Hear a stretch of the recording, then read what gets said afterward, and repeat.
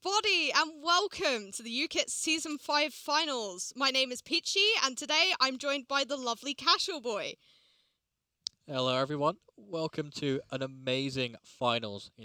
Glad to be here for another one. We've been through 5 strong seasons of UKITT and it just gets better and better every time, especially with the broadcast as well, because we have access to student things now. We have an amazing studio to do our finals from, and we also have an amazing set of casters who are joining us from remote but still have their vibe of being here with us. So it's been a great season.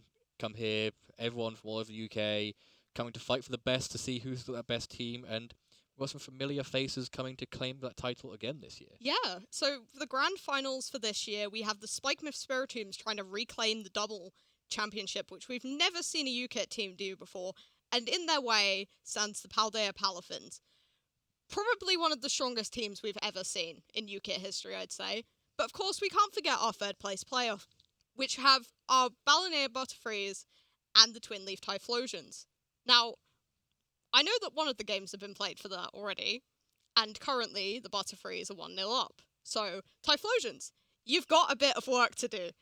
Let's see if you can make it happen. But I do know that Typhlosions are already in my favour for this game because they brought a Sliverwing to their match. And I cannot tell you how much I appreciate that. As someone who has been championing all season, I want to see Sliverwings. But, I mean, anything particular you're looking forward to? We're looking forward to some things. So, of course, we have got our graphic just appear on the screen for how the tournament did go. So, yeah. So, looking at how things gone, the Typhlosions, I think they're going to do good. They had that big climb, the Great Escape, as they say in a lot of tournaments, where they went from, I believe it was like bubbling through the 8th and 7th place, fighting with the Moonmutons, like to not be the dead bottom, and then all of a sudden, the past end of the season, they shot up to that 3rd place, where they have the 8 points to go. They have 8 points. They're on 3-2-2, coming just above the Patacakes by sheer, I can't remember if it was game difference or match difference, but one of them was what put them over. But they had a strong showing there. And I think that's going to be a good driving force in this. Of course, the Butterfrees as well. They had that really strong start at the beginning. They were really strong. They were like bubbling between 1st and 2nd for the first few weeks of the tournament. They went down to 5th, but they're still in that 3rd place playoff. They're still ahead in that playoff. So they could come 3rd place overall. We'll have to see what that ends up being after everything has been calculated together. Yeah. Look at the top of that table, though. Palafins 11-0. That's incredible. Well, 11 points and then 4 wins, 0 losses. Like, if anyone manages to take this off of them, it will be the Spiritombs going for that 2nd championship, and that is something I'm so excited for. That is going to be something very, very exciting if it does come through.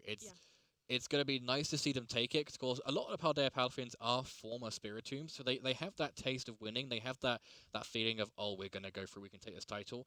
But I think the Spiritombs more is going to round them up. There's a few of the same on Mort's squad, so it'll be nice to see what they go through as well. And if we have a quick look as well, I believe we've got a graphic set up elsewhere for other things, but when we're ready to show that, we have that thrown together. But it's just going to be nice to see where these teams are pairing up compared to what they did in the table. Of course, we are using a symmetrical system in this, which is where if you come first, then get faced against the bottom of the bracket, and if you come If you come second, you go third. And we are having a couple of technical difficulties here, so but what's happening there? there was the top cut bracket for you, which I mean showed the journey that we had to get to finals, which was always good. But unfortunately, if graphics are broken, graphics are broken. It wouldn't be a UKITT broadcast without technical difficulties, would it, Connor? It wouldn't be a broadcast without technical difficulties. Of course, they always happen. Of course, it's part of the UKITT nature. It's what's built UKITT. UKITT, of course, started with that big global technical difficulty that we, COVID-19. No one really wanted it, but we got it anyway. You could say it's a skill issue. I wouldn't say it's a skill issue. Really, many people. Yeah. Bit of a bad take on my end. Yeah, but we're so we came to UKITT because of COVID. We came into all of that. And now it's come so far that it's nurtured a large part of the community to come into the live events that have returned back in 2022. And it's going to be nice to see how how a lot of people have translated that from, okay, I had a bit of fun during COVID. I felt a bit lost in the Pokemon scene. A lot of people who joined with the new online format as well as the new game, and then they came through to that, and it's just nice to see they came so far. But talking of things coming so far, we've come so far with our UKITT, with our progression, and I believe we have got our bracket ready to be displayed, which again does show the progression of the team. So as I was saying, we have that symmetrical system where it's first for whoever came first in their respective section, then plays against bottom in their respective section. The semi-finals was pre-dictated by who came first and second overall after the group stage, which was our Spike Spiritombs and our Palafin. So they got put into that upper bracket already, and then they were paired against the second down symmetrical system. So Typhlosions, who came top of the quarterfinals system, were then against the Sinashames, who came bottom of that system, and then Patacakes and Balfreeze came in the middle of that, so they then paired against into the Palafins, who then had that easier section. And then, of course, as we see from that, the matchups, for those new teams, one of them had to succeed, one of them had to fail, unfortunately. And the Twin Sleeve Typhlosions didn't quite make it. Had a really good run against Spiritombs in the regular season, but couldn't quite replicate that going into the finals bracket. As well as the Bounty Butterfrees had to face against a fellow new team in the Paldea Palafins, and they didn't really have, they again put up a fight, but they felt that last hurdle as well. And they go to that third place playoff, as you can see on our bracket as well. And then, as we said, the finals, the big meaty part of this tournament, the one that everyone wants, that coveted UKITT title, and I believe we've got a trophy this year lying around somewhere, brought to us by one of our many glamorous sponsors. So the big meaty finals, the Spiritombs going to defend their title, and the Paldea Palafins, like a child to the Spiritombs, really. They were nurtured by the Spiritombs, and they've become, their biggest rivals, are going to be going into that, and that's going to be a really amazing finals to watch. It's going to be nice to see who comes out on top of that, as well as out of our two newer teams, who comes third place, because I believe this is the first season we've had for UKITT, barring the first one, obviously, because everyone was new, where it was majority new teams in Top Cut, and it is majority two teams in this grand final stream. So it's going to be amazing to see what comes from that. For sure, yeah.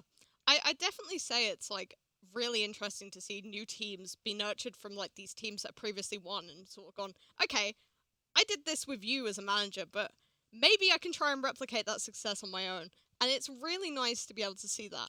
Although, when the Palafins and Spiritombs have met before, they've been ever so close games. I believe it was a draw in regular season, so anything could happen. Anything could happen, and that's the fun of Pokemon, especially in UKITT, where we have it's a system using a lot of these tournaments, where it's like group stage, you can get a draw because you have an even number of players per team, and then of course in this stage you can't have that draw, so you have to have that system where it's like, okay, someone's got to win this. So of course they're really gonna be fighting for it. They can't maybe make a gentleman's agreement. They can't try and help each other boost up the table. Someone has to win, and that's gonna be really, really nice. It's gonna be nice to see that, but. It's going to be one of those tough ones. It's going to be... I don't know who I want to back. I want to say I'm backing the Palafins because they're a newer team. As I was a team manager one season, that was an amazing thing to do. But, I guess we're going to find all that glitz and glamour out as soon as we know it, because we have, of course, got some footage to go along to with our casters will be ready for that third place playoff, which currently is the Butterfrees up 1-0. So take it away, Matt and Adam. Hello, thank you. My name is Adam Valquesse Walker. I am joined by Bwenty here to my left, right, that side. How are we doing, buddy? I'm doing good. How are you? I'm doing brilliant, thank you, on this lovely day. It's dark inside, it's lovely outside, and we are ready to get ourselves into some Pokemon for our third place playoffs in UKITT. Teams we've got coming up against each other are our Typhlosions and the Butterfrees, and this is going to be some good matches, I hope so. Yeah, no, definitely looking forward to these. I've cast a couple of these teams before, a few of their players, and as always, they've pulled out some very very entertaining matches. And you know, it's third place playoffs, but there's still a bit of pride to play for here. So I'd be interested to see if these teams go, oh, it's the last round, it's third place playoffs, let's bring out something spicy, or if it's very much a case that they go, okay, well, I want to go 100% serious. I'm going to build the best, most optimal team that I possibly can. There's still pride on the line for all of the players. Third place, you've got the podium versus fourth. Big difference. So big yeah, difference. One of them gets a medal. These, absolutely, one of them gets a medal. We've got these serious finishes still ready to come out. So yeah, it'll definitely be interesting to see what kind of teams we've got playing up against each other. Indeed. Right. So I mean, there's not really much more to talk about that hasn't been covered already. Let's jump into the first game. Let's see who we have got for round one. Or wait, hold on. Apologies. This is round 3. 2 matches have already been played off stream. We're going to jump in with Joshua versus Cold Flame for our third round. So Joshua representing the Butterfrees, I believe, and then Cold Flame for the Typhlosions. So we're going to be jumping into game 1 halfway through. I think slight production issues, but we will be kept up to date on what the current scores are. Yeah, let's jump into it and see what we've got going on. Let's establish this state. It should be a good game, all being well. In comes our wonderful Magikarp, and halfway through we have our Terra Grass Heatran on the field. Getting its potted plant on its head against the Terra Water Iron Hands. We see 2 Landorus's, one of the Incarnate and one of its Therian form going down. Stomping Tantrum hitting into that. Critical hit into a substitute by the looks of things, taking that damage and fading it away. Yeah, potentially an important crit there on the substitute to break that. Yeah, definitely could have been. Sludge Bomb and Heat Wave coming out. Heat Wave hitting big damage into Landorus there. Still managing to live around and catching his Drain Punch in return, having Iron Hands heal that little bit of damage it's all got. Though it looks like it is suffering a burn at the moment. Yeah, very hard to jump into the middle of a game and know what the full situation is. But interesting to see the Terra Water on Iron Hands. You don't see that very often. You often see grass, you see flying, every so often you see fire on like Swords Dance setup sets to avoid burns like the one we're suffering from at the moment. This Terra Water probably giving it a good advantage into Heatran usually, unless you get burned, which I presume was from Heat Wave or something. Yeah, I think an earlier Heat Wave is most likely cause of that, unless this Heatran could be carrying Will-O-Wisp that we haven't seen yet. But yeah, not Heat Wave, Will-O-Wisp, which there we go, we've seen. So yes, another Heat Wave. Heatran hitting here for a Protect, keeping itself safe from any attacks coming in, keeping that health up. Stomping Tantrum going into that Protect, so it's a good prediction there for the Butterfrees. We've got Sludge Bomb once again coming out from Landorus, hitting into Landorus. Not very effective, but that is enough to pick up that KO, and Tiger Landorus is going down. The final thing is Heavy Slam coming out from Iron Hands, putting a nice chunk into the Landorus Incarnate. However, not a lot, not as much as it could have been thanks to that burn. But really reducing the damage output there. And interesting to see the Stomping Tantrum go into that Heatran again there. So, given that it's faster than the Landorus Incarnate on the Butterfree's end here, almost certainly going to be a Choice Scarf Landorus Therian from the Typhlosions. So something to note for the next couple of games. But now this Urshifu coming in, the position seems kind of strong for Typhlosions here. It depends really on whether or not this Heatran is running Terra Blast to try and break through that Water-type Urshifu here. But given that we saw Heat Wave coming out a couple of times into the Terra Water Iron Hands, got to think probably not. And now we're threatening... Oh, sorry, no, it's Single Strike Urshifu. Never mind. Ignore me entirely. So used to Rapid Strike at this point, it's totally chill. That Earth Power coming and dropping it straight to its sash. That is not a very defensively trained Urshifu. However, Wicked Blow coming out, getting a critical hit, and not quite finishing the Heat Earth Power once again coming out from the Heatran. That means the first Earth Power is from Landorus. And still hitting like an absolute freight train. Drain Punch coming out and finishing off Heatran for the Typhlosions. So 1 Mon going down on each side. Yeah, Joshua there for the Butterfreeze, just saying, okay, your Iron Hands is burned. I don't care about anything it's doing here. I'm just going to take out your Earthtree. That's the big threat here, threatening those big Wicked Blow crits. So getting rid of that is a big offensive threat now off of Cold Flame's side. And this burned Iron Hands is now stuck on the field. And now we see this Rillaboom coming in. It's going to threaten the Iron Hands with a KO if it needs to. Plus it threatens Fake Out and whatever comes in the other slot. Not looking like a great situation for Cold Flame at the moment. In fact, Iron Hands is the last Pokemon left. It's not looking like a great situation for Cold Flame at the moment. Yeah, that seems like that's going to be that game one wrapped up. Looks like we get Fake Out here, just sort of putting in, and Earth Power coming out, putting in these final securing pieces of damage to make sure there's no sheer luck that could come out in the other way and snatch defeat from the jaws of victory here. Yeah. Yeah, you might as well. There's no reason not to, but I imagine we'll just see Earth Power Woodhammer come out here, and Iron Hands, for all its bulk, is not going to be able to take a grassy terrain boosted Woodhammer very well from this Rillaboom. To be fair, a lot of things struggle to take that. Never mind anything that is weak to it and struggling. Yeah, that Woodhammer coming in there, hitting in, taking a little bit of recoil in return, but we shatter that Water Terror. Iron Hands drops down, and that grants game 1 into the Butterfreeze. Yeah, so, I mean, without knowing what the teams are, from having not seen them, very hard to to make any kind of analysis on what the adjustments might be for the next game. I mean, yeah, I'll be honest with you, very hard to say anything insightful about those 3 turns. We didn't see what the first Pokemon was on one end. It looked like the Urshifu from Joshua's side didn't actually hit the field at any point. Just it was still at full HP in the back. So potentially, if that's a particularly comfortable win from Joshua, then it's going to have to be a change up from Cold Flame. I don't know how much the burn threw off the kind of long-term game plan from them. I'd imagine, especially like a burnt Iron Hands, usually is one of those Pokemon that suffers a lot from taking that burn. Like, it relies heavily on its natural attack stats to be hitting those big numbers, taking those knockouts, and generally it's not taking those double KOs. However, I've been informed we're ready to jump into game 2, so let's hit that up. Let's get a look at these teams in full and see what we can play with. Okay, so we're going to see on Jack's side here, we've got Regieleki is something you don't see very often at the moment, strangely. It was always famed to be one of the better Pokemon in Generation 8. We haven't seen it much recently, but it's back here. We've got Landorus Incarnate, Rillaboom, Urshifu, Heatran, and Fluttermane. So this really just feels like a Gen 8 team, but with a Fluttermane slapped on as the fairy type at the end. And then on Kareem's side, we see, again, another very standard team. Iron Hands, Fluttermane, Urshifu, Landorus, Therian, Amoonguss, and Golden Go.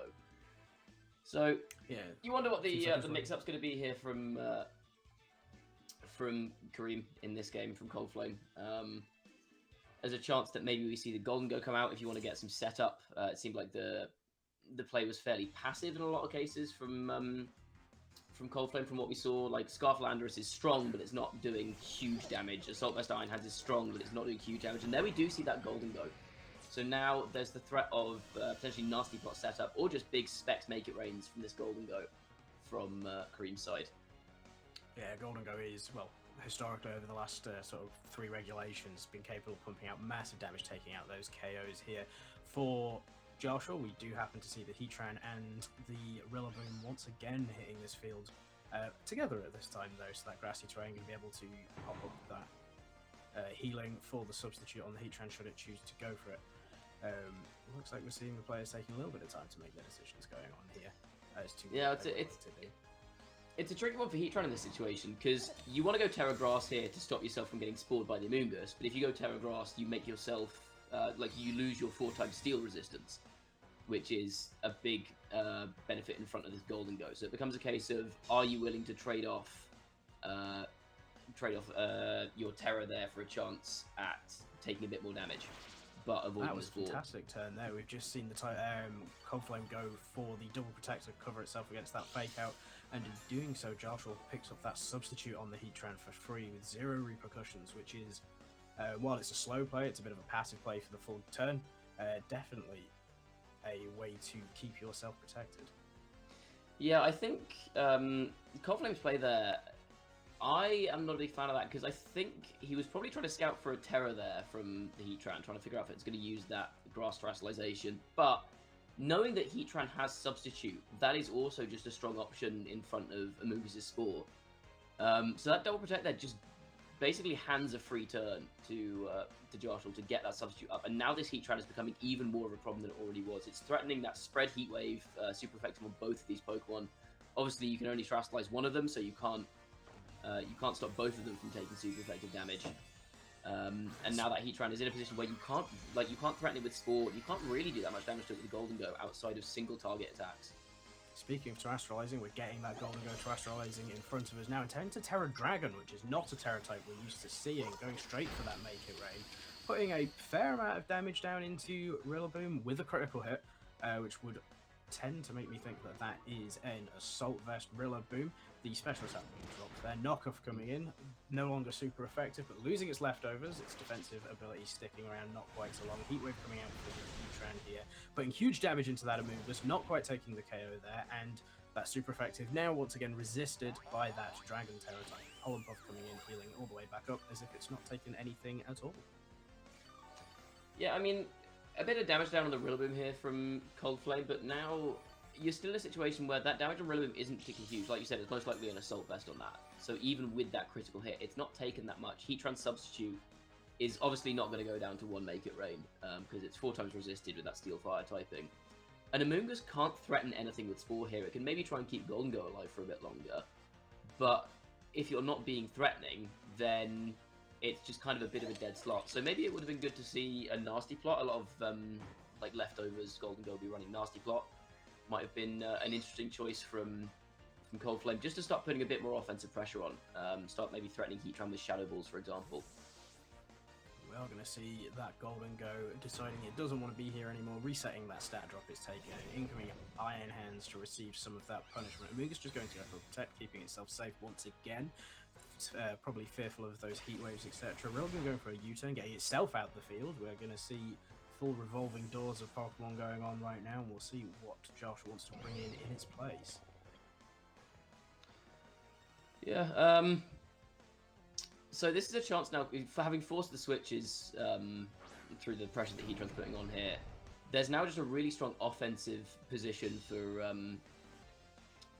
Joshua bringing in this Landorus, because Cold Flame's already used his Terrestrialization, so this Iron Hands is now, like, its only protection against an Earth Power is this Amoonguss using Rage Powder.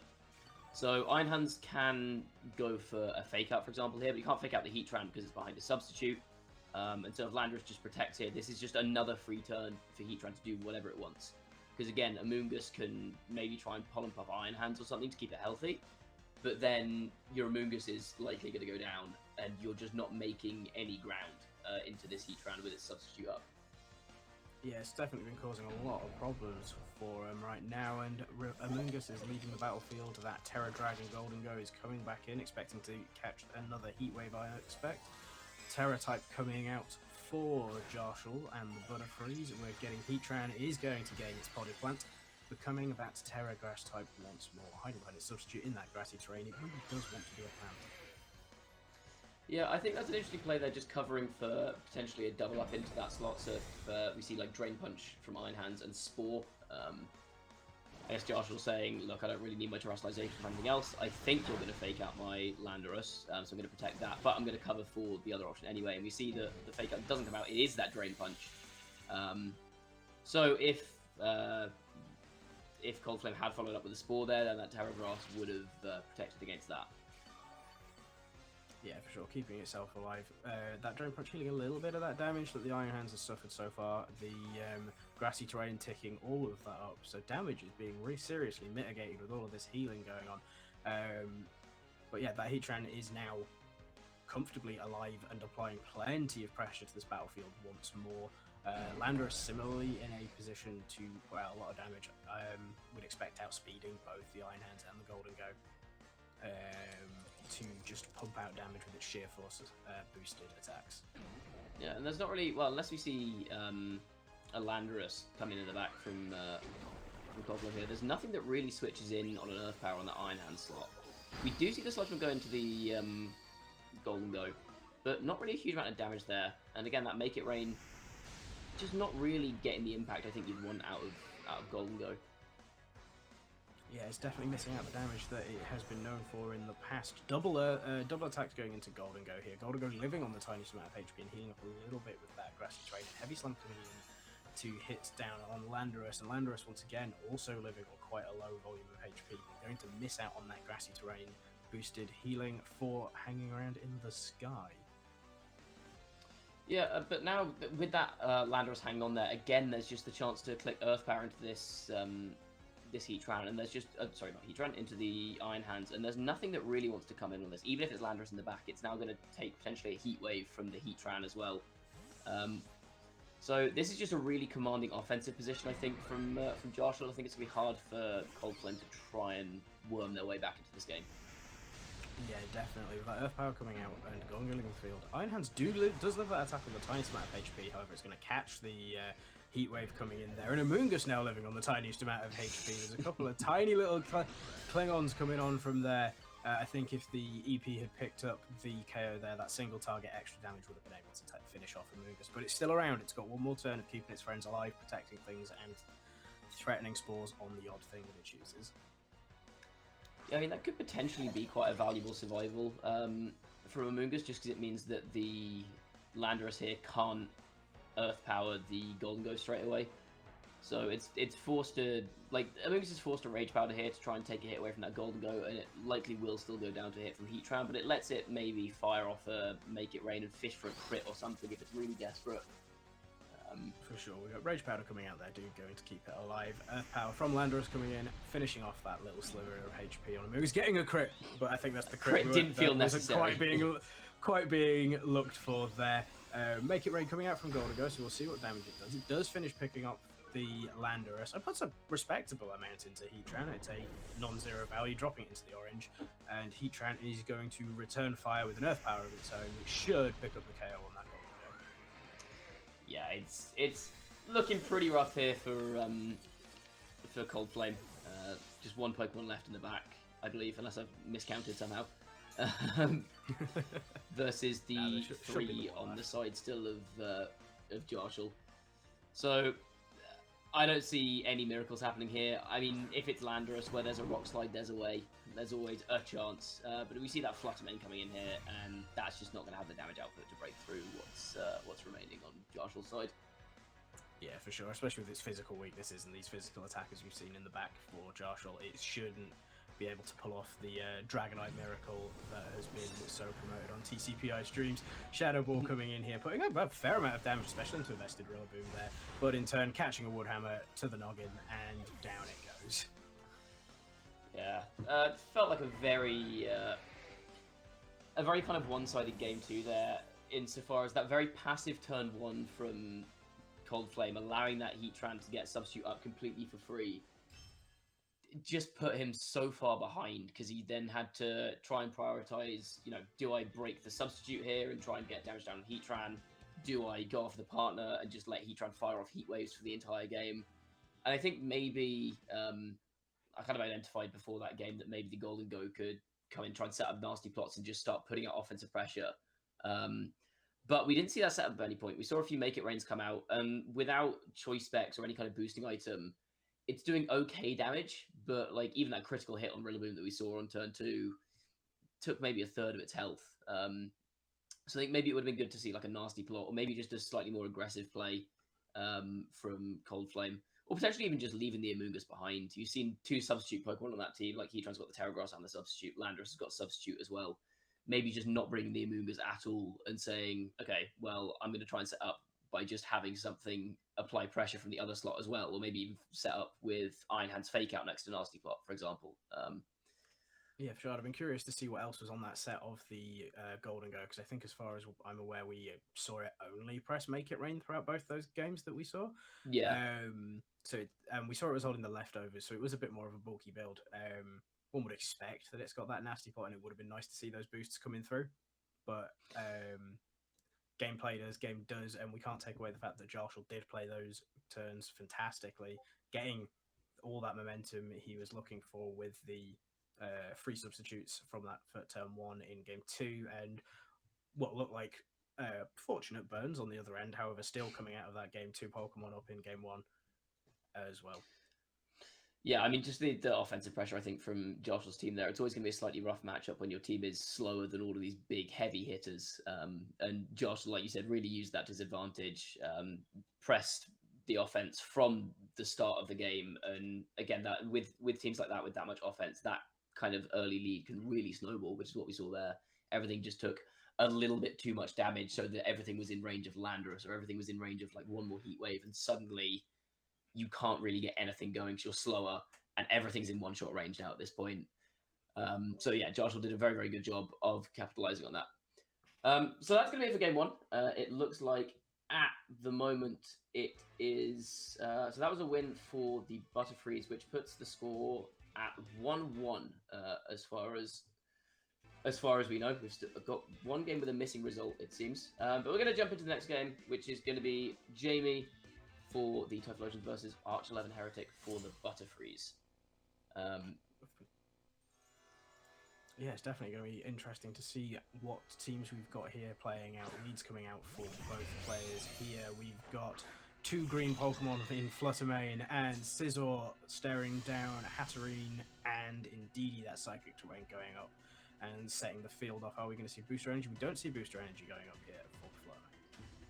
Yeah, I think Specs is very much in vogue at the moment. I think there are a couple of calcs in Regulation D that give you just a little bit more that you need with Specs rather than Booster Energy. You get a one-shot on certain things that you wouldn't otherwise get. So, for example, I think like an Urshifu that's gone Terra Water could be built to live a Moonblast from Booster Energy, but Specs will pick it up, for example.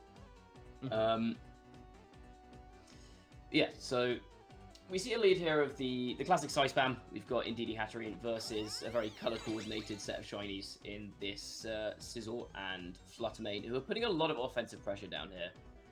We see that Shadow Ball come out into the Follow Me. Always a risky play to go for. But it is in turn catching that U-turn coming out, hitting for super effective and some big damage. Not quite picking up the KO, disappearing over for the Typhlosions, and we'll see what they're going to bring in, trying to get that reposition here. Yeah, it's always risky to go for that Shadow Ball in front of this lead, maybe predicting that Indeedee would be the one to click Trick Room. And if this is choice specs, for example, if we get a Trick Room up here, this Fluttermane is kind of forced to switch out. Because, well, I guess that's not strictly true, because the Great Tusk will be hitting first now, and potentially can kill the Indeedee before, or KO the Indeedee before the Shadow Ball comes out to hit the Hatterene. But there's a lot of pressure going down on this Great Tusk here, so it may need to go for a defensive Terastallization, which we are going to see here.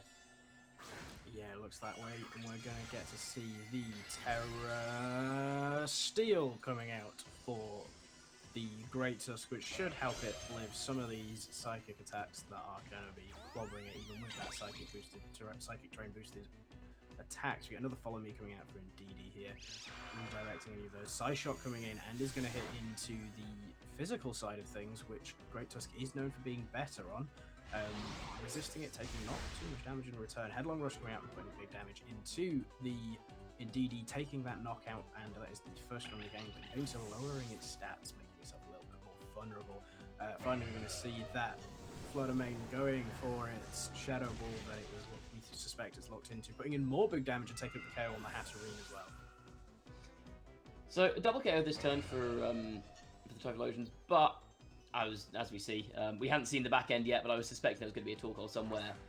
It's a bit of a double-edged sword with this one, because you take that KO, but now suddenly you've got that Terra Steel on your Great Tusk, so it's weak to Torkoal's fire moves. And potentially this Fluttermane can't protect if it's choice specs. So there's a reasonable chance that even though that was a double KO that turn from Arch, you're now in a position where Torkoal can just press the big fire move button, and you've left yourself in a very bad defensive spot. So there's a lot of, even though it's a double KO, think it still leaves momentum in favor of Jamie here.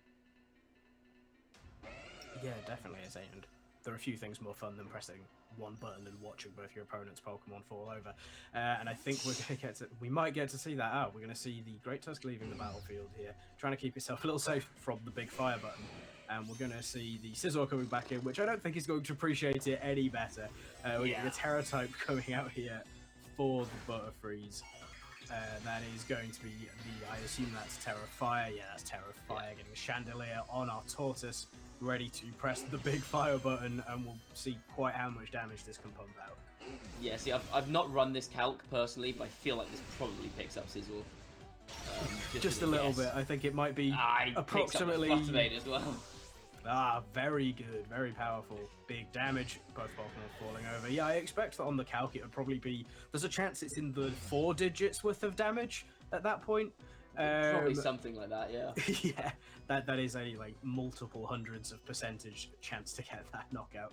I mean, yeah. I'd believe you if you told me it was pushing 5 digits.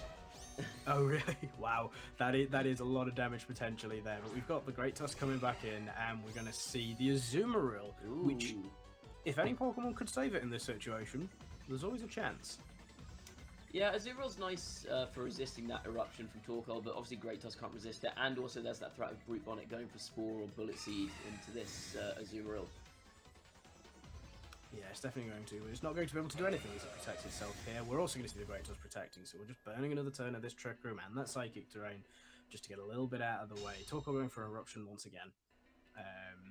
Gonna put would have been some big damage down, however, double protect, Plink and Plink, and we'll see what the Brute Bonnet would have gone for.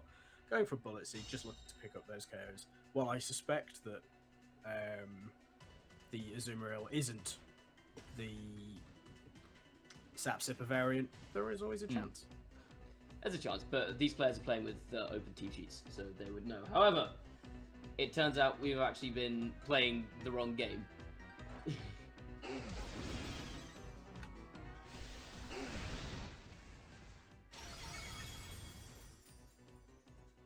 Aha! I don't know if the lovely viewers at home could hear that, but there was an issue with some of the video links that were submitted for this week. So that was just a fun game, a demonstration of Jamie's incredible prowess as a warm up for our actual game coming up. So that was that was a game from a previous week against the Galar Mining Society. We are going to get the correct game up this time round, which is going to be Jamie Little versus Teddy this time. Aha, okay. It'll be interesting to see if Jamie's team if he changes his team up between the game we've just witnessed, albeit the wrong one it is in Insight. We'll be able to see if there are a couple of other team changes being made for the game we're about to witness. Right. It seems like we are about to jump into games, I think. Okay, here we go. We're back. So we're back. We see the team preview this time, and as was pointed out in chat, Teddy is running Shenpao Dragonite with Urshifu, Heatran, Fluttermane, and Amoonguss, which, we've seen this team before. If you've been playing any Regulation D, you've seen this team 100 times. Very standard, very powerful offense. And on the other side, we've got Jamie running Regidrago with double Genies, Urshifu, Golden Go, and this Indeedee. Oh, yes, apologies. Have I got these the wrong way around? Sorry, is it?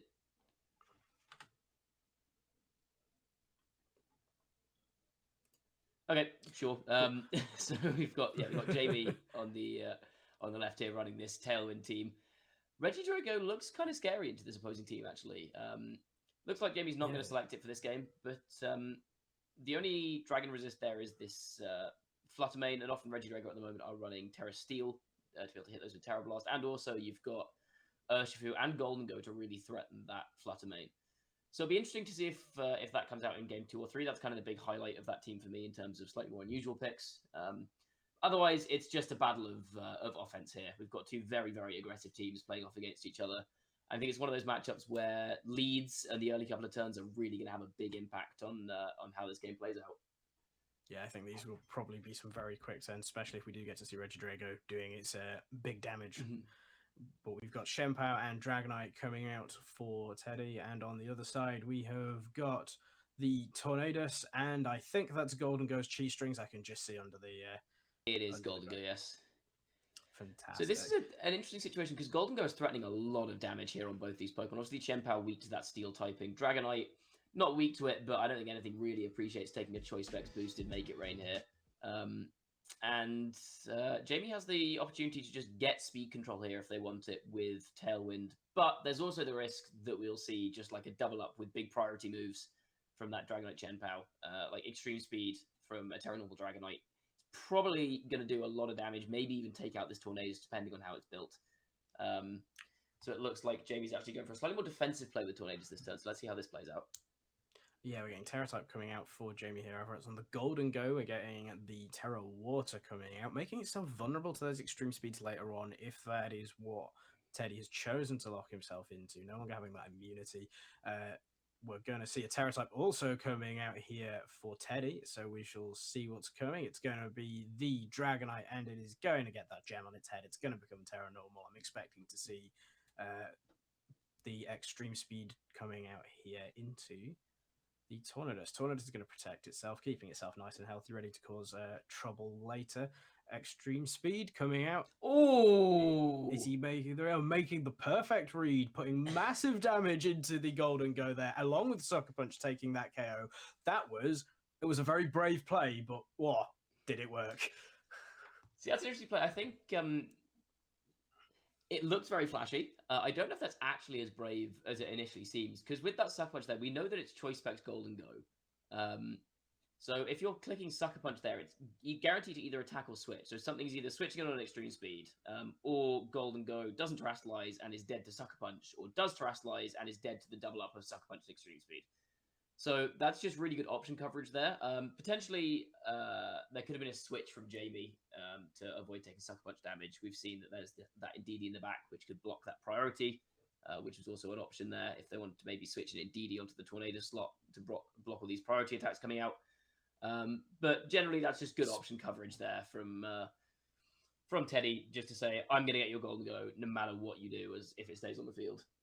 Speaking of that Indeedee, it's coming down, dropping that Psychic Terrain, locking up these priority moves. However, Ice Spin Not for long. catches the thing. I say Ice Spinner coming in, taking away that terrain from the thing. Does catch the Rocky Helmets. There's no more sash left on the Shenpao. Surging Strikes coming in. Going to put in a fair amount of damage, but that feels slightly less Not than usual. But quite I always forget that it's a 3-hit, and it doesn't pick up the KO here.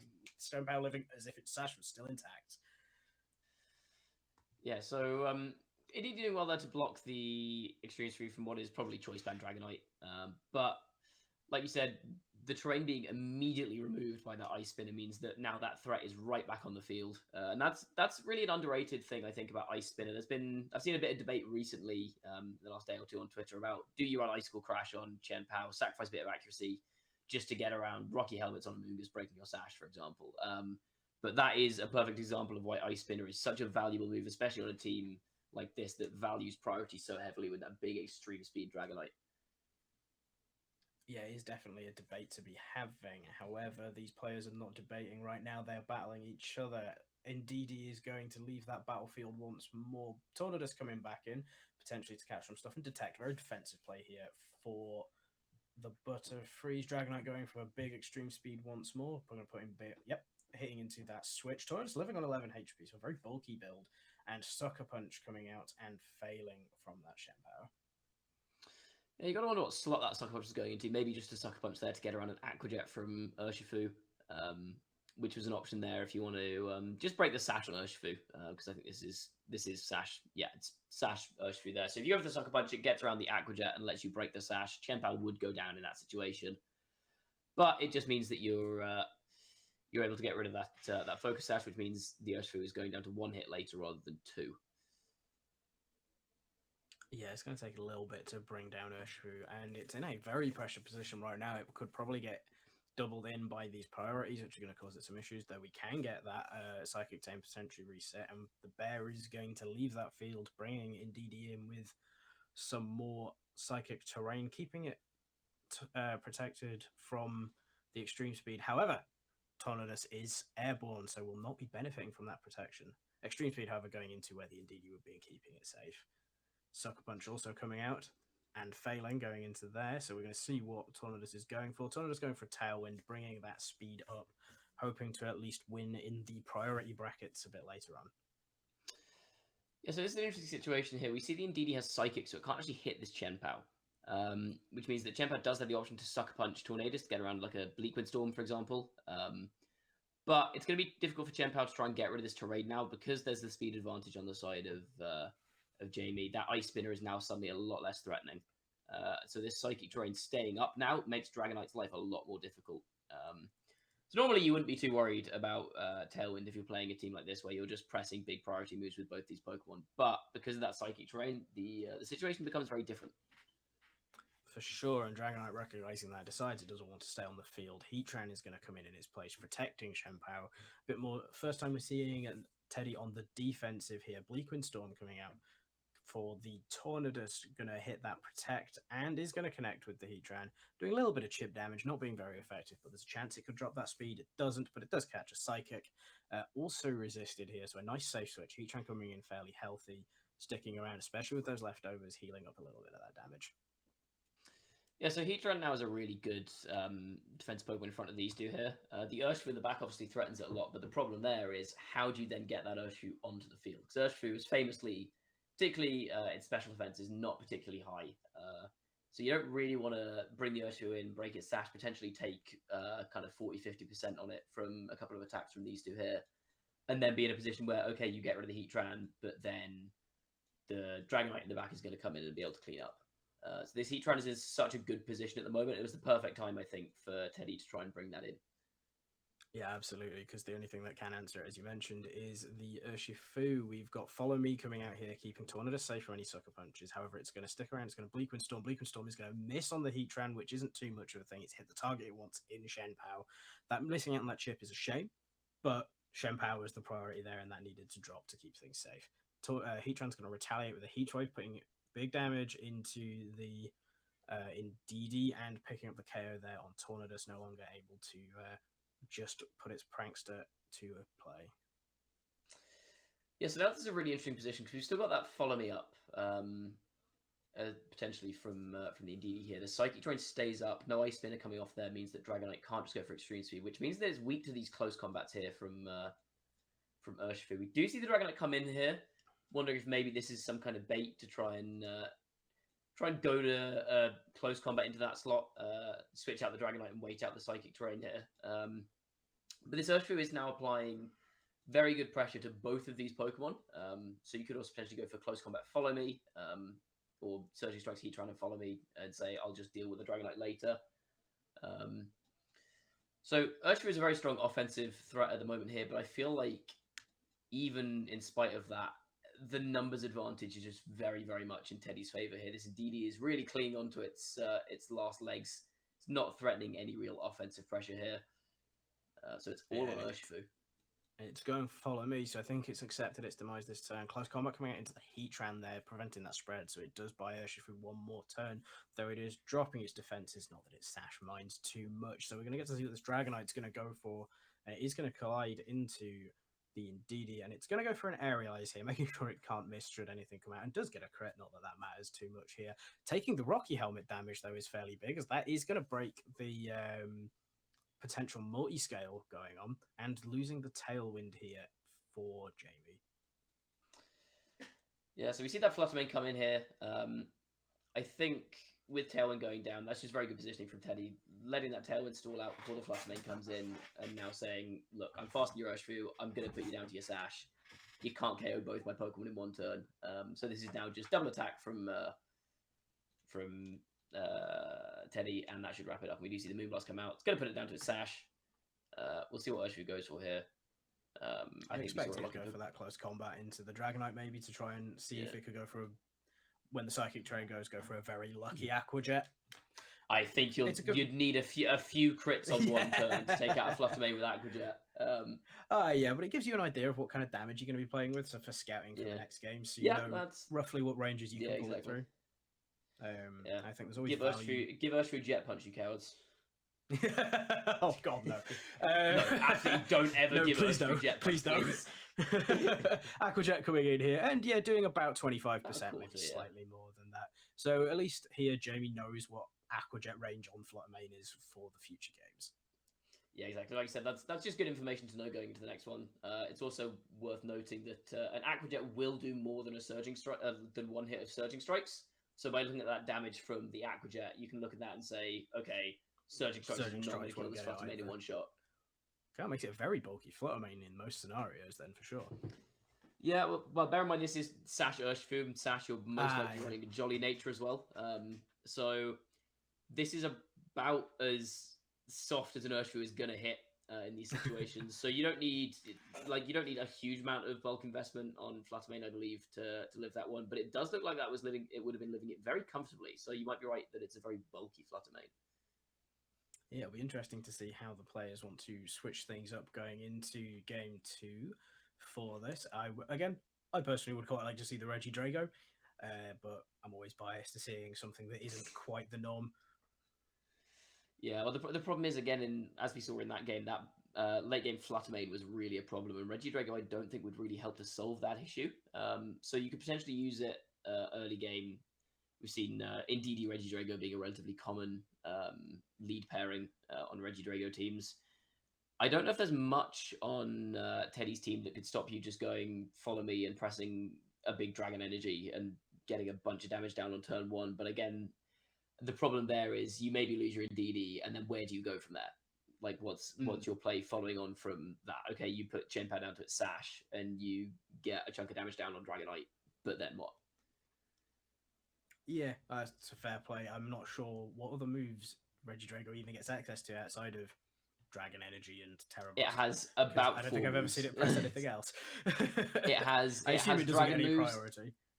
It has Dragon moves, it has Earth Power, and it has Terra Blast. And most of them are running Terra Steel at the moment, specifically to deal with Fluttermanes and other fairy types that would resist its or are immune to its Dragon moves.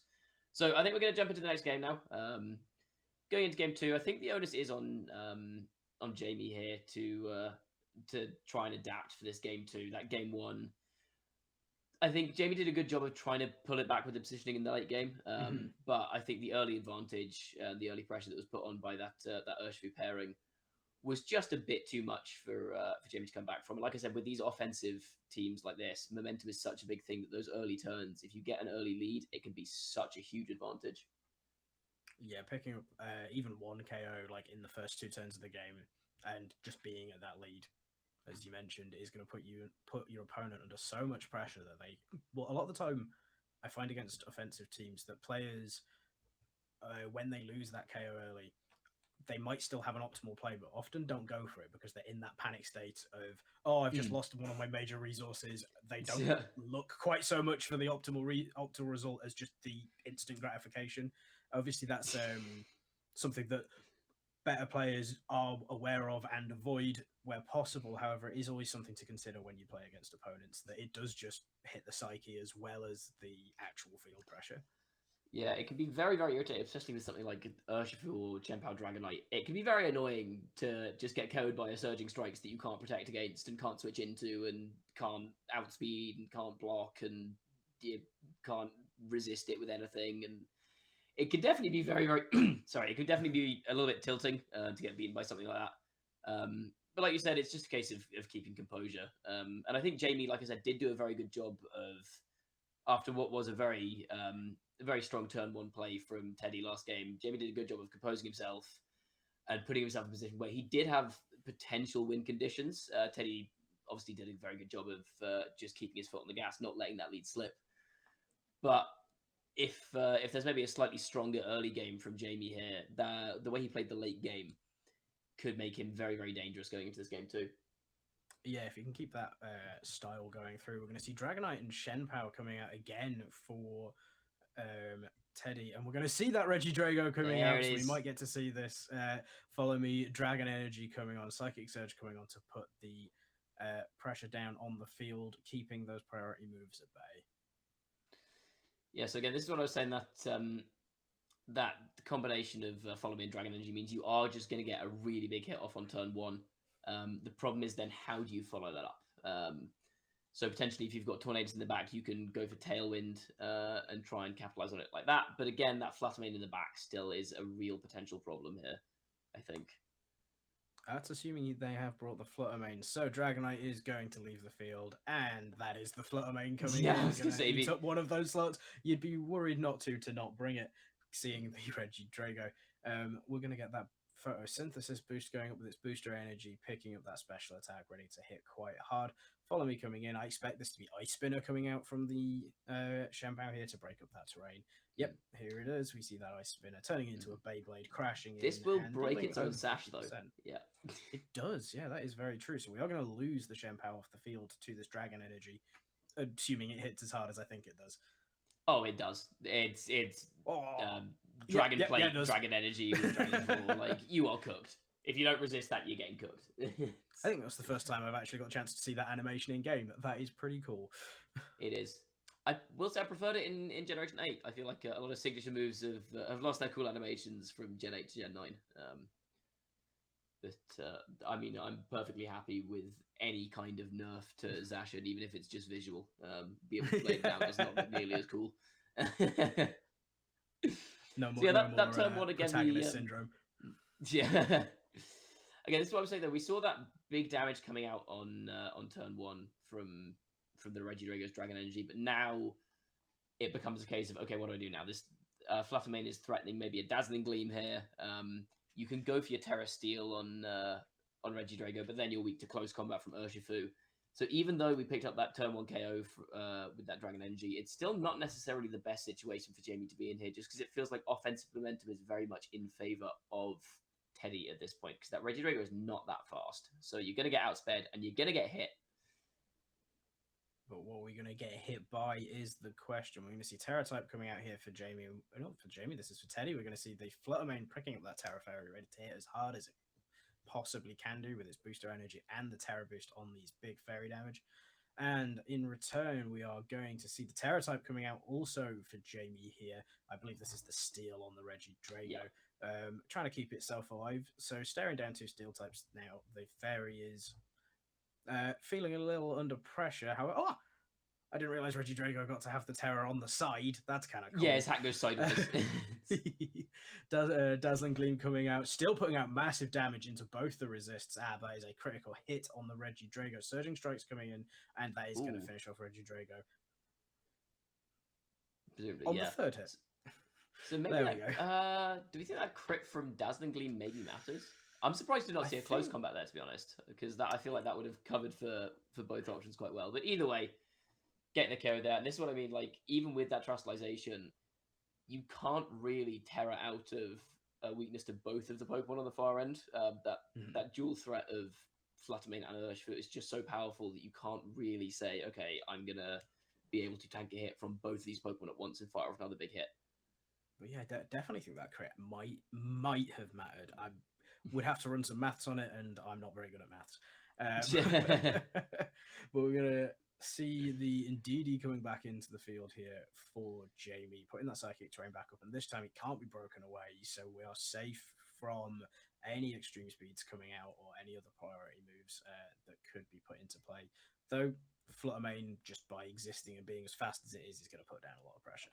Yeah, I think so. Like, there's the potential for a follow me play here, so maybe we see a Dazzling Gleam from Teddy here, which I think from this range with the Terra Fairy and the booster energy would probably pick up Indeedee, which means that Urshifu is then free, which then leaves Urshifu free to go for this big Surging Strikes into Golden Go. So I think it's maybe just a case of the offensive pressure from Teddy is a bit too much at this point in the game, and we see a Moonblast then, so just guaranteeing the pickup there on the Indeedee. Yeah, easily picking up that on the Indeedee there. Indeedee going down. Psychic Terrain, though, and Follow Me. It's kind of half done its job. We're going to see Surging Strikes coming out, putting some solid damage into the Golden Go. Could it pick up the KO on this last one? It might be a little bit of a roll. It does pick up that KO there. Golden Go dropping as well. 1 Pokemon left in the back for Jamie here to try and take on the world. Yeah, it's a 1v3 here, so even though got that Chen Pao down on turn 1, I'm going to go ahead and say this Ursula is not going to be able to pull this back from this situation. Yeah, one would assume that it probably can't, but I think we can get to see just how much that Surging Strikes might have done to this Flutter main, assuming it's a little bit faster. It could just lose the speed die for as far as we're aware. Moonblast coming out, gonna drop it down to its sash, and we're gonna see that final move coming out from an Urshifu. It is gonna be Jamie's Urshifu. Yeah, so it's not killing. See how much That's not close. No. It's a solid amount of damage, but yeah, it's not enough in this situation. Dropping it into the red, and then I'm gonna go down to Teddy's Surging Strikes of his own. So many spins and kicks going on screen at the moment. So... the most agile Pokemon we've ever seen. Yeah. So that was an interesting one because it felt like the turn one felt like almost a bit of a reversal of the turn one from game one, where instead of Teddy picking up a KO on turn one with an aggressive play, we saw Jamie picking up that turn one KO. But the problem was Jamie didn't bring any form of speed control that game. So we didn't see the Tornadus with its tailwind to boost the speed. And so when you're running through with when your fastest Pokemon is an Urshifu, that's gonna really struggle against, as we saw again, that back end Flutter main. I think if you're going for like Regidrago and Golden Go, I feel like you need to bring some form of speed control because otherwise, as we saw after that turn one, okay, you get that KO, but then what do you do to stop the onslaught that's coming after it of Pokemon that are all faster than all of your threats and can KO all of your threats? Yeah, it's definitely something that would have struggled. I'm still curious to see what would have happened if the Drago had lived. If that crit hadn't gone through, I think there is still a tiny chance that it could have done. And if nothing else, I want to see the Dragon Energy animation again. It was cool. Yeah. I feel like in that situation, you have to go for Steel Terror Blast into Flutter main because you need that off the field. It's just too fast for the rest of the team to deal with. But even then, I've seen be able to live that Terror. Yeah, I wouldn't be surprised. It's got big special defense, and Regidrago's special attack is not actually that high. Like, its damage is really, really bolstered by its Dragon's Maw ability, which gives the 1.5 times boost to all of its dragon attacks. So I'm pretty sure Flutter probably would have lived. Yeah, no, they didn't nerf Regidrago. They nerfed Regilucky, which was good. Although then they nerfed Zacian and also nerfed Zamazenta at the same time for some reason. So who knows what's going on in the in the designers room, the balance department over in Game Freak. But yeah, even if that had picked up, I still think like just the lack of speed on that team was really a problem there without that Tornadus to bolster it. Because a lot of the time you can use redirection as kind of like a pseudo substitute for speed control, because it allows your offensive Pokemon to press their big attacks without taking damage, which is kind of effectively what having speed control does as well. But when the DD goes down that quickly, and also your opponent's running a lot of big spread moves, that strategy, as we saw, doesn't work out quite so well. So a very well played game from Teddy there. Again, I think Jamie did play well. I think it was just a case of, like particularly in that game one, trying to bring it back from a very disadvantageous turn one. Did a good job of like almost throwing his way back into it. And then in that game two, it was just a case of, I think it's kind of almost what you said after the start of game one. It was a case of, I want to press my big funny button and get big KOs without any real consideration of what happens after the turn one. Yeah, I believe that makes the score pressing the interesting stuff. Does that bring us to 1-1 on stream now for Typhlosions and the Butterfrees? Yes, but I believe that means that Butterfrees are 2-1 ahead overall. Okay. So yeah, Butterfree's 2-1 ahead overall going into this fourth game, which we're going to pull up for you now. And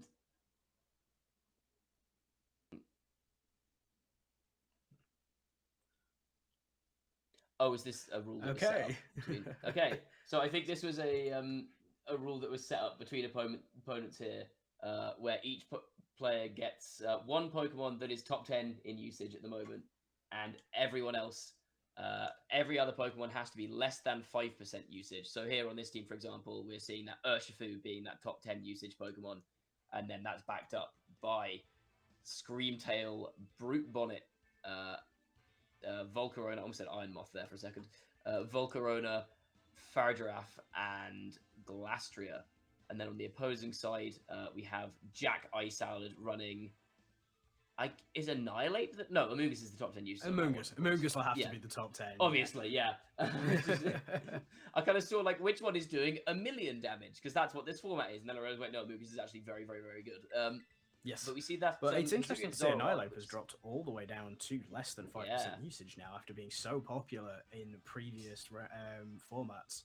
And I definitely think that's probably down to just the sheer power creep that this format's brought in. There's so much damage. yeah, no, the power Annihilate creep in using this- its bulk, it just can't quite hack it and live all those hits to retaliate Yeah. with massive rage fists. Yeah, you can't bulk up through an Urshifu critting you, unfortunately. But I think definitely one of the main challenges here that we're going to identify is who's the beat up user. Is there a beat up user? We've seen, certainly towards the end of Regulation C, we're seeing a lot of Annihilate come up without necessarily beat up user, without running that bulk up set. I think Assault Vest Annihilate is picked true. up a fair bit. This is going to be an interesting one. So it feels like there's a real trick room strategy here coming out from the Butterfrees with the Pharaoh Giraffe, the Brute Bonnet, potentially also Screamtail as a trick room setter. We saw Jamie Boyd do some interesting things with Screamtail in trick room. Oh yes, banded Screamtail. Yes. Speaking And we of see that the Screamtails, we're going to get to see Screamtail two lead of them. mirror. And that will be paired with the Annihilate and the Urshifu coming out for the Butterfrees. Yeah, interesting to see So what what we the thinking here? the sets here are on the Screamtails, because Screamtails can run so many different things.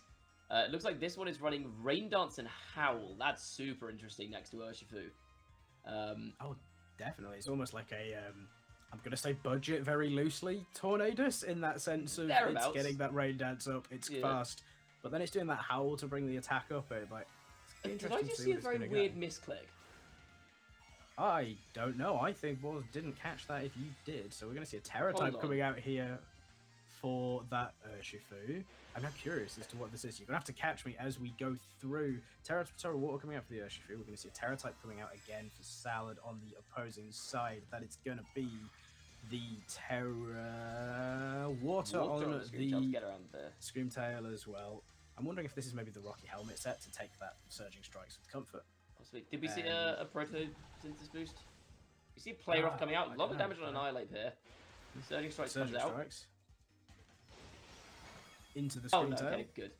Okay, because I saw them click A on a Screamtail. I was like, did they just accidentally Surging Strikes their own Screamtail?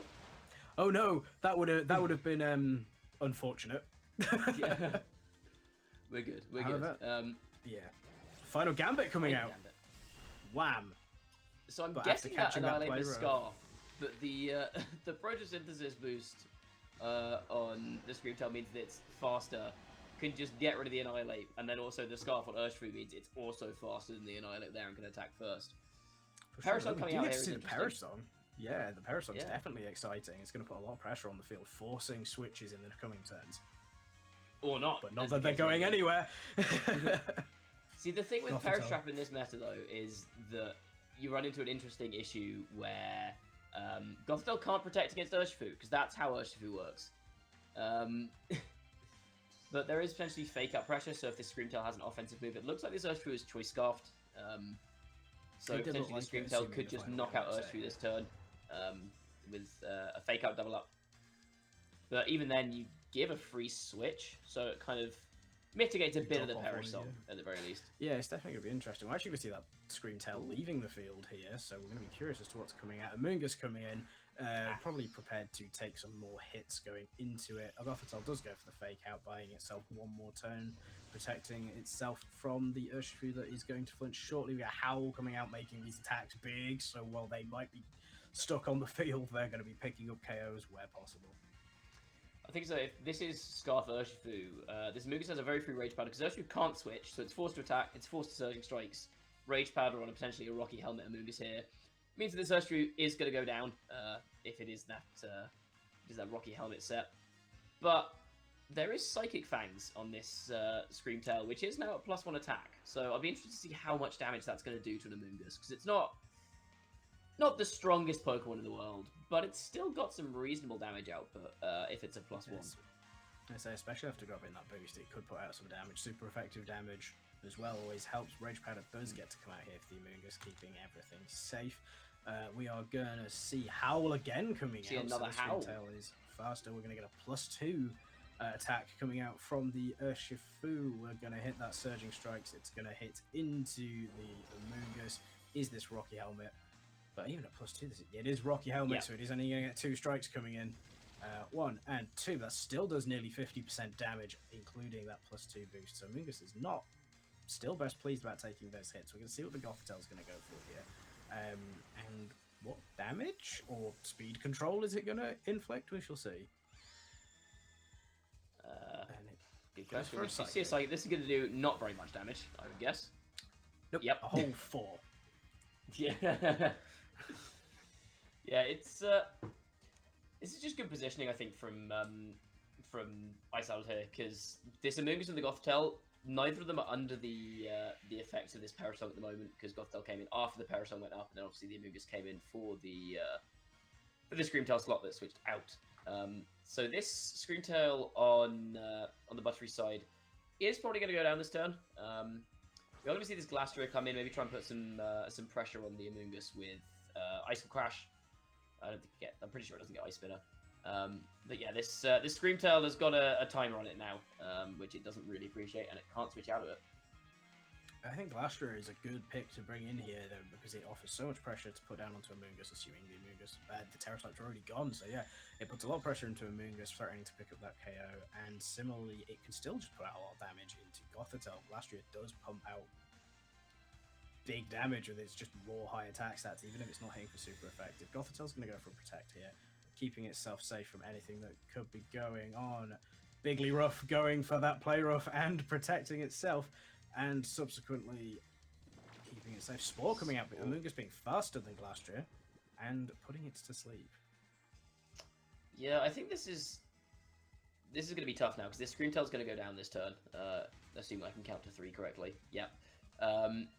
So now it becomes a case of if Ice Salad can position this Screamtail in and get another Parasong off before another one of his Pokemon goes down, then that's the game pretty much wrapped up. But we've seen this Glastrier is the slowest thing on the field here, so if there is no way to reposition here for Ice Salad to get that Screamtail in safely, then if a Pokemon goes down, that Parasong is no longer an endgame win condition, because the Glastrier will be the last to go down, and so that would make Ice Salad lose in that situation.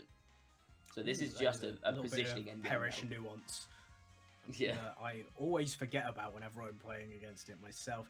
I think Volcarona here is also a fantastic bring-in for this final set, as it can probably hit all 3 Pokemon for super effective, assuming it's the ones carrying the Giga Drain, as they often do. Screamtail returning into the field in place of the Gothitelle. Fiery Dance coming out, picking up the KO on Amoonguss. We are going down to that 2v2 scenario at the end of this turn. I expect Glastrier is going to take an extra turn of sleep unless we get that one turner. It does wake up here, so it's going to hit in. It's going to go for the Icicle Crash, but into the resisted Screamtail and not do too much damage. But it's awake, and that's important. I think the most important thing, though, is the fact that KO on Amoonguss takes the Perish Song endgame off the table now for Ice Salad, because this Glastrier is the slowest thing on the field. And I just don't think there's enough offense on Ice Salad's side of the field to ever really break through these 2 Pokemon. Like Volcarona, if it's a fairy move on this opposing Screamtail, Volcarona is resisting that. Glastrier is just too bulky, I think, to ever get broken through by these 2 Pokemon.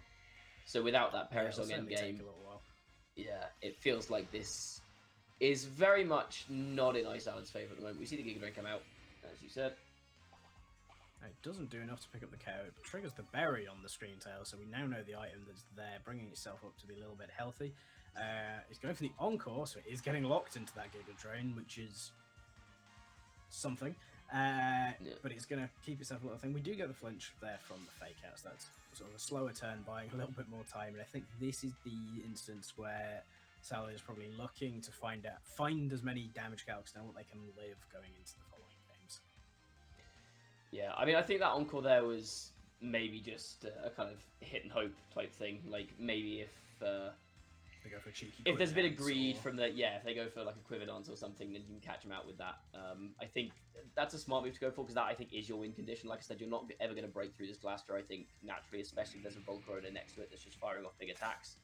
So I think you have to hope that your opponent makes a play that is not optimal in this situation, but this does feel pretty over in favor of the Butterfrees. Sure, but it is only game one. Oh, it's going through on called Disable, so it's actually going to lock it Ooh, out of hold those on. plays. There are ways back. Stomping Tantrum Are is there going to ways connect with the Scream Tail, and it is going to drop. So maybe not. Yeah, I mean, even if it's just a 1v1 between Gothitelle and Glastria, you still favour Glastria for that one, especially with that chilling Oh, boost yeah, that absolutely. it gets after taking that KO. I always forgot that That's, Chilling Nay was the Glastria one, not the full Calyrex version. Yeah, the Calyrex also they- just gets another thing because it needs Yes. a big struggle, huge damage. And Psychic going to come in. Hey, Glastria's special defense isn't the best in the world, however, neither It's is very Gothitelle's much not special bad. attack. Yes. Oh, however, that- we do oh. appear to have a little bit of a freeze going on at the moment here. Gothitelle dropping in the I think snow, it and stopped. we're back. Yep. Heals Yeah. up with this Citrus Berry, so here we go again. Yeah, I think this Leftovers is very which much are- game over at this point. Especially if you've got leftovers on that horse, you'll just never break that unless you get like A 5 million misses crits in and a row. four psychic special defense drops. You can play it out, but it feels very unlikely, I think. But yeah, at that game one, I think there was some interesting early positioning. The final Gambit plus Perisong play was quite interesting. But like I said, because of the speed of that Glastria, I feel like on a Perisong team like this, you really want your Amoonguss to be very, very slow, especially if you don't have Trick Room on your Gothitelle, which we haven't seen yet. No, we've only seen the Psychic, the Fake Out, and the Protect. So that fourth slot is still up for debate for at least us. Obviously, the players themselves will know what's available on there. With it not coming out, I would be inclined to believe it was Trick Room. I'd almost be inclined to believe that it wasn't. The reason being that if it was Trick Room, then surely the end game you go for once you get to that Gothitelle Screamtail situation is to go yeah, for because the Trick Room Perisong Trick Room. resets. Got it. Exactly, yeah. So you could go for Perisong Trick Room and then just try and stall out the last few turns and win that way. I think the fact that Jack didn't go for that win condition means that either they don't have Trick Room on that last slot on Gothitelle, or they just forgot how speed works with Perisong. So it's a relatively niche interaction. it is. You'd feel like if you're running the team, you'd probably give enough credit to know how that works. Try and understand it for sure. But no, I think that was an interesting game, and Paris Trap teams are always interesting to watch. They play Pokemon not in the way that we're used to. Yeah, I always find it really interesting. I think famously Wolf Glick is a bit of a champion of Perish teams. And watching him play Perish, it like you said, it is like he's playing a different game. It's because it's not about positioning for damage. It's about positioning in a way that like you have to start the game knowing what your win condition is. Which I mean, obviously, when you go into a game of Pokemon with any team, you want to know what you're aiming for as an end game win condition. But with Perisong, you almost have to know exactly how you want to play the entire game before you play it. You want to know it turn for turn. You want to know your flow charts. If this, why yeah, this? exactly. Yeah, it's a really interesting archetype. Like you said, it does feel like always a different game at times. Yeah, it's interesting to see if we get any turnaround in game 2 and 3 here. If we see a more aggressive approach maybe from Ice Salad, or if we see a double down on that Perisong strategy, but maybe with a couple of adjustments. We also see that Hazurian Zoroark on Ice Salad's team, which I think could be an interesting bring here. The shenanigans that Zoroark normal, never mind Hisuian, has always been capable of is definitely always funny to try and like use as a player. I championed Zoroark a little while ago. Back, I say a little while. God, that was in Oras era. However, knowing the illusion and the shenanigans that you can do with that, and having been caught out by the Hisuian one quite a lot myself, you know the problems that could cause you as a player. When you go, that's a thing I could just hit with a fighting. Oh wait, yeah, and then it hits you with something else that will hit rather hard, be it with its Shadow Ball, with a Hyper Voice. Could even sit into the physical spectrum. I don't know what its special move is. I know it's got a special move, but I can't tell you what it does. Bitter Malice, isn't it? I'm not 100% sure. It's a ghost type move. That's as far as I can tell you. It is a ghost type move, but yeah, like you said, the illusion with 2 immunities is kind of difficult to play around a lot of the time because 3 immunities, sorry, because you're immune to normal, fighting, and ghost. which are all actually quite common attacking types in this format. You see a lot of like extreme speed on Dragonite. You've got obviously Urshifu and Fluttermane are two of the most popular Pokemon in the format at the moment. No, Iron So Hand's throwing out three Dragon very Punches a valuable lot as well, immunities on a Pokemon that you don't know is there. So is this a Mungus Gothitelle lead? We don't know. Maybe we'll never It know. could have. For sure, we might never know, especially with it being quite a passive lead. It'd be a good sort of lead to sneak in that Zoroark.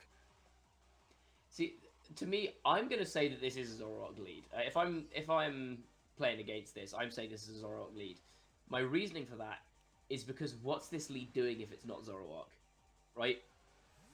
If this is not a Zoroark lead, then it's just kind of not putting on any pressure. Yeah, there you go. It's a It's a Zoroark. Zoroark lead. Double Amoongus when we haven't seen this for a while. We're going to get a Terra type coming out here for Amoongus. It's going to get that Terra. Yes. It's going to get. Oh, I feel it's very appropriate that it's Amoongus, isn't it? We get that Terra normal coming out. We see a Howl coming up here for the Screamtail boosting the attack upon the Urshifu as well, which is going to U-turn out of that situation. Like a fair amount of damage. Catching on the is an interesting one. Yeah, it's definitely an interesting one. But it does. I guess it's looking to try and pick up that KO. It was a Urshifu, or not Urshifu, Gothitelle at one point in time where it would have hit that super effective. Just puts out good chunks of damage. What are they going to bring in this replace? Now knowing that that's a Zoroark and he's going to be firing off and move. Probably Hyper Voice, I would guess, if you go Terra Normal in front of the Urshifu. Yes, let's go for Hyper Beam. God. You're half right, it's a Hyper Voice. something. That's a Hyper Beam. Wham! And that is going to catch. Oh, and it lives on 8 And HP. it doesn't KO. Zoroark sucks. Zoroark's terrible. How are you There's a gonna reason Terra it's in the Normal less Hyper 5%. Beam and not KO a Volcarona? It is in less than 5%, but it's special, and Volcarona's special defense is okay. There's arguments. I'm trying to redeem it. It's fine. No. Oh, this thing dear. sucks. But it's fine. It's an Amoongus' Terra Normal Hyper Beam, and that's all we know. Yeah, sorry, yeah. So it doesn't. It's only just regular stab. It's not double stab. Yeah, exactly. Geez, that is so sad. That's such sad damage. But it is also really funny. And it's going to It's stick around. very We're going to funny, see actual Amoongus leaving the battlefield. Gothitel's going to catch those psychic values, taking a little bit of chip damage here. Amoongus must recharge, and Quiver Dance is going to come up boosting its self. So it might be on 8 HP. Bringing in the Gothitelle here, actually, I think it's a fantastic return as it pressures that fake out into that little bit of HP left on the Volcarona. Yeah, I mean the obvious solution there though is you can just protect this turn, then I don't know, click Psychic Fangs or something with Screamtail. So I think this is still very much in favor of the Butterfrees with that Hyper Beam somehow not killing. For sure, but I think we're going to get to see that animation once more as this play rough doesn't pick up the KO and now reveals a Zoroark attacks that going down. But this is not Gen 1, that shouldn't affect the Hyper Beam. Assuming there is one, it is going to go for the Bitter Malice actually, so we do get to see that animation. It does only do 50% to the Screamtail, and Trick Room does go up, so it was the Trick Room. Interesting. So that Trick Room, very, very beneficial there. That's a great play from Iceland there, saying, look, the fake out here is so staggeringly obvious that I'm just going to make a call that you're not going to play around it. And that ends up paying off very nicely here, because although that Zoroark was faster than Screamtail, wasn't it? It was slower than the Screamtail. No, sorry, slower than Screamtail. So now it's faster than Screamtail. Yes. Yeah. And we've got Amoongus So yeah, coming very, back in very, for very Trick from there, making the read. We do see the Hyper Voice come out, so it does have it. That's going to pick up the Volcarona. Not with a quite a KO. But yeah, not quite the KO on the Screamtail though, so it's going to stick around. It's going to go for a play rough, which actually is going to miss here, which is probably Big quite jukes. important. Yeah, keep that Zoroark Glastrier's alive. looking at this Trick Room set and going, I would like to be Slow Horse. Yeah, and we have seen here that the Amoongus is slower than Glastria under Trick Room. We saw in the last game, unless it's a speed tie, which seems unlikely. This Glastria is going to be slower than Amoongus here, and it's just going to... Yeah. So this Glacier is immediately putting pressure on this Amoonguss. You can't just say, "Oh, I'm Amoonguss," and Trick Room, I'll spoil everything. So, an Amoonguss is interesting always really position. bulky as well, so it could just Yeah, leave that Icicle Crash. It's not going to kill. I don't yeah, know what the but- chance is, but it certainly pressures it quite a bit. Yeah, there's also the flinch chance as well. Is worth noting in this situation. We get to see the Rage Powder coming out here, so he's going to grab whatever that attack is going to be. It is going to be the Icicle Crash. It doesn't miss. It does connect. Avoids all flinches. It lives. On loan, we are going to get to see another Hyper Beam coming out. 60%. It's going to Very do 60%. Uh, Close. 65. And Psychic Fans coming off and finishing off that. Zoroark is so bad. It's interesting. We'll go with interesting. I think it's cool. Sure. It's a fun little mon to do. It's some cool, and I love its design, and it's really funny. But like, at least stick some choice specs on it or something, so it actually does that. I'm gonna guess this is Sash. stuff. Yeah, I It's would just believe so. it's just my guess, but it's not doing any damage. Now it's just stuck, sat there by itself, being all sad and lonely. It can't defend itself this turn. So it's probably going to go down to literally any physical move. And then, yeah, it's not looking great for our Brave Hero. That's an interesting protect. I don't understand that protect. What are you protecting against?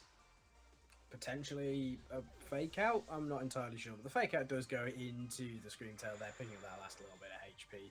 So that is a free little bit of momentum and a free recharge turn there for the for Salad Zoroark.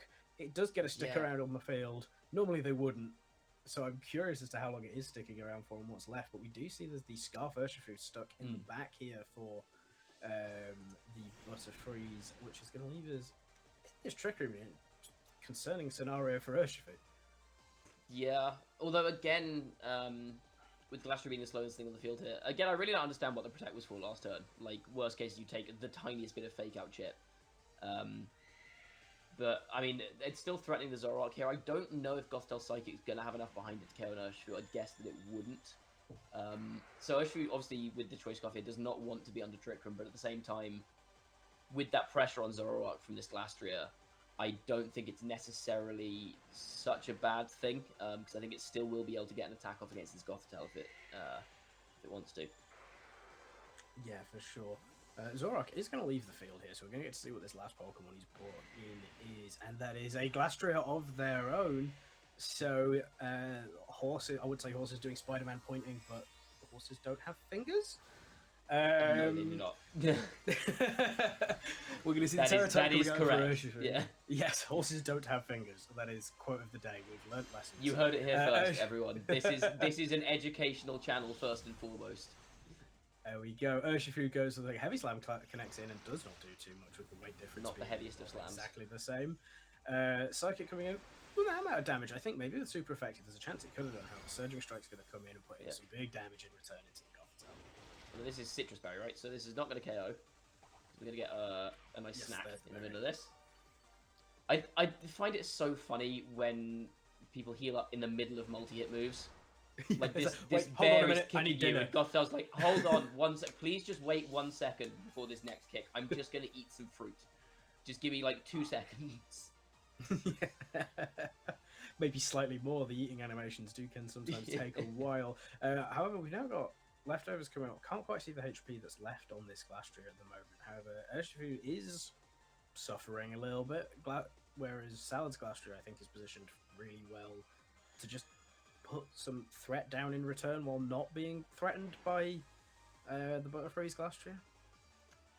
I think it's not being interesting threatened is board a bit state. bold, No. I think. Not Because threat- with the Trick Room down now, this Urshifu Oh, is the Trick Room is- dropped? I think I missed Yeah, that. Trick Room dropped this last turn. So Urshifu is now Okay, threatening yeah. to just KO the Gothitelle and stop Trick Room going up again. And Glastria actually can't do that much to Urshifu here. Like, the standard moveset doesn't really pack much punch against Urshifu in particular.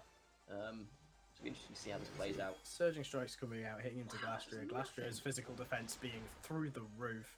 Okay, that one being a little bit more, still doing a fair amount of damage, but it does live in the red. We'll see if this is a speed tie, I guess, among these. Psychic coming out, hitting into that Urshifu, leaving Urshifu on 5 HP. Icicle Crash coming out into the Gothitelle picking up that final KO.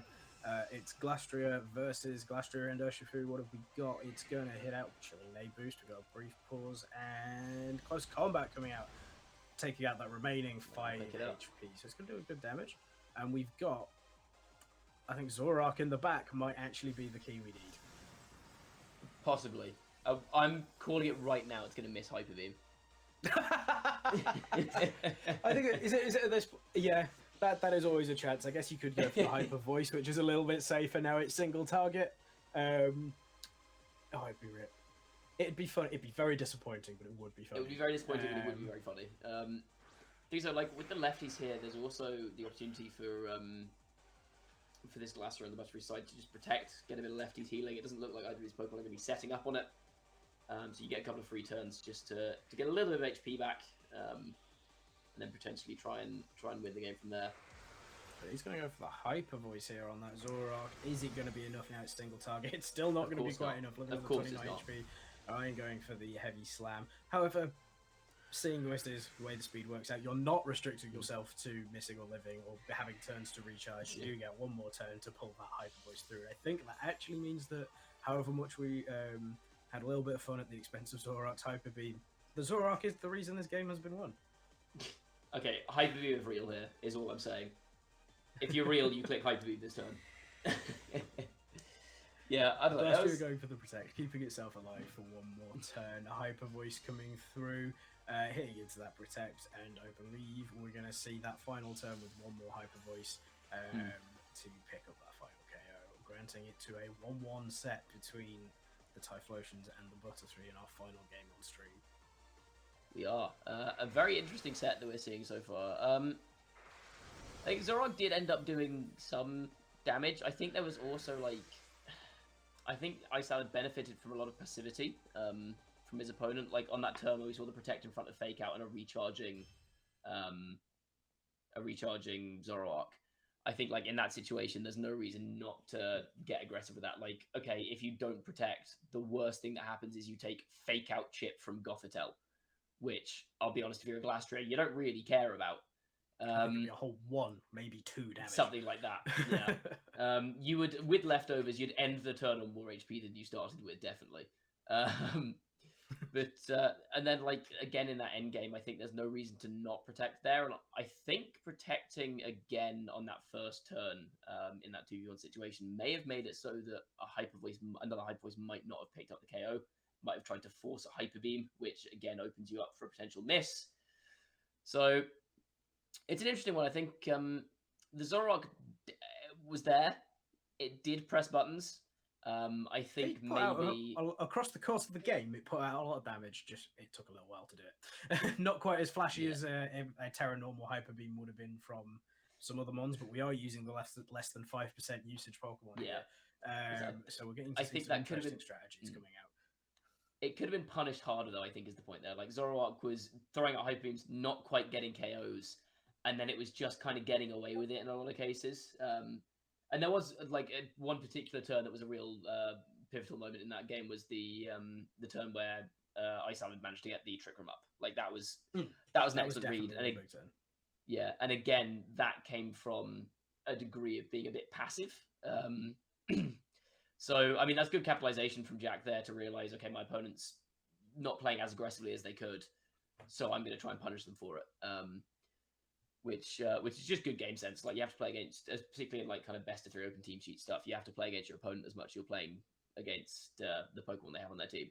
So it'll be interesting to see how this game 3 goes. Again, we didn't see that Perish Song strategy come out from Jack in that game 2 at all. So it'll be interesting to see if maybe we pivot back to that for game 3, see if we can get a bit of a mix-up, see if we can change up the Perish Song strategy and make that work, or if we stick with just a more standard, I'm going to deal damage to you until you are dead kind of situation.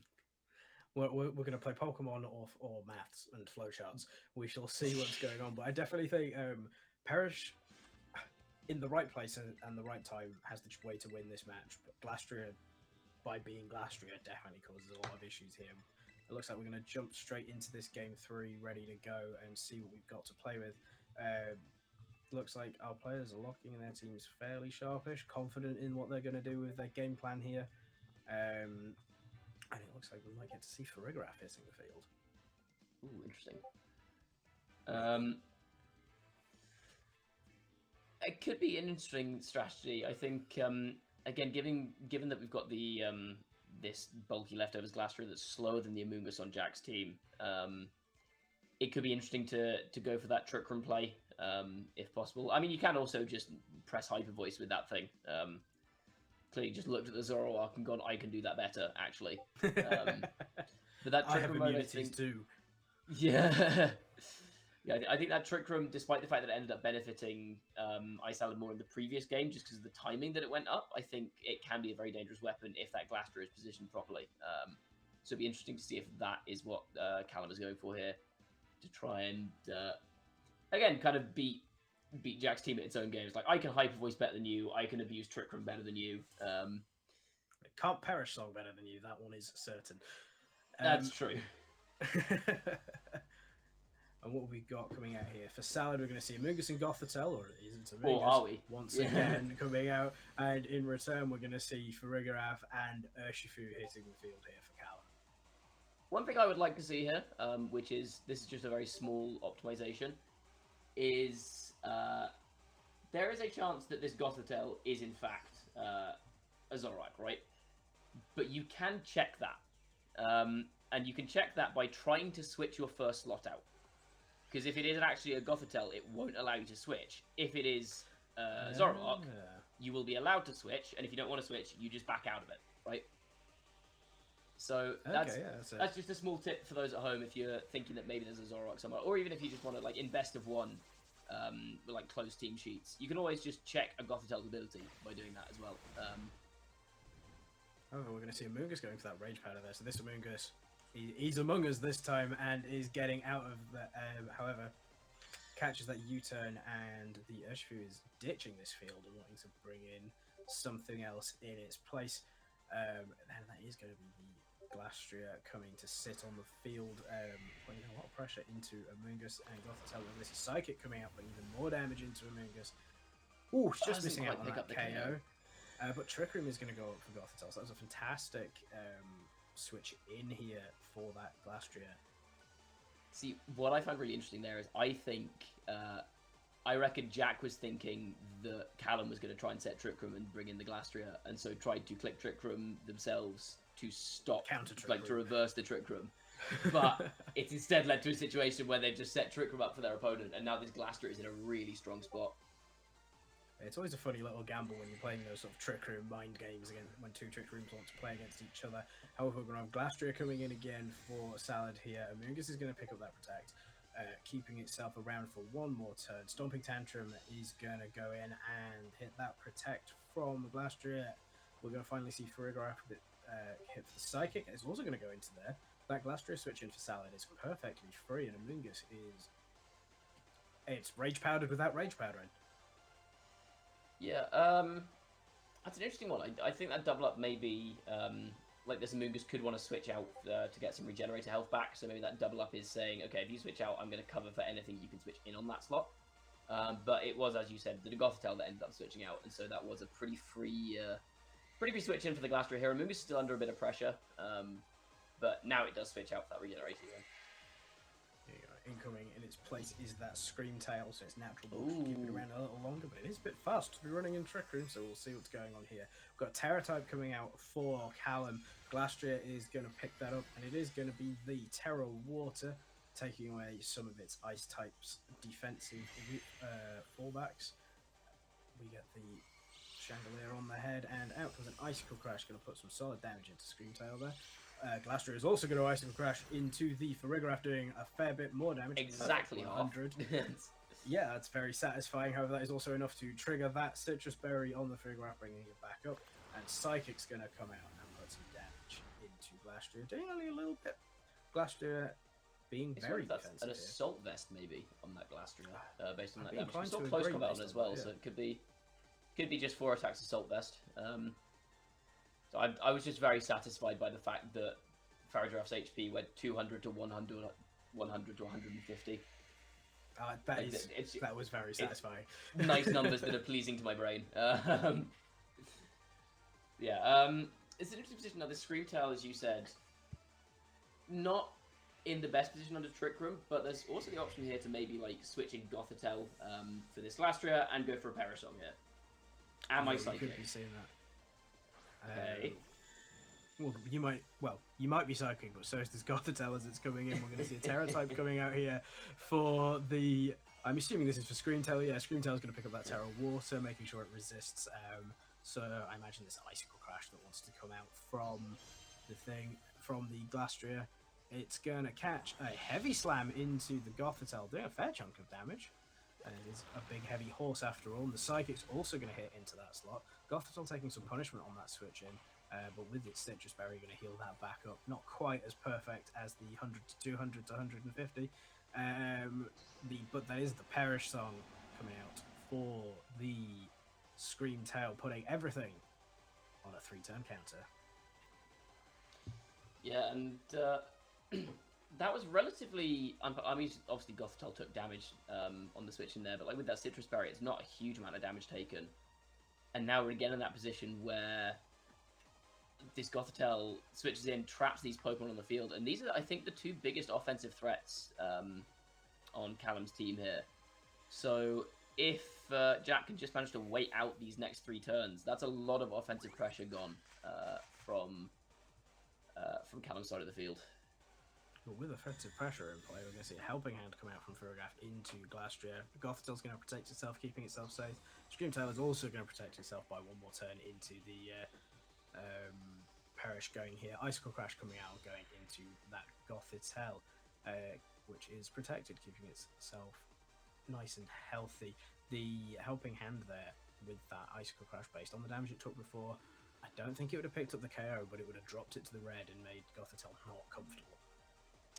Yeah, I think in that situation, I would have actually liked to see maybe a Screamtail switch out from Jack, because Gothitelle is the biggest threat here by a pretty significant margin, right? Like, if you want to save your 2 Pokemon, if you're Callum, you need to get rid of the Gothitelle. So there was a chance there to maybe go for a switch into a Moongus on that turn, which would then allow you to Rage Powder, and then, oh, hold on.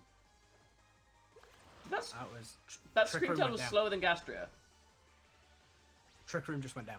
Trick Room went down. Oh, apologies. I was like, that seems not correct.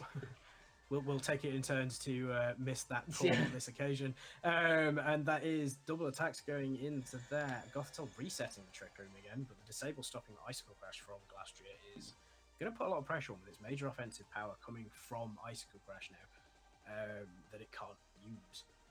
And the Perish Trap's falling to 1. The Perish Trap has succeeded now. So, I mean, in theory, Jack could just double switch here. Is an option they have, or they could just say, look, I don't need my Gothitelle or whatever anymore, because trapping Pokemon is kind of pointless when, you know, it's only 2 Pokemon left. So maybe they just choose to save the Screamtail, but both these Pokemon on Callum's side guaranteed to go down this turn, and like I said, that's a lot of the offensive pressure on Callum's team now gone, which means that this Perish Trap... and a lot of the Trick Room threats as well, so with this fresh Trick Room going up, Callum's going to be suffering, I think, with the speed. Yeah, but it also with the removal of offensive pressure really opens up another potential Parasong endgame now, because with that Pokemon advantage that Jack now finds himself with, he can switch around Parasong, whereas Callum can't, and without enough damage to break through the threats that are going to be pivoting in and out, it's going to be tricky, I think, for Callum to bring this one back. Yeah, for sure. We're going to see counter Trick Room coming up, so that is one way to deal with your final turn. And the Stomping Tantrum hits into the Glastria, not doing too much damage. We're going to fall the Giraffe and the horse are both going. Glastria and Farigiraf, there we go. My mind going blank there for a moment, are both going to fall to that Perish. So horse and taller horse. Yes. And as we all know, horses don't have fingers. They both fall over to the Perish. We've got 4v2 here now for Jack playing into Callum. However, with the Trick Rooms reset, we're back into the speed control setup for Callum. And I think, that reversal of the Trick Room there was a very powerful play. Yeah, especially with the Scarf Urshifu in the back end. That speed is going to be very, very valuable. I think on that last one, like I said, I think it might have been a wise play for for Jack to just sacrifice the Gothitelle, because Gothitelle, the trapping doesn't do anything anymore, and that would have meant that if you switch out your Screamtail and let the Gothitelle go down, you can just bring Screamtail back in and immediately start pressuring that Perisong endgame.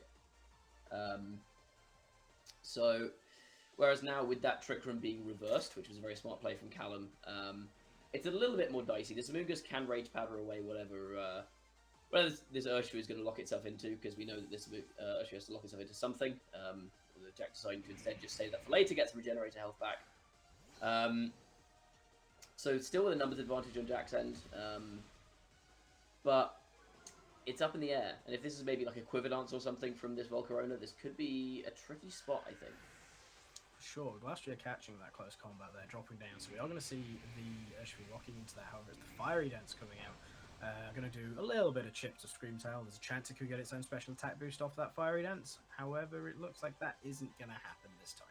So what do we think that what are Jack's options here for bringing in for the Mon in this slot? Well, we see the Gothitelle come back in, because that's going to pressure with Fake Out now. And because this is a choice scarf Urshifu, there's a potential to just go for a Fake Out and attack into the Urshifu if you want to. But also this Urshifu we've seen is locked into close combat, so it's not really threatening much. You could also just ignore the Fake Out and just go Psychic with Gothitelle here.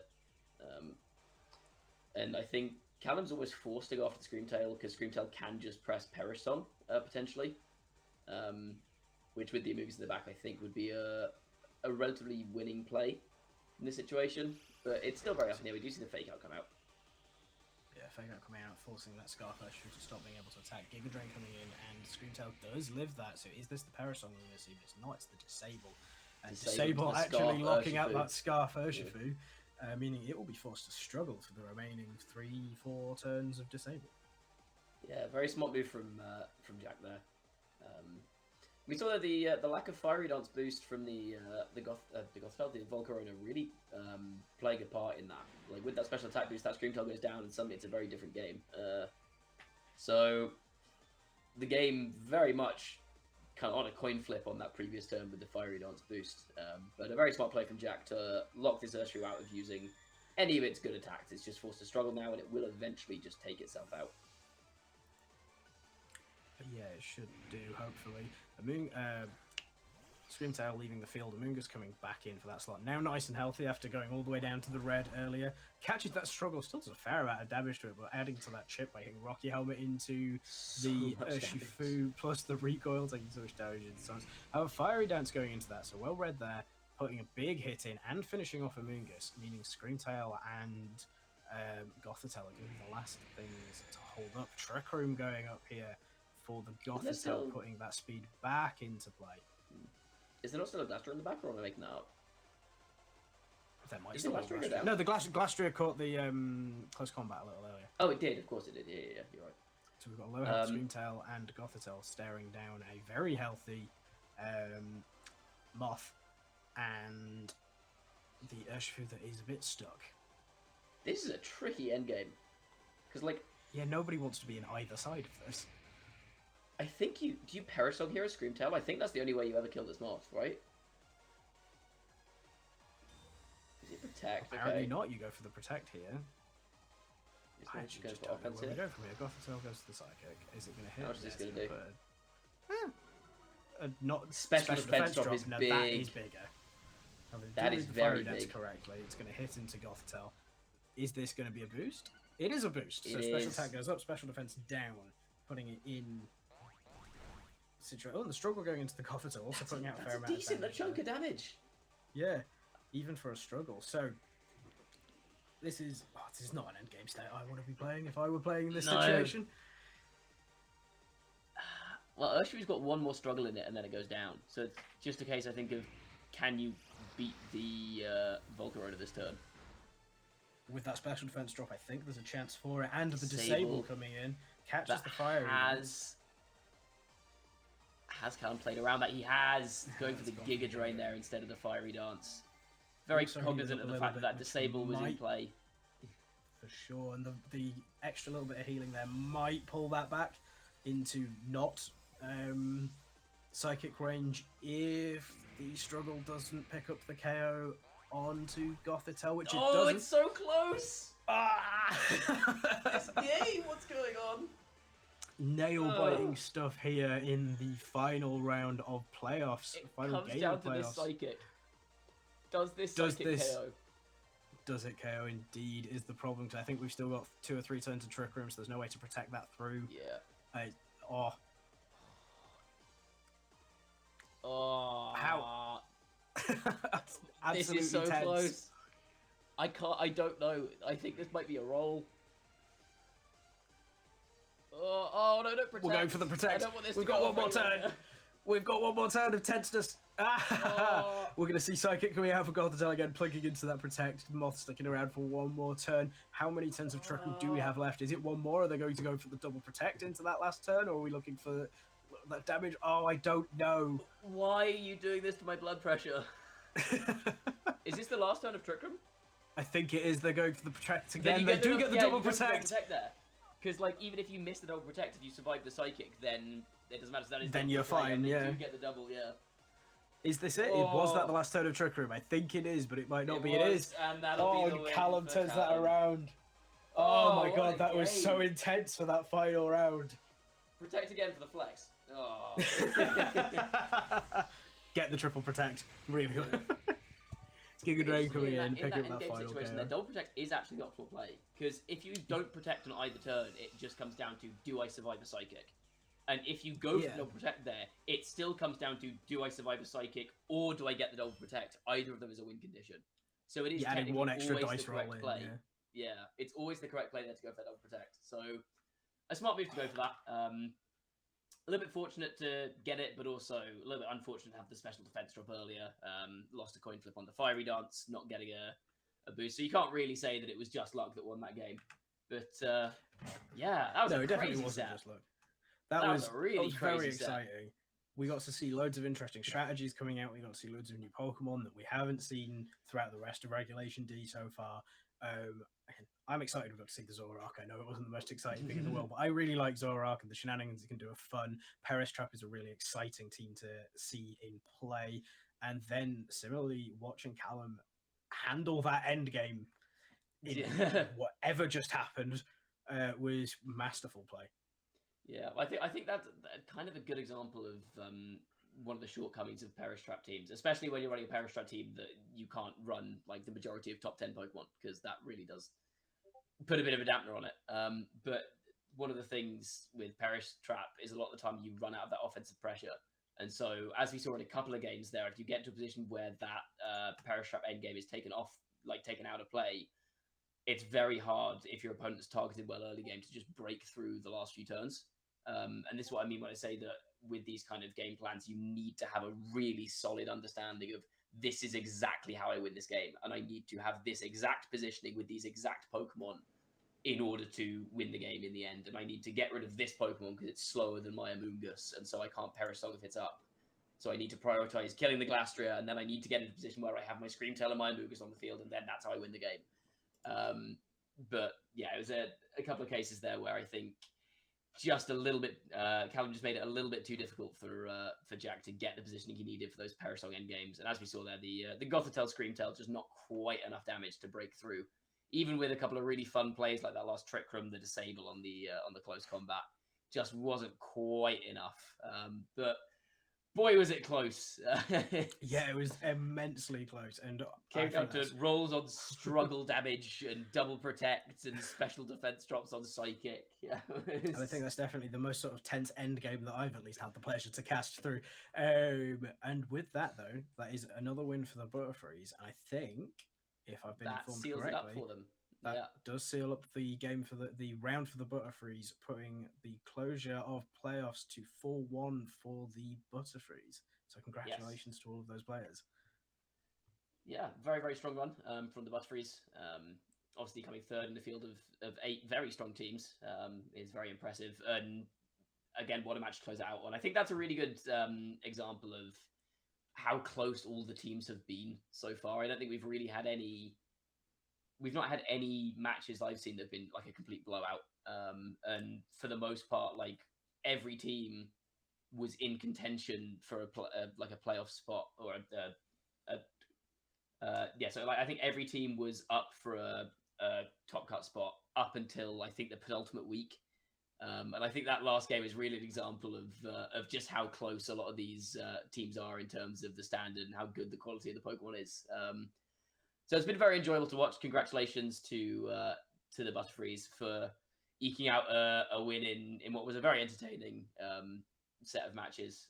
And also congrats, of course, to the Typhlosions for a solid run, making it from a pretty rough start, managing to bring it back, getting themselves into a top cut spot, getting through their first round of cut, and then unfortunately losing in semis and playoffs against two very, very strong teams. But yeah, very good runs from both teams. I think they should both be very happy with how they've played, with how they've ended up. And yeah, that is going to be it for our third and fourth place playoffs. We are going to cut to a short break, and then we're going to be back with some interviews, some chats about how that set went with the other casters, with the hosts. We're going to sit down and talk about that and how the season's gone so far. And then once that's done, we've got the main event, and that is the grand finals. So do not go anywhere. We're going to take a quick break, and we'll be back in a few minutes. Ta-ra.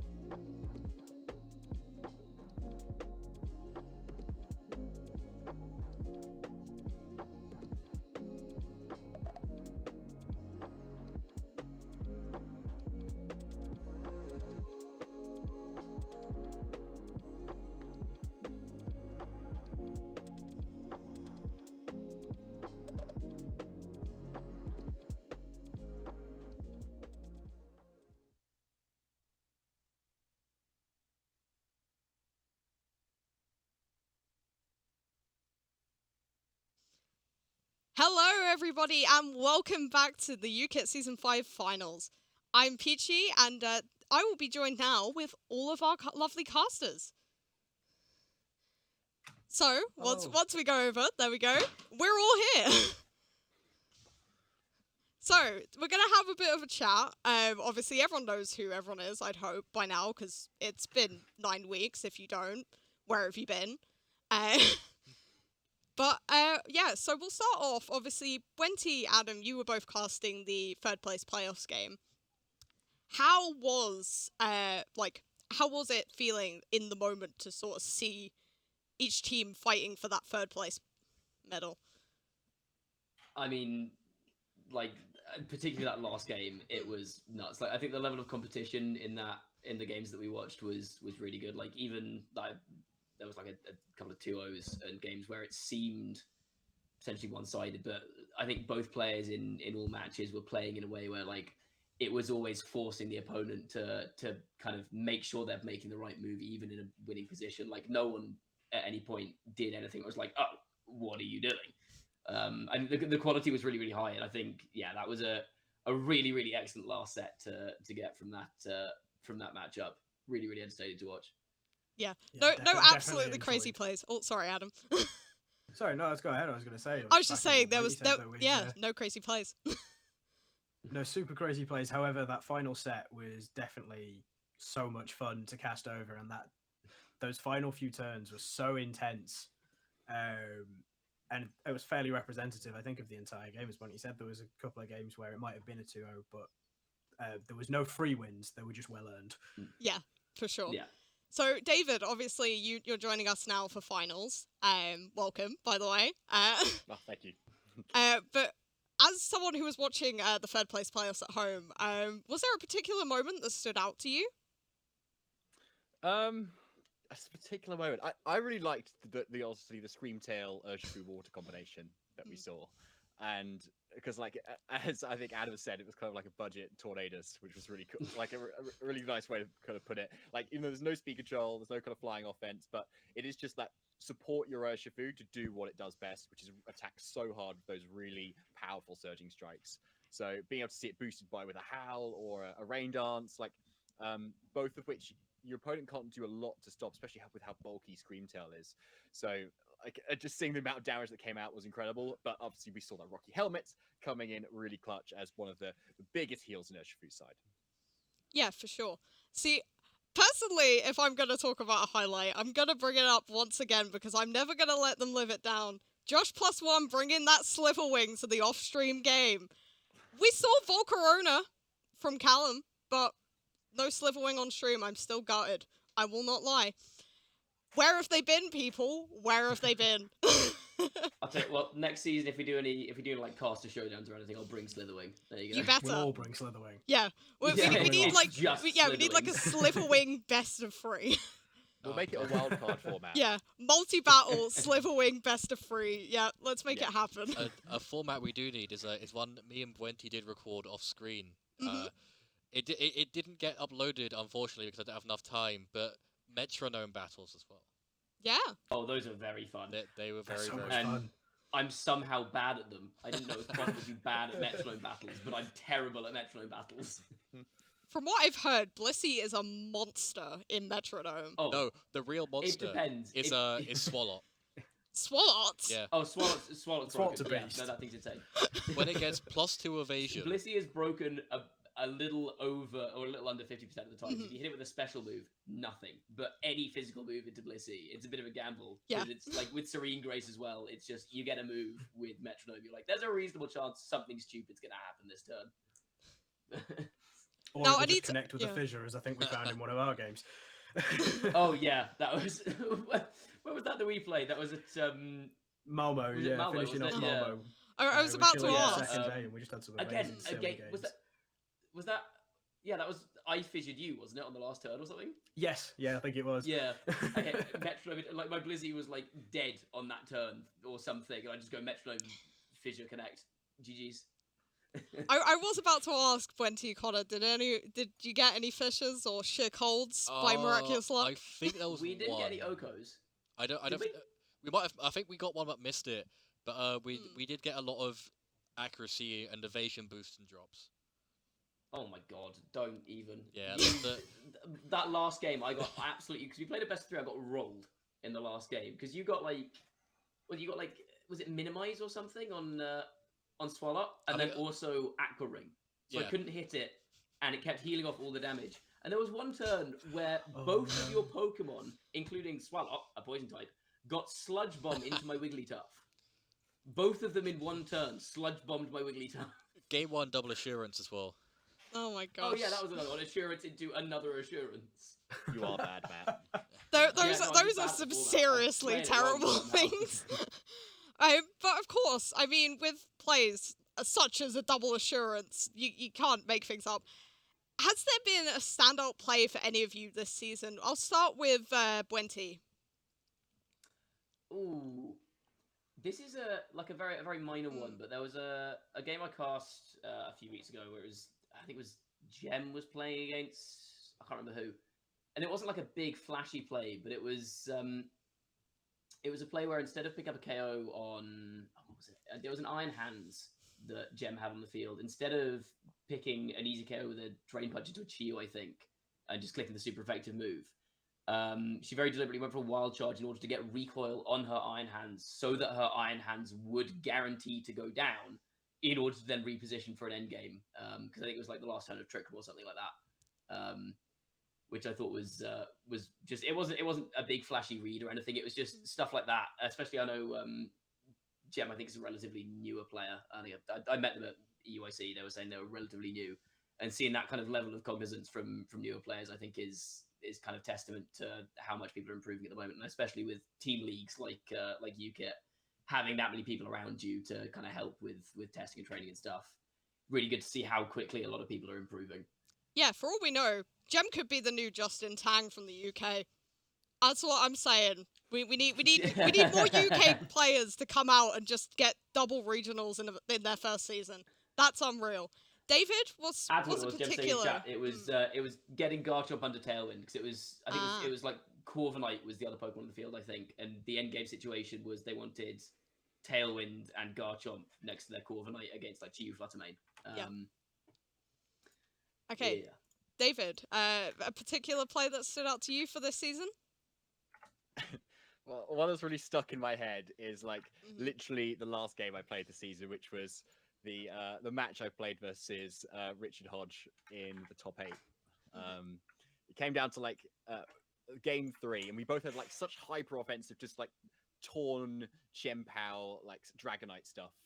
Boo. I know, exactly. I feel like I really sold out. And Richard had the spice as well. He brought the Enamorous, which was kind of cool to see. But like, it just really came down to like literally the last go, where either the Urshifu kind of like has to call what my Chien-Pao goes for. Because if I go for Sucker Punch, I get to KO it because it's teared into water, so out of the fighting type.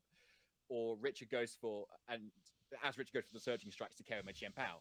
But then my Fluttermane's next to it, which is in the range of an Aqua Jet. But so if he goes for an Aqua Jet, then because it's in Tailwind at the time, I can't go for Sucker Punch, and I need to go for something else. But they could still KO it. So it was just that like mind game whether I go for Sucker Punch and whether Richard calls it, and like he basically calls it really well, like kind of perfectly, along with his Chien-Pao on the other side as well. So that kind of really stung right at the end that I kind of felt, and just kind of shows why the Butterfrees have gone to 3rd place this week. For sure. Adam, any play that stood out for you?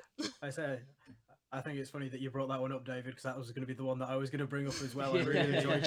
I really enjoyed casting that set with just like sheer the aggression and speed. I think especially that day we'd had a few slower games, and coming into that game to wrap everything up was so like it was fast, it was hard, there was predictions, and we got to see an Amorous do shenanigans as well, which is always exciting. For sure. We love hyper offense. And Connor, lastly, obviously, any that stood out to you? Anything that stood out to me. Finally getting Bwenty would be swag. That was a good thing for this season. I'm just saying. We need that more. We need that more. Bring it, everyone. Hashtag Bwenty would be swag. In terms of the play, there's been a few. I've had a few that I've liked. Is there one particular that you think stands out? It's hard. I'm trying to think back through lots of broadcasts now. Shows like Are you struggling a bit? Shows like a TO I am. I'm forgetting my matches. I guess like an overall thing I would love to say is like not a particular match, but just as we talked about at the start of the stream, was the comeback that Typhlosions had, of how they were talking to me, like the manager was talking to me, and a lot of players saying how they felt really disheartened at the start of the season, and then all of a sudden to go from bottom of the table to really rallying their troops and really saying, you know what, we're gonna go and take that top bit, and they went from the bottom to the top in like 2 weeks, and it's amazing to see a team do that, and just how their players really configured themselves to play into that. I think that's still got to be my standout moment from this season. Yeah, for sure. But of course, what next up is the main event, and as casters and talent who are brilliant at cursing different things, let's have some talent predictions on winners and score for the grand finals. Now, I'm gonna go with one that a lot of people might think, why are you not backing a new team? I want to see Spiritombs make history here. I want to see a double championship in a row.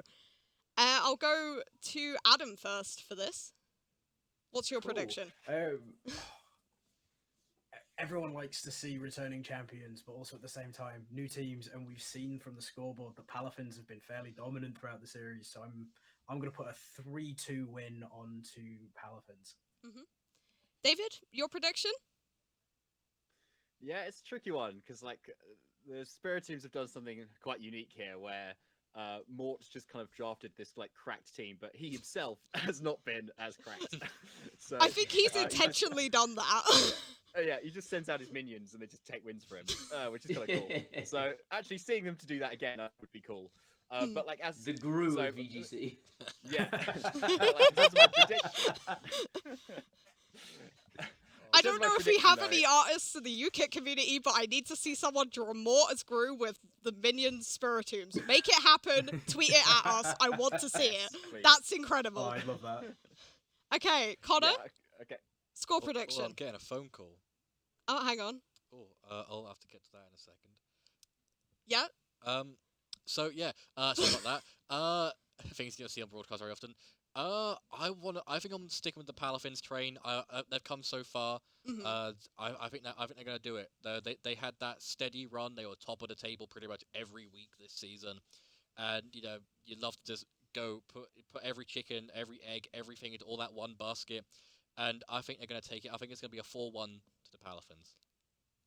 4-1. Wow. That's the first one we've heard, because a lot of us have sort of said 3-2 exactly. So I feel like it would be close. Bwenty, of course, now you've probably casted the most games out of all of us this season. Possibly. You've been putting in serious graft. I mean, so considering you've seen so many of these matches, what is your prediction going into it? Are you going to cast a curse? We'll find out. It is very hard to call because like going into the final, you find it interesting in this league. You don't often get it in team leagues where the top two from the season itself end up being in finals. But these two teams have both been like so strong throughout the entire season. But it feels to me like, I mean, Palafins haven't lost a fixture yet. I feel like it's very hard to call this against the Palafins. I'm going to be different because we've had a 3-2 and we've had a 4-1. Screw it. 5-0. 5-0 Palafins. Oh my gosh. Well, everyone Yeah, truly please. believes in the Palafin power. And, I mean, I we'll don't know have if I to truly believe it'll be a 5-0. we'll but- have to see if it goes No one's through. called it yet. So. No one's called it yet. That's true. I mean, we will have to see. Obviously, we will be cutting to a short break in between this, and then we'll be back with David and Bwenty for the grand finals of UKITT Season 5. Catch you soon. There we go. Thank you so much, guys. Go have your break.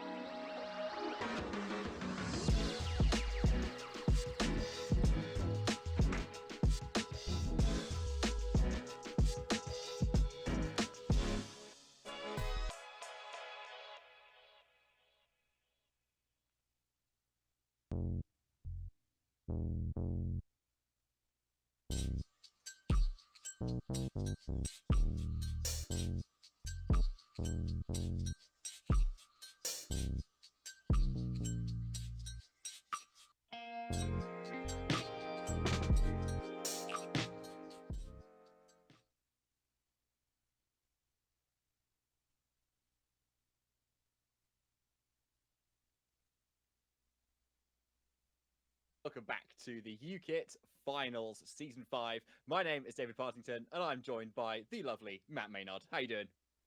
I'm doing good. Pleasure to be here. How are you feeling? I've already had a bit of time on the casting desk. How are you feeling having watched the first round of matches? Well, I feel like the finals are going to be a little bit different because obviously the third and fourth place matches, you're going in kind of like, we haven't won it, nothing to lose kind of thing. And then like everyone just kind of brings, right, I've been saving this, but I guess I'll bring it, or I'll take a risk and I'll bring this. So I think we're going to see a lot of kind of safer teams and maybe a lot more kind of intense kind of matches, which is kind of a good thing in a way because it's a kind of a good representation of the meta that's kind of going on at the moment. Yeah. So you think there aren't going to be any matches where people have agreed to do one top 10 mod and then everything else with 5% usage? You think we're not seeing that in grand finals? I would say not, but like some of the people that we've got on these teams, like I know that they're known for like running some really interesting stuff, and some of them are just doing really well with it too. So I wouldn't be surprised if we see that as well. Yeah, I think in a meta this new as well, I think there's a lot of opportunity for people to find something that kind of hasn't really seen much use that maybe does well into like, because obviously there's kind of a version of like Big Six going around at the moment. The kind of very standard, the kind of Urshifu, Tornadus, Fluttermane, Chien-Pao Dragonite, Amoonguss, or Heatran, or whatever it is. That some combination of those Pokemon. So like maybe someone's found something that does really well into those, they're going to bring to this. I don't know. It could be interesting. I think there's definitely room for people to be a bit creative while still bringing kind of, like you said, a bit more like serious teams. Maybe I don't think we're going to see any Screamtail mirrors, but should be interesting. I'm very much looking forward to it. And speaking of which, first up, we are going to have Paul versus Calvin. So Paul will be playing, representing the Paldea Palafins, who I boldly and not particularly seriously suggested might get a 5-0 sweep. So, Paul, I've got a lot of money on you here, up against Calvin for the Spiritombs. Both very established players, not only in UK and the UK scene, but like these guys have both had some pretty solid results at like regionals and other proper tournaments. So a very, very high quality to start with. In fact, looking at the lineup we've got, all of these matches I think are going to be very, very high quality. So I'm looking forward to it. But let's jump into first Paul versus Calvin. Yeah, Paul versus Calvin. That's going to be a good one because Calvin is 6-2, I believe, in the player standing. So not very when he wins at all. I think probably tied for maybe like third in the player standings. I think on the UKITT document at the moment, the player standings, it's not quite exactly updated yet. So, but I know Calvin's definitely up there, and I think he kind of, because he won his game in the semi-finals, he's now 6-2. So for 5-2, I think that it's showing there. Whereas Paul is 2-3. So it's a very different sort of like results that these two players have had. But yeah, as we know, at the end of the day, Paul's just played 5 games. Calvin's just played 8 games. You know, like that's what you play in like one tournament. So it's hard to say who's definitely better than the other. But like I think if money was on this, I think Calvin's would be the safe bet currently. But knowing Paul Spear, he's been on like the World Cup like team as well. It's like he's a good player. VGC is one of those games as well where anyone could beat anyone. Like you could rock up and sit down opposite Wolf Glick or Eric Rios or whatever, and there's a chance like maybe they miss an attack they need to hit. Maybe you make one good read, and that swings things. Like so, it's one of those games where you can never ever say like the first rounds of tournaments are always terrifying to me because I'll turn up against someone who I've never heard of in my life. Like I've never seen them before anywhere. They're like, "Oh, it's my first tournament." I'm like, "Great, well, it was Justin Tang's first tournament." So yeah, I think it's a great point. Like it's not only like it's the player, it's also the teams that you end up kind of bringing to each other. One might have a slightly better matchup, and then you just have the game of Pokemon with its critical hits and its freezes, and like and that can also turn things around. So And who the knows what we're gonna existence get. of Bleakwind Storm as a move. Yes. So yeah, we are going to be getting into Paul versus Calvin, Paldea Paladins versus the Spike with Spiritombs, in the much expected finals as well. Yeah. I would say, and I think these two teams were so strong just throughout the set. I think it's no surprise they're here. But as you can see, the two teams are on the screen, and there's a lot of I just look at it and I just feel bulk coming at me. Yeah. Interestingly, the Calvin's team here, we see at the top of our screen, very reminiscent of kind of like the New Balance that we saw picking up at the end of Regulation C with that the Iron Hands Chiyu Amoonguss Fluttermane core. Except now there's an Urshifu to go alongside it and a Landorus taking the place of your Intimidators and your physical attackers. So that's kind of an archetype we've seen before, which, like you said, very much relies on bulk. Obviously, you've got those faster threats in Fluttermane. You can have Scarf on Urshifu or Landorus, but for the most part, it's usually like setup Chiyu, Sword Stance, Iron Hands, just aiming to be very, very bulky, make your team kind of unbreakable, and then just win through setting up.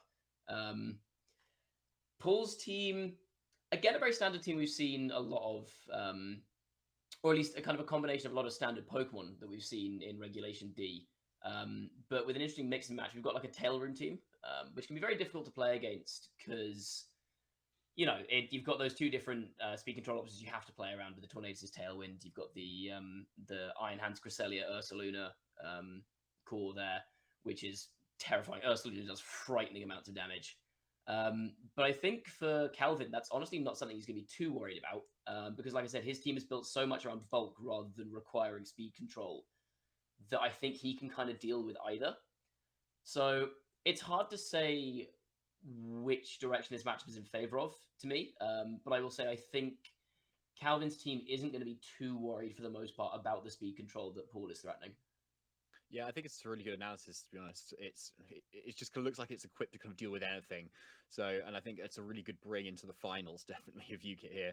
And looking at Paul's team as well, like you kind of see the Cresselia and the Ursaluna as kind of like, you know, set up Trick Room, go spam with Ursaluna. But I think when I've been facing this sort of team before, everyone kind of tries to catch you off guard and goes like Torn Ursaluna and just like goes Tailwind instead, which I think does catch people off guard sometimes. But I think in best of 3, that's going to be harder to pull off.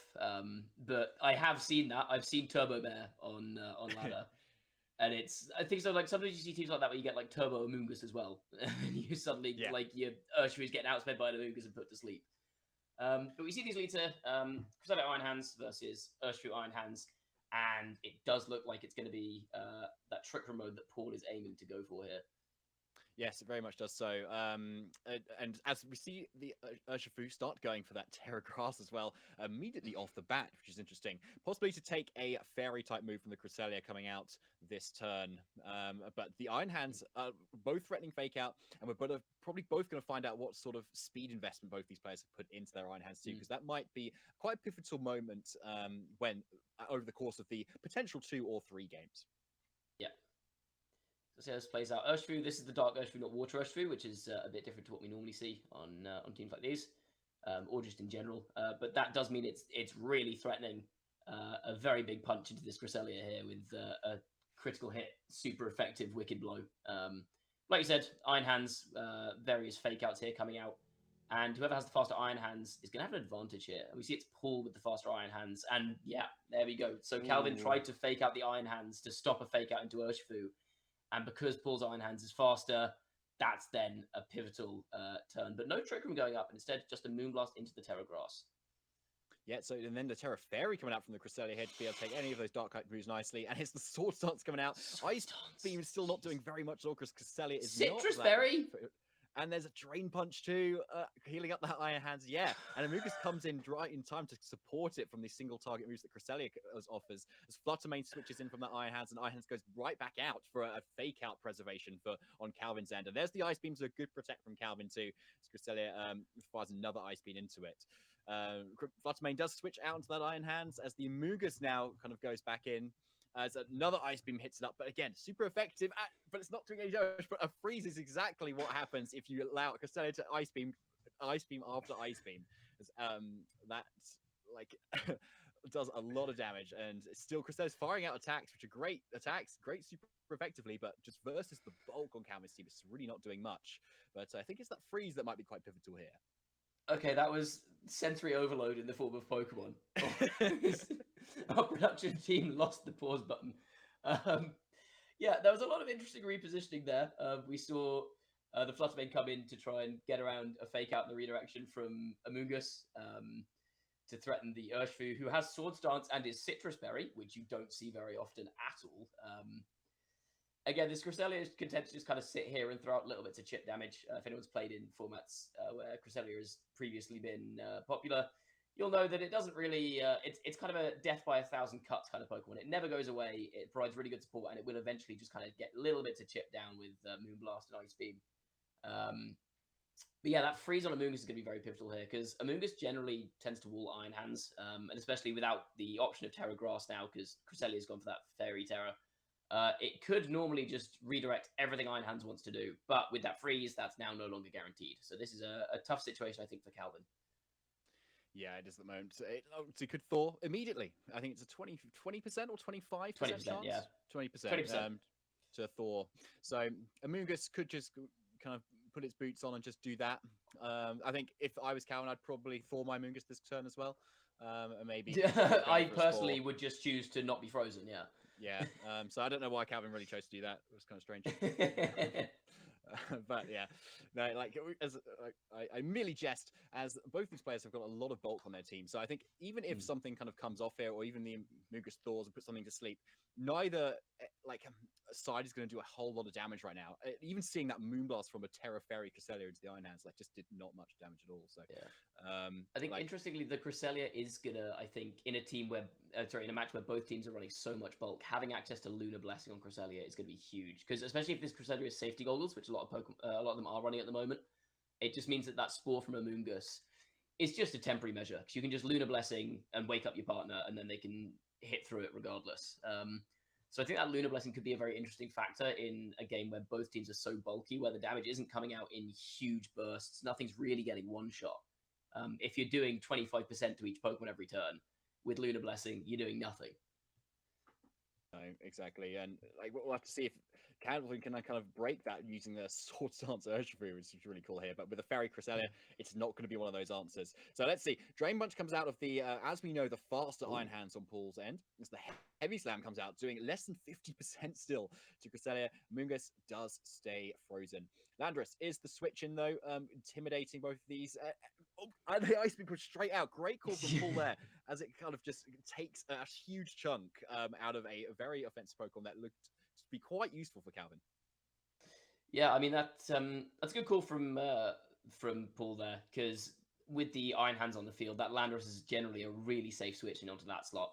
And I wouldn't be surprised to see if the follow-up here is Iron Hands also going for a Drain Punch into the Landorus slot here, just to cover for either a switch or not a switch. But yeah, getting that much damage down that Landorus suddenly removes that Intimidate pressure that you have on the Iron Hands here. And also, if there is Ursaluna in the back end, which I would guess, based on the three that Paul has so far and how he's been kind of positioning, I'm guessing that last Pokemon's going to be Ursaluna. Getting rid of that Intimidate from Landorus is going to be a real benefit. And also getting rid of the only ground immunity on Calvin's team. So that makes pressing the Earthquake button a bit more free. Yeah, and Ursaluna is probably going to be hiding in the back there for Paul, but we yet to see so far, because Fluttermane, even if we're out of Trick Room, looks great still at the moment as well. Like Landorus could be picked off, and Amoonguss is probably in, maybe not in range of anything yet, but like a couple of Shadow Balls could be enough, depending on the item that Paul's chosen to go on his Fluttermane. Now let's see how the rest of this turn plays out here. We've seen the so we do see the double up into that slot, covering for either switching or not switching, and the Amoonguss does thaw out, gets the Spore off on the Iron Hands, which could be pivotal here. But again, with that Cresselia having access to that Lunar Blessing, it's a reasonable chance this Iron Hands won't stay asleep for long. It's the Moonblast instead, and that's a 29% to Iron Hands still staying on. So still a really good call there, not to Ice Beam into what could have been a rage pouting Amoonguss. So Amoonguss heals up the Iron Hands with a Pollen Puff. We're going to be here for a long time. I'm just realizing that now, Matt. I hope you don't have any plans tomorrow, David. No, I'm on the late shift tomorrow, so that is okay. We can go through the night. Let's go. PP stall all the way. No, it's still really interesting though. I think, like showing how with all these new Pokemon that we've got now that the Pokemon Homes come out, what people are choosing to use, and so much of it is bulk, right? Like Cresselia has Yeah. really come into the fray, especially being able to terrestrialize well away from Psychic typing, which is arguably a terrible type to be. Yeah. And like Iron Hands just can sit there, fake out position, and Amoonguss, the ever-present Pokemon in VGC.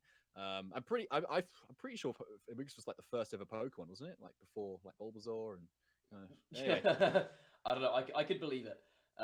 It's certainly in most games going to be the last. But I think it's interesting you point out the rise of bulk in the format. I think that's just a very natural response to kind of early format hyper offense being such a big thing.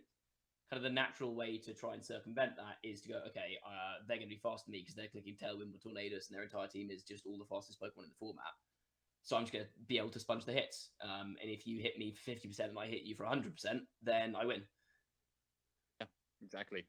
So yeah, let's see how the turn plays out, and whether Iron Hands wakes up this turn. There's the Ursaluna, as we kind of expect. Iron Hands does wake up, and goes for a Volt Switch this time. So even more pivoting action that we've seen, as that Landorus did earlier with that U-turn. Cresselia comes in, Heavy Slam comes out, but Ursaluna is a big boy, so it's taken that very nicely as Pollen Puff goes out, and Iron Hands is finishing the turn with full HP. But Ursaluna is now in, Matt, so surely the offense is going to turn up this turn. You would expect so, and this might be a good time here. This Amoonguss, I'm presuming this Cresselia is safety goggles, given that the Amoonguss hasn't been going for spores into it. So this is now a completely safe board position, I think, for... Oh, wait, no, because the Iron Hands is running Heavy Slam. We saw that was doing around 40-something% to Cresselia, so maybe there isn't actually a Trick Room setup here. But Ursaluna, like you said, can now just put its foot on the gas. It could go for an Earthquake here. It could even go for a Swords Dance if it's feeling a bit greedy in front of this Iron Hands. So positioning feels like it's in Paul's favor now. He's the first one who's managed to get into a position where he can start pulling the trigger. And even with this Pollen Puff on the field from Amoonguss, if you could start getting big damage down on everything, it's going to be hard to heal it all off as fast as it's being dealt. Yeah, I like all good points, Matt. But I want to see this Ursaluna just do a huge amount of damage to the Amoonguss right now, because like it's something that needs to be got rid of if the Iron Hands wants to come in and do stuff for free. And it'd be very useful to start faking out the Urshifu and the Landorus that could be in the back. So we'll have to see what happens, because the Amoonguss is not like it's done its job at the moment versus what is in front of it, because it's probably Goggles, Cresselia, and the Ursaluna. So let's see as this turn plays out. So Moonblast, 29% once again to the Iron Hands. It's started again, and The Ursaluna is faster than Iron Hands. Yes, it is. Yeah, so maybe a bit of speed there for a Wow. little bit of a tailwind option as well. So, and there's the Spore. Not a whole lot else to do, especially if you're thinking on Calvin's end that your Iron Hands is going down anyway, because you do get that free switch into your Urshifu.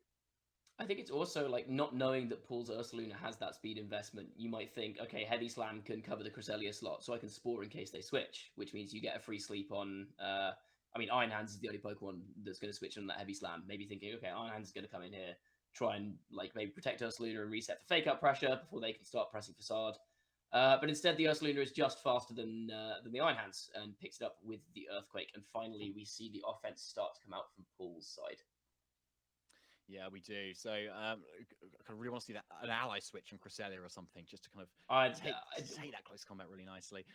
Yeah, we've seen all four moves, haven't we? Yeah, no, I think we have. So apart from Trick Room, actually, I don't think Trick Room's ever gone up. I'm just assuming that Trick Room's there. Yes, yeah, I would say, to be honest. Unless it's just a really fast kind of we've seen Ice Beam, Moonblast, Lunar Blessing. So anyway, let's see how the rest of this turn goes, because I don't think this Urshifu's getting it necessarily a KO, even into the Ursaluna there, especially with it being a Drain Punch as well. So, but it does heal up a little bit and might be able to take an Ice Beam here. No. Absolutely down there. And because of that Iron Hand switching in, it didn't get as much health this turn either, and no Pollen Puff either. So a really unfortunate turn there for Calvin, kind of going all in.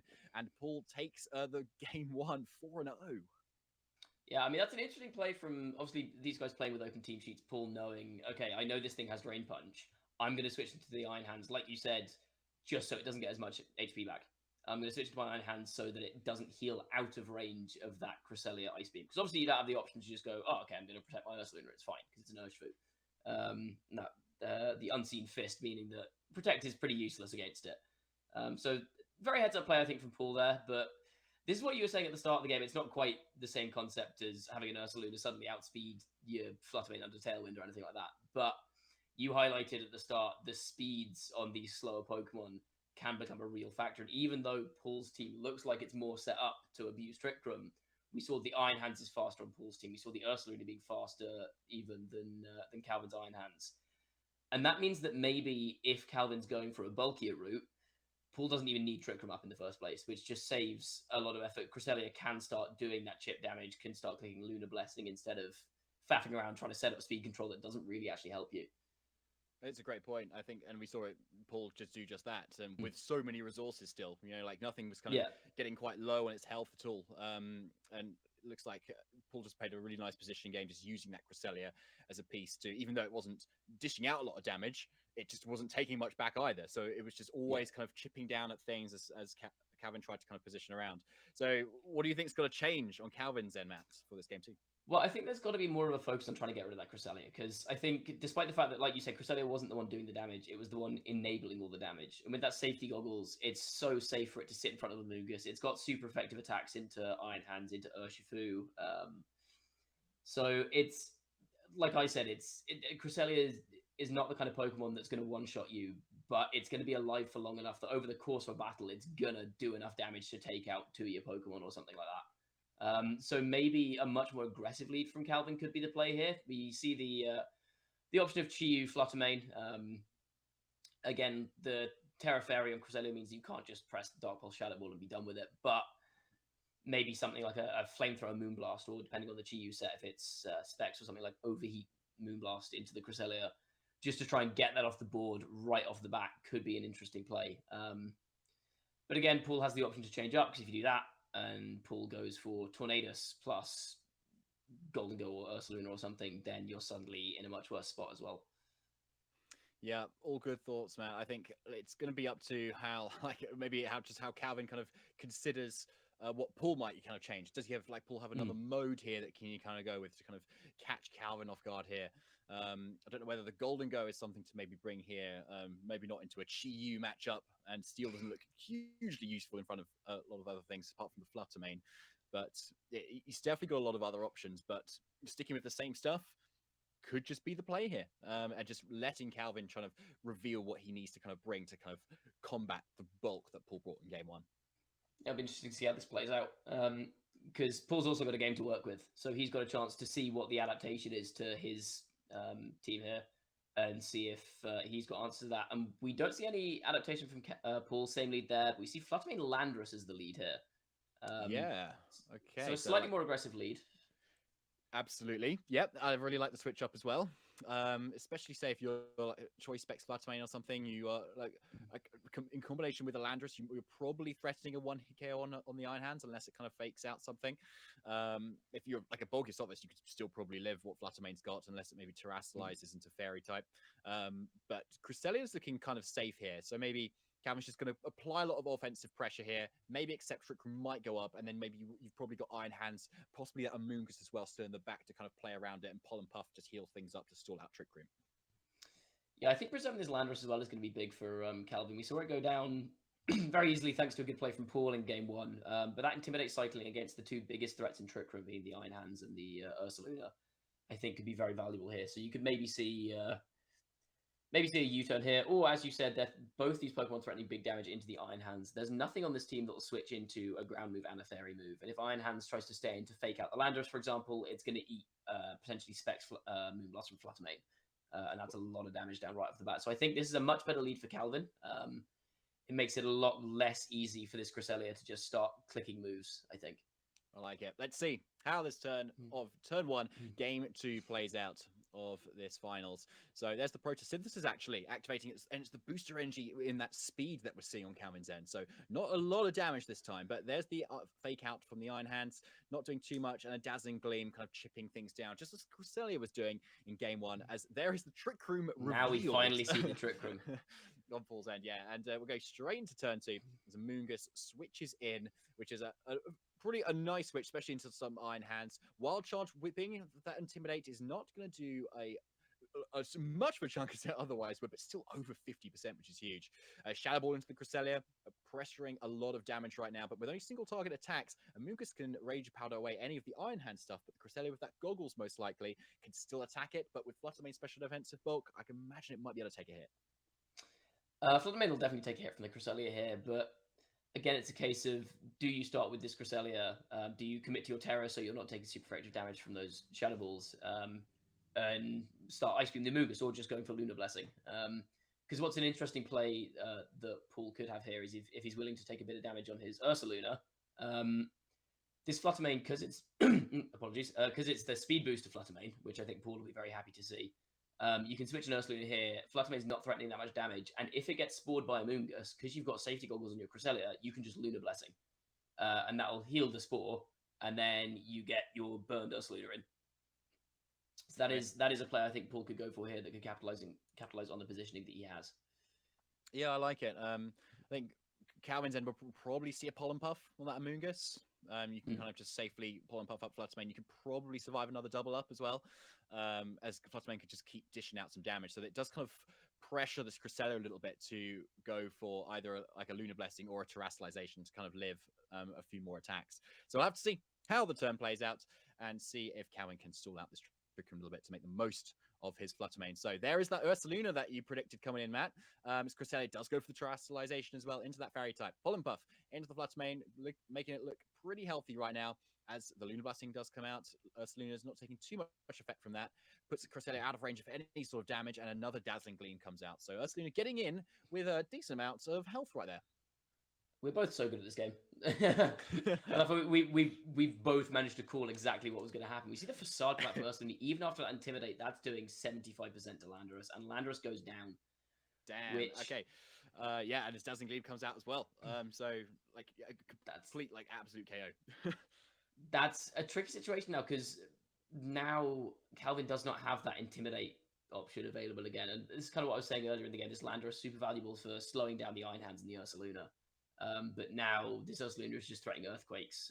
Amoonguss obviously can't redirect that. Or Ursaluna, depending on what the set is, could just try and potentially Sword Stance up here and just say, right, I'm going to one-shot your whole team. Have fun. Yeah, that's exactly what's going on. Like, an intimidated Ursaluna is just kind of nothing. It's still one-hit KOing so many Pokemon with Facade. Yeah, exactly. That's still stronger than every other physical attacker in the game. Yeah, it's just ridiculous. So we've got two more turns of Trick Room. I think Calvin's probably going to bring in some Amoonguss here, I would imagine. You do offer, obviously, Rage Powders, and if you're, like, quite physically bulky Amoonguss, you should be able to take Facade as well, but maybe not an Ice Beam as well from Cresselia. That will be up to the training of this Amoonguss, I imagine. But Fluttermane obviously can take a Facade and maybe an Earthquake. What do you think? With the Intimidate, I think it probably takes an Earthquake. I'm fairly certain it does at the very least. Because it is a spread move, obviously you do get a bit of damage reduction on those spread moves. So I'm pretty sure Fluttermane can take that. Obviously, it depends on how well, like how bulky it's built, but most Fluttermane, I'm pretty sure, will be able to take that in this range. We will see what comes in here. It may well be the Amoonguss, just because you don't want to have to deal with stuff under Trick Room. But yeah, I was going to say the Amoonguss doesn't really threaten anything here, though, is the thing. So that Urshifu is also an option to switch in, just so you could start putting some pressure on and having positioning once Trick Room goes down. Okay, so Lunar Blessing comes out. A little bit of healing once again as Urshifu goes for the Sword Stance. Okay, on that kind of last turn of Trick Room. Maybe Paul predicting maybe some sort of Protect there and absolutely gets away with it. So, but Fake Out comes out first and the Dazzling Gleam comes out. Cresselia's getting dangerously low right now. Urshifu flinches and Cresselia is going for that Trick Room once again. I still think this Urshifu is putting on a lot of pressure here, because now we've got the Amoonguss with the redirection coming back in, and Cresselia's not doing that much to Urshifu with Ice Beams. Obviously, it's doing a fair chunk of damage. But you can always just detect Urshifu, or I don't know what the damage calcs are here. But with that Citrus Berry, I think there's a reasonable chance that Urshifu just lives a double up. So even with the Trick Room up, just the bulk from this Urshifu and the Grass Terror could make it a real problem for Paul now that it's got that that Sword Stance up. Yeah, it's looking really nice actually. I'd love to. It's kind of cool to see a very kind of spicy Urshifu set put in a lot of work in like a Trick Room matchup too, which is like, really something you don't see a lot of the time. So let's go into this next turn actually and just see if this Urshifu could start dishing out the damage that it was meant to do last game.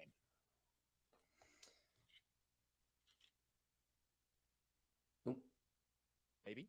There we go. Yeah. So There we see it the is. Amoonguss switching in on a wild charge there, so that's good damage. No Rocky Helmet on the Amoonguss, but we see the double up into the Amoonguss slot here. Maybe we're reading a Protect on the Urshifu, but now Urshifu's going to get some big damage off, putting that Iron Hands down to 5%, which is maybe in range of a Pollen Puff.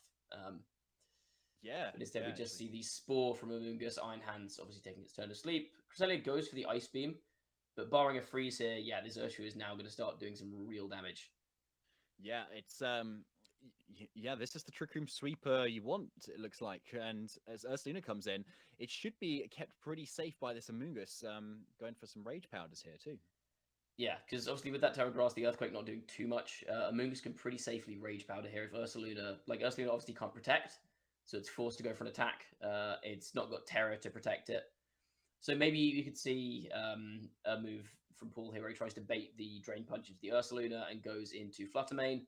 But I think if you're Calvin here, you're honestly content just to go for a Wicked Blow to that slot, because nothing can switch in on that. It's, I think, 100% completely safe to go for that Wicked Blow there. And then just a Rage Powder from Amoonguss to take away a potential facade from Ursaluna. Yeah, I like it. It's looking like quite a choreographed rest of the game here. Depending on what Paul has maybe had us in the back here, I don't think we've seen that fourth yet.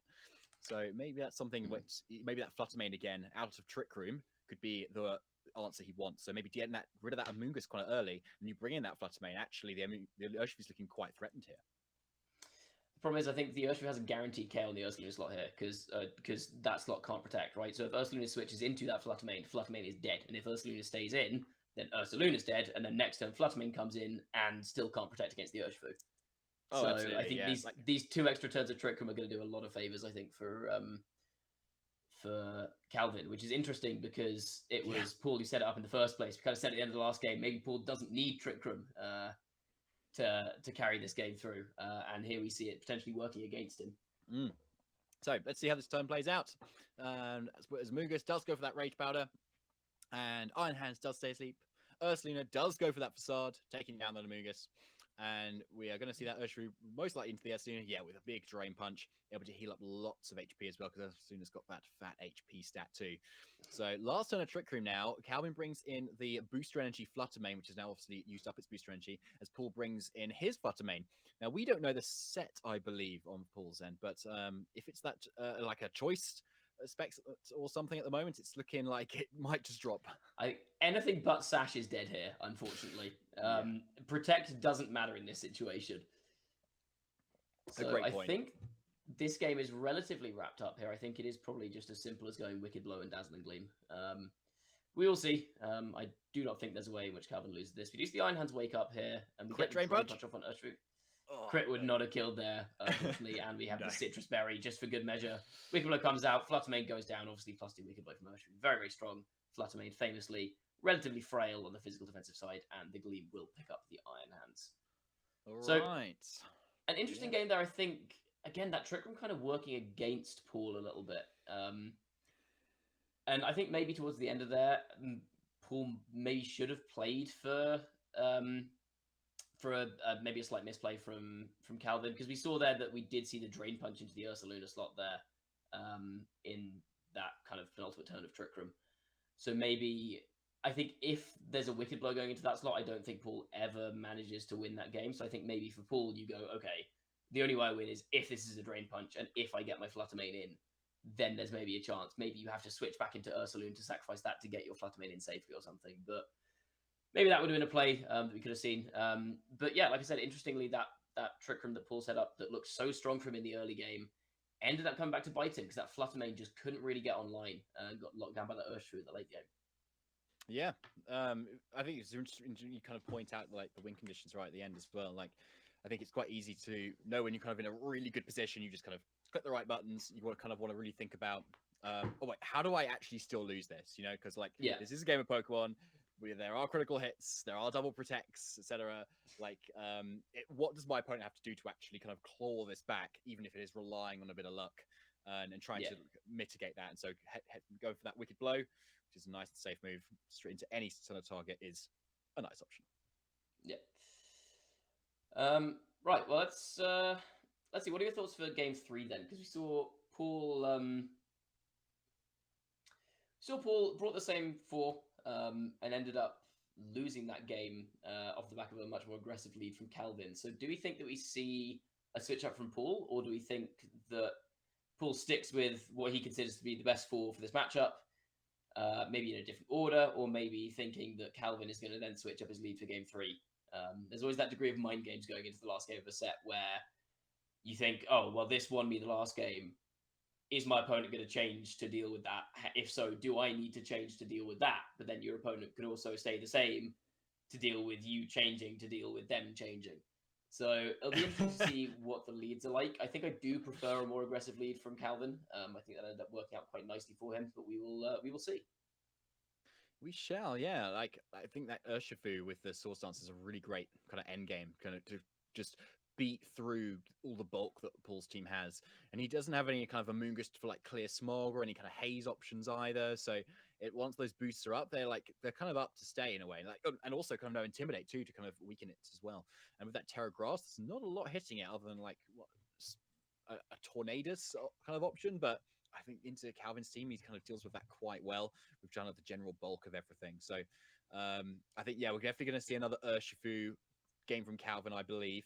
And I think Paul's just got to position his speed control a little bit better, I think, just to kind of deal with an Urshifu as it comes in and maybe kind of shut down or dish a bit of damage into an Amoonguss so it can't do all the support it wants to do. The other option I guess you could see from Paul is maybe if you want to switch up, going for that Tornadus. Because Urshifu is weak to flying if it doesn't terror, and is weak to flying if it does. And we've seen that there's a little bit of speed, and we do see the Tornadus come out here. We've seen that there's some speed on the Ursaluna even on this team. So potentially you can get away with going for Tailwind with that. But we don't see the Urshifu lead here. We do see that Fluttermane, which would also put pressure on a potential Cresselia lead. But I think that Amoonguss, depending on whether or not this Tornadus has Taunt, is going to be very threatening from Calvin's side. Yeah, I'd say so. I don't know what have we seen the item on the Amoonguss yet? I don't know. We've seen that it's not Rocky Helmet, so it could well be Mental Herb. Yeah, exactly. So that's what I was thinking. Like maybe if Tornadus has the taunt, then obviously it's a great bring. But if you're a Mental Herb Amoonguss, then maybe that's why we've not been seeing it recently. But having Bleakwind Storm most likely is a great way to deal a lot of damage to Amoonguss, 80% which seemed to be a bit of an issue last game. So maybe it's just a pure switch up of Flying type is super effective. Sometimes the level 1 player is the best. Let's see how this turn goes. We are going to see that speed booster on Calvin's Fluttermane again, which makes it a threat into Paul's Fluttermane, but it doesn't go after it. Instead, just going for a Moonblast into Tornadus and getting a special attack drop. We see Thunderbolt into the Amoonguss from probably Specs, maybe banking on a Terastallization into the water type. We see double speed drop there from the Bleakwind Storm, but with that special attack drop, and even without the special attack drop, Amoonguss tanking that relatively comfortably. And now going to this next turn, we do have pressure on the Fluttermane from Calvin, whose Fluttermane is probably still faster than Paul's, even with that speed drop. Because if you're running booster energy for speed, there's a good chance that you're running like a large amount of speed in a timid nature, which the Specs Fluttermane, I suspect, from Paul probably isn't. So forced to go for that Tailwind there, the Tornadus, just to make sure that Fluttermane can threaten Calvin's Fluttermane. We'll see how this goes, because Amoonguss does still have that Rage Powder threat just to cover for maybe just in case they wake up. And if Fluttermane stays asleep here, then it's a free Dazzling Gleam for Fluttermane from Calvin's side. Yeah, because that Fluttermane's very much likely locked into that Thunderbolt. So Calvin's in an excellent position right now. Like, even though Paul's got this Tailwind up, he kind of wants his Pokemon to kind of go down at this point, so he kind of make the most of it, maybe with an Ursaluna in the back. But at the moment, Calvin's able to stall this out right now, and he can probably switch around with his Amoonguss, heal it up with the Generator, and just use his Fluttermane to just pick off KOs. So Calvin's definitely much in the driver's seat at the moment. Yeah, you'd expect so with both these Pokemon asleep. We do see Fluttermane does not wake up, nor does Tornadus. And we see that Dazzling Gleam come up. Picks up the Fluttermane, doesn't quite get Tornadus here, but what do we see from the Amoonguss? Is it going to be a Pollen Puff? It's going to be a Spore. It's going to Pollen Puff its own Fluttermane. Get that back up to full health, looking nice and healthy, as we do see the Ursaluna come in. But no Guts boost for this turn, and Intimidate going down means it's not doing too much damage here. Maybe we see a Swords Dance, just to bolster up its damage for next turn, but this turn, it's not looking too threatening. And we see the Headlong Rush come out, and it doesn't KO Fluttermane. Okay, so is that Headlong Rush and Earthquake that we've seen on this Ursaluna then? Yes, so I think you see that a lot. Well, not a lot, but you see that relatively commonly on Ursaluna, especially on teams where you've got like you've got your Golden Go, you've got your Specs Fluttermane, you've got your, I think, probably Assault Vest Iron Hands. So all Pokemon that are taking a lot of damage from an Earthquake. So it just means that if you don't have that Crusader on the field next to Ursaluna, then you have the option to still click a ground type move. But the downside of that, obviously, is you don't have access to Swords Dance, which means that things like this Landorus pivoting around with Intimidate could be a real nuisance. And we saw there with no Guts boost and the Intimidate, Fluttermane is now able to hang on from that attack. Yeah, and Paul being down 2 Pokemon means that Intimidate is here to stay, as well as those Suspension shots from the Headlong Rush. So I think we're going to have one more turn Tailwind, I think, after this next Pokemon comes in. And Ursaluna's got to really make the most of it. I don't know if this Landorus has Protect or anything. Although we've seen a lot of kind of attacks and taunt going around, but we'll see if Paul can make the most of this. Terrestrialization into the Grass type. Dazzling Gleam comes out, doing a big chunk to that Ursaluna. And there's the Facade into the Amoonguss, but it's not a KO. But the Wild Charge comes out from Iron Hands. That does get a KO on the Fluttermane this time. But Landorus can now come straight back in and intimidate both of these physical attackers. Yeah, the preservation of Landorus in this game just means that this Ursaluna is getting shut down pretty hard. And now we see this Urshifu come in. Landorus can come in potentially on the Amoonguss slot to get that Regenerator healing back on Amoonguss, get another Intimidate down, and set yourself up to get a Swords Dance maybe on this Urshifu. Or you could just go Rage Powder, eat the Facade from Ursaluna, and get a Swords Dance up that way. I think, as you said, Calvin very much in the driver's seat now. He's got the speed advantage with the Urshifu and the Landorus. There's no setup from Paul's end. There's no Swords Dance. This Ursaluna to try and bring himself back from those Intimidate drops. So maybe a crit could be a win condition here, but otherwise it's looking a little bit rough. Yeah, I think so. Urshifu is a nice safe slot this turn. So let's see how this turn plays out. If Iron Hands can kind of carry this team. Terra Grass for the Urshifu, as it's been very useful so far to be able to take a lot of hits from this Iron Hands, predominantly that fighting type move, which just comes out and is now not super effective, but still not even KOing anyway. Pollen Puff comes out into the terrestrialized Iron Hands, doing a little bit of chip damage, but now Wicked Blow just kind of brings this Iron Hands down. One turn after another. Drain Punch comes out. It does get itself out of range of another Wicked Blow, but Urshifu heals right back up again, and Amoonguss is keeping it really nice and healthy. Amoonguss is keeping it very healthy. Yeah. Yeah. You see the Landorus switch in, very bored of playing the game of my Amoonguss is just going to Pollen Puff forever. Deciding to go a bit more offensive. I don't think it really matters here. Game feels kind of over at this point. And yeah, Iron Hands now in range of that Wicked Blow. Or just a U-turn from Landorus. So, strong comeback from Calvin, losing game 1, adapting very well for the next couple of games. I think I like the more aggressive approach that Calvin took, and I particularly like the adaptation for the leads in game 3. I think because I identified that potentially the Urshifu was such a big threat, especially on lead for the last couple of games, that maybe that Tornadus comes, and I think Calvin maybe thought the same thing and went, okay, I'm going to bring a lead that doesn't really care about Tornadus. I'm just going to preserve my Urshifu until the end game. Make sure I have that speed control and that positioning going into that late game. And once the Tornadus goes down, there's just not much in terms of fast threats on Calvin's team that can really deal with that Fluttermane, especially since it has the speed booster on Calvin's side and not on Paul's side, meaning that Calvin's always going to have the speed advantage there. Yeah, what I really was just find so funny. It's like Paul has like so many answers for Amoonguss. If you think about it, like he's got Tornadus with like Taunt and like Flying type super effectiveness. He's got an Ursaluna which burns itself so it can't be good sleep. He's got a Safety Goggles Cresselia, and he's got Terra Grass Iron Hands, and goodness knows what else. And like still, Calvin just brings Amoonguss anyway, and like just Amoonguss is just broken. Yeah, just broken. Like it just kind of did so much. So you gotta laugh, otherwise you just quit VGC. To be honest, it's getting close. It's getting real close. It's getting the second Urshifu came back. The second Urshifu came back. I'm like, I'm on the fence. Yeah. So yeah, Calvin takes the first win for the Spike Spirit teams versus the Paldea Pantheons in the UKITT Season 5 final. Well, my prediction is already out the window, so... Oh, yeah, sorry about that. What that bit, Paul? Come on. No, and someone else was pointed out Golden Go as well. Absolutely flattens Amoonguss. Amoonguss can do nothing to Golden Go. Yes, that's the other thing. Yes, exactly. So, unfortunate for Paul there. But yes, we'll be going shortly into our second game. This will be of Brian versus Phil. And a very hype match, by the way, because these two players are the two top players in the player standings. Phil is 8-0, the only undefeated player in UK who's played that many games, and Brian is 7-1. So like the two top players in the league are facing it out right now, which is like really cool. Yeah, can big Phil be couple of defeated? matches. Big couple of matches, because the first match, I believe, were both teams' first draft picks, the players that played in the first round, and now it's Right. the two people topping the table. So it's a lot of high-level action coming at you very, very quickly. And we see Brian playing here for the Paldea Palafins, is running Golden Go, Urshifu, Sylveon, which is very interesting, as is Hizui and Arcanine, alongside Rillaboom and Tornadus.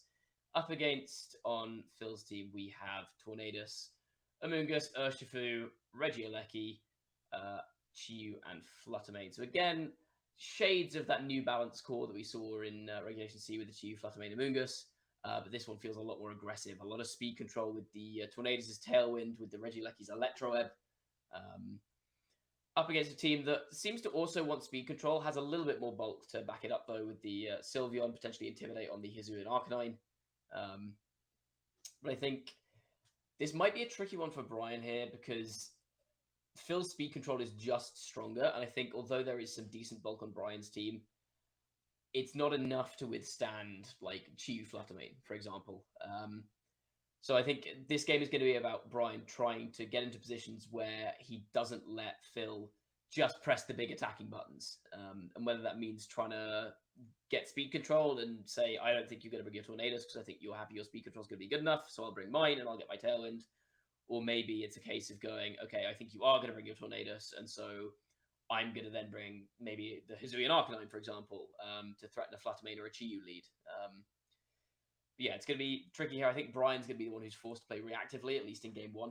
So I'll be very interested to see what the leads are from these players. Yeah, let's see. So, game 2 of the finals here in UKITT, and it's Sylveon and Tornadus for Brian's end, and it's Tornadus on Phil's end as well with that Fluttermane. So, very much a very speedy lead from Phil, whereas a little bit slower on the end for Brian, but in front of Tornadus and Fluttermane, which are both quite offensive on the special attacking end, I don't think Sylveon minds this too much, and I think this Sylveon is running kind of like hyper voice stuff with Yawn, I believe. So it's kind of a nice position to kind of stop throwing out those Yawns and really slow the pace of Phil's hyper offensive team. Yeah, and Sylveon's got its favorite toy in Pixie Plate back now. No longer dependent on the throat spray that it was having to use for the last few regulations. So that's a little bit of extra threat. I think maybe it'd see more use if we didn't have an even more Premier Fairy type staring it down on the other side of the field. But I think Brian's got an interesting decision to make here, because if he has Hizui and Arcanine in the back, for example, then that's a really good defensive switch in here. He can save his own Tornadus, potentially go for a more late game Tailwind, and just start trying to deal damage with this Sylveon. Because I don't think if you're Brian, you're winning the speed control war here. So I don't know if you necessarily commit resources to winning the early game speed war and instead go, okay, I'm going to save my Tornadus and I'm just going to try and get a late game Tailwind and let that carry me through. Yeah, like it's going to be really the battle of the Tornadus, isn't it? Like I don't know like what items, especially kind of on Phil's end, they're running. Is it like Mental Herb Mirror? They're running Taunt. Like kind of what's going to happen? So anyway, game 1, turn 1. Let's see what's going to go happen here. So the Fluttermane goes straight for the Terrestrialization actually into the Fairy type. So maybe Phil knows he's going to get a KO somewhere if he fires off a powerful Fairy move here, as it's the Tailwind first of all. Moonblast into the Sylveon though actually, and with a special attack drop too. That's quite big. As the Hyper Voice comes out, Pixie Plate boosted, still doing a lot of damage. Golden Go actually on turn 2 switches right in there as the stacked kind of Tailwind comes out from Brian's end. But Tornadus has gone down, so it's going to be the last Tailwind it gives out. Bleakwind Storm, though, comes out, not doing too much at all. Yeah, so this is an interesting piece of positioning here. So Brian is going to have one extra turn of Tailwind coming out of the back end of this. And I have a feeling that this is going to be Specs Fluttermane, given that Brian switched in his Golden Go with such abandon there. If he could switch to Shadow Ball, I have a feeling it probably would. But nonetheless, we, I think, see a pretty strong start for Phil. Like I said, under the Tailwind for these 3 turns where, well, it's going to be 2 more turns after this, where Tailwind is up for both sides.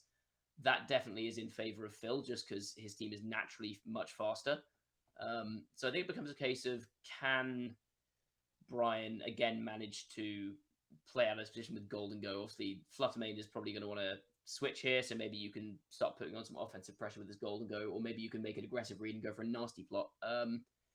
you've got a few options, but I think you're going to need to make a big play if you're Brian here to pull this back. Because your Sylveon's already very low, Tornadus is down, and you've got a speed disadvantage for the next couple of turns. Okay, so we'll see what Brian brings in to support this Golden Go. And it is the Rillaboom. Yeah, I feel like this is a great bring into this matchup at the moment. It just provides so much support, and with a Terror option, can do a lot. But it's Chi-Yu coming in this time. Bleakwind Storm comes out and misses the Rillaboom. That's quite big, as Golden Go does take minimal damage here. Wood Hammer goes actually into the Tornado and actually always gets a KO outright, as the Nasty Plot does come out from this Golden Go. But with this Chi-Yu coming in here, Matt, I'm a little bit scared for Golden Go here.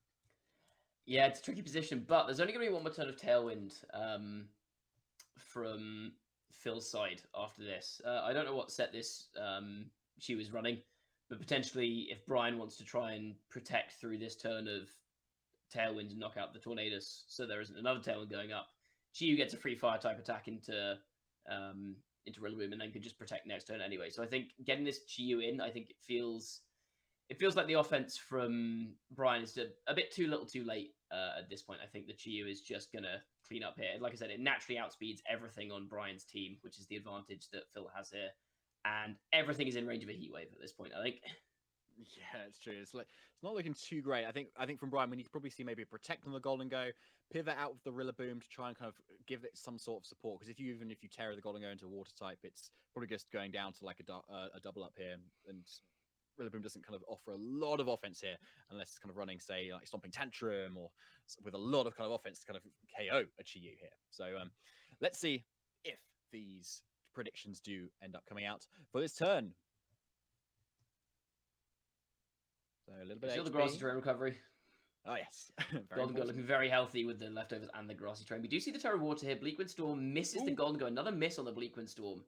And Rillaboom hangs on. It is the double into Rillaboom who goes down. Make It Rain comes out, but it does a little over half to Chi-Yu, means another one is not going to be able to pick it up after the special attack drop. And the Grassy Terrain recovery. And Sylveon, like I said, in the back here, is slower than everything on Phil's team. The Tailwind is going to go down for Brian after this turn. So it's a case of, I think, just protecting if you're Phil. It's just gone down for Phil, so I meant at the end of this turn that's coming, it's going to go down for Brian. And then again, we end up in that situation where everything on Phil's team is just faster.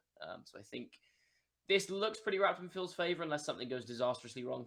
We'll see how these turns play out, but I think it's relatively safe just to protect both your Pokemon here if you Phil. There's one. There is the protect, yep. And maybe Scarf or Banded on that if you don't want to go for protect. And we see the Shadow will come out. That's going to knock it out. But I think Chi-Yu has just got enough in the tank to KO here, especially alongside this Fluttermane that's going to come in.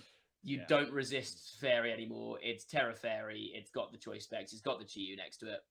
I'll be surprised if you even need to hit with Chi-Yu this turn. Yeah, I think so. There's a lot of damage coming out. I think it's going to be needing the double up, I would say. But it's going to do it a chunk. So yeah, Moonblast does. Oh my goodness. No, you don't need the double up. What? That's so much damage. Okay. Specs, Terra Fairy, Fluttermane with Beads of Ruin. There are very few things that are going to want to take that hit. Fair enough. Okay. I'm going to start running more Tinglu or something. I don't know. Yeah, add an extra Fairy weakness. That'll do it. Yeah, okay. Bring a Moongus. Yeah, 3 Moongus, exactly. So yeah, Phil remains undefeated still, especially at least at the start of this game. But one we still game have left to go. Yeah, don't get ahead of yourself. one left to go for Phil to kind of still remain undefeated. But we'll see. Even you can take a loss and then maybe still get the game free as well. We'll have to see. But the Paldea Paladins need to kind of turn something up here to be able to get a win.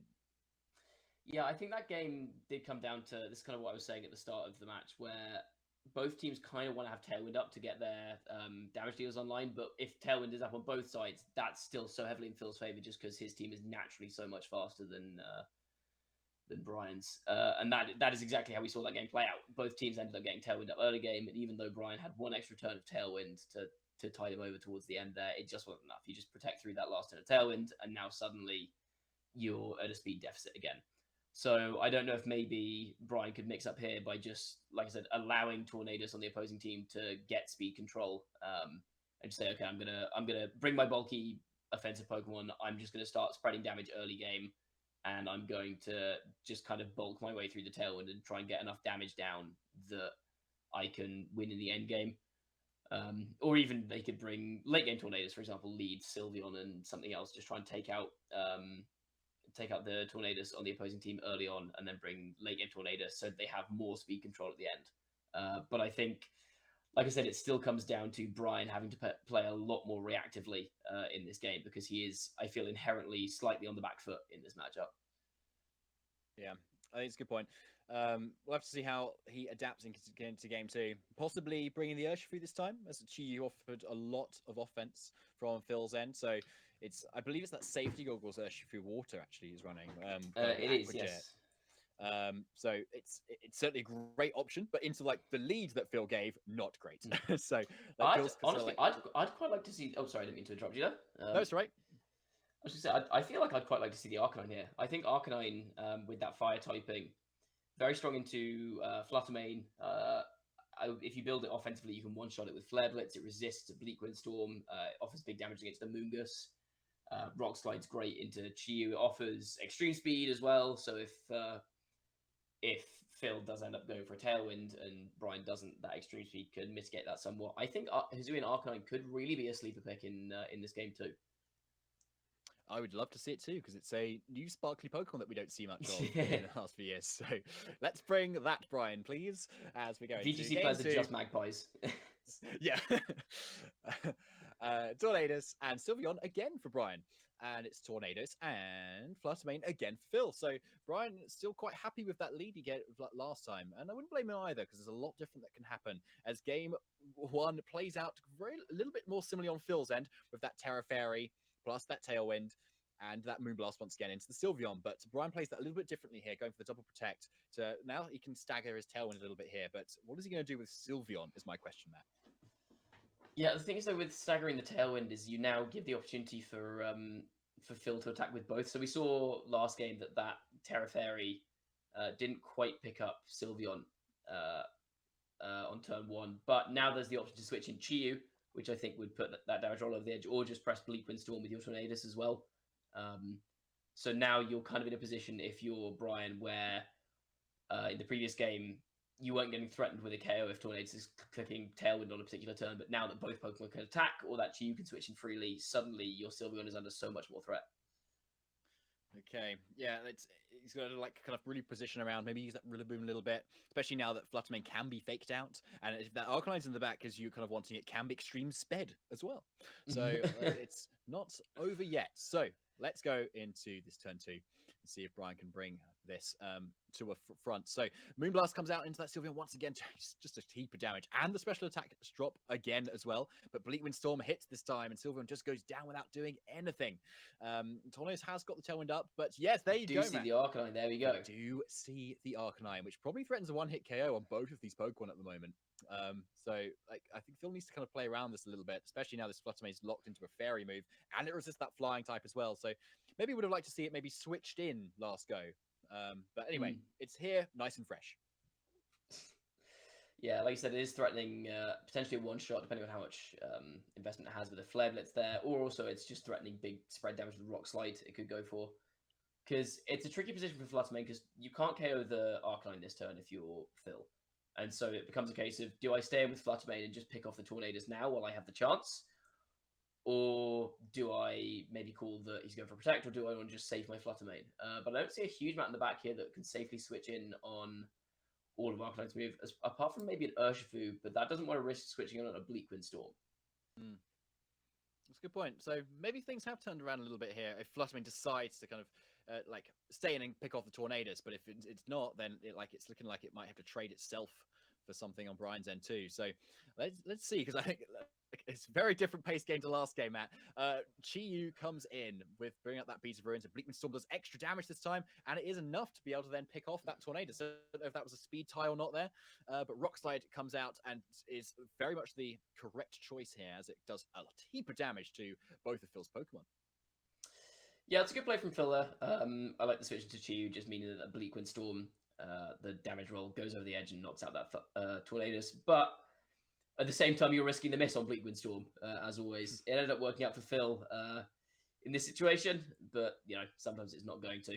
But now I think Phil, even though these two Pokemon are low here, still got a 4 Pokemon to 2 advantage. Yes, this Urshifu can go for an Aqua Jet and pick off one of these Pokemon, but if the Urshifu decides to pick off the Tornadus, then potentially the Chi is doing big damage. There is also Extreme Speed on Arcanine, though. I guess that's probably in range there of Extreme Speed. So the priority here is, I think, doing a lot of work for Brian. But again, there's just one more turn of Tailwind after this one. So it becomes a case of, can Brian adequately make the most of that one extra turn of Tailwind he has with this Urshifu? Yeah, it's got Unseen Fist, so they can't protect at the end of the turn. Exactly. Phil. So it's definitely more in kind of Brian's court here, depending on what Phil's maybe brought in the back here. Even though he's 2 mons down, it's definitely on his end to be on the more offensive here. And Phil's committed his Terror as well, so there's not no Terror Ghost to get around any E speed either. So let's see if he makes most of it. Urshifu, the safest switch into the opposing Urshifu there, as we do see the Extreme Speed come out, and I'm guessing this is going to be an Aqua Jet into the fish. Yep. So we're the critical hit. yeah, no, that's how Urshifu works, right? All of his moves always crit all the time. Yeah. Yeah. Okay. But again, now there's the option for Tailwind here, but the Extreme Speeds will pick up. Yeah. So no additional Tailwind. We're going to see a close combat comes out, and another. I told you, Urshifu crits every turn all the time. It does, yeah. Wow. Okay, I think that mattered too as well, because otherwise that Urshifu kind of gets an attack off. Maybe it doesn't KO anything, especially with the Arcanine Terroring there. But with the death drops on Brian's Urshifu, maybe a close combat at that slot kind of KOs it. But even then, like the Fluttermane then has to KO the Arcanine here. So depending on the bulk on this Arcanine, maybe it does live. This is a tricky situation, I think, though, because you'd think the obvious play from Phil is just to click Dazzling Gleam, right? Because that's going to KO the Urshifu, and then if you're bulky enough to survive a Flare Blitz from Arcanine, you'll just 2-shot it. But if Brian goes for an Aqua Jet, that will probably put your Fluttermane in range of a Flare Blitz. So if that happens, you want to Moonblast the Arcanine to KO the Arcanine before it can Flare Blitz you, and then 2 Aqua Jets won't kill the Fluttermane. So it's a 2v1 here, but Fluttermane's very scary. Phil has the speed advantage, so it does come down to a call here, I think, on these last. What if you double priority just twice? What if E-Speed Aqua Jet? And I don't know if E-Speed Aqua Jet would be enough to KO, because E-Speed without stab is not hugely strong. I think if there's a Dazzling Gleam coming out there, I don't know if that's a winning play. But then you get a second E-Speed. Is that enough? But 2 E-Speeds is less damage than 1 Flare Blitz. True. So it's, I don't know. I don't exactly know my calcs. I don't know how offensive this Arcanine is, so maybe it would. Yeah. But we know this Urshifu, for example, doesn't have Mystic Water, which a lot of them are running. So the Aqua Jet's not going to do a vast amount of damage. We'll see. We'll just have to see how the turn plays out. There's a lot of ways this could go. We do see the Aqua Jet come out. It does 40%. Maybe I was wrong. E-Speed would have actually been fine there. But yeah, the Dazzling Gleam comes out, but now the Flare Blitz will just pick up the Fluttermane. The right call was made, it looks like. So yeah, and Flare Blitz does pick it up. Yeah. So yeah, Brian takes the second game here. Yeah. Ooh, Phil 1 game away from not being undefeated. Can he still pull it was off? Just those crits. Well, the Aqua Jet crit didn't matter in the slightest, but that close combat is not taking out Urshifu without a critical hit there. So a slice of luck from Brian, because as much as I joke about it, obviously Urshifu does not crit every attack all the time. So a stroke of luck there. If you don't get the crit on that Urshifu, then the opposing Urshifu is just going to take out or deal big damage to your Arcanine, put it in range of a Dazzling Gleam, and I think that kind of ends the game then and there. So kind of off the back of that, it becomes a case of, does Phil go, right, well, what I did works pretty much all the time unless I get crit on that one specific turn. Do I stick with the same game plan? And does maybe Brian go, okay, I won that game, but I won it because I got a little bit lucky and I needed that luck to win. Do I have a safer game plan to go for? And I think in both games, to me, it's felt like the Tornadus has not been particularly impactful from Brian's end. That opposing Tailwind has not got him a huge amount of mileage, just because the opposing Tailwind is so strong. So I'd maybe like to see Arcanine in the lead this time round, if you think that we're going to see the same lead from Phil, potentially. You could maybe lead the Arcanine alongside your Sylveon and just say, I'm going to bulk through your Tailwind this time. I don't care if I get my own Tailwind up, 'cause it's not benefiting me that much. And just threaten more damage output initially, basically. I feel like the Sylveon has not been doing too much either. So it's like there seems to be just kind of too much offense from Phil's end to be able for it to kind of Mm. dish out too much at the moment. Maybe it's just relying on like a Bleak Wind Storm kind of for it to miss it, for it to be able to do what it wants to do. And like it got a special attack drop on that game one as well. So like the Hyper Voice didn't do as much. Otherwise, it would have two-shot both of the opposing Pokemon. But if you kind of switch that, Alkaline obviously put in so much work there, but perhaps the Urshifu, doesn't kind of immediately go down on Phil's end this time, and maybe you need the Rillaboom a little bit more in this game. So Yeah. Either way, I think I'd like to see it some kind of change up from Brian because with the lead that he's gone for both games, he lost game 1 and game 2. He won, but got a bit fortunate on a critical moment.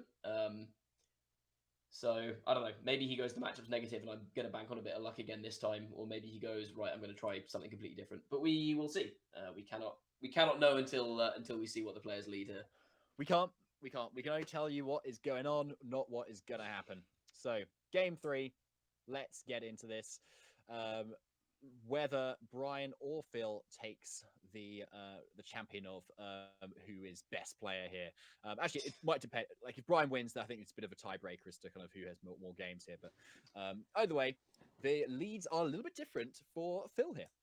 See, this is a really interesting, an interesting lack of adaptation from Brian here because I think Phil must be thinking of the end of that game. Okay, that Arcanine was a real problem, so I'm going to try and pin it here. So you've got the Surging Strikes, which will take Arcanine unless it terastallizes, but if it terastallizes, then it's taking super effective damage from Tornadus' Bleak Wind Storm.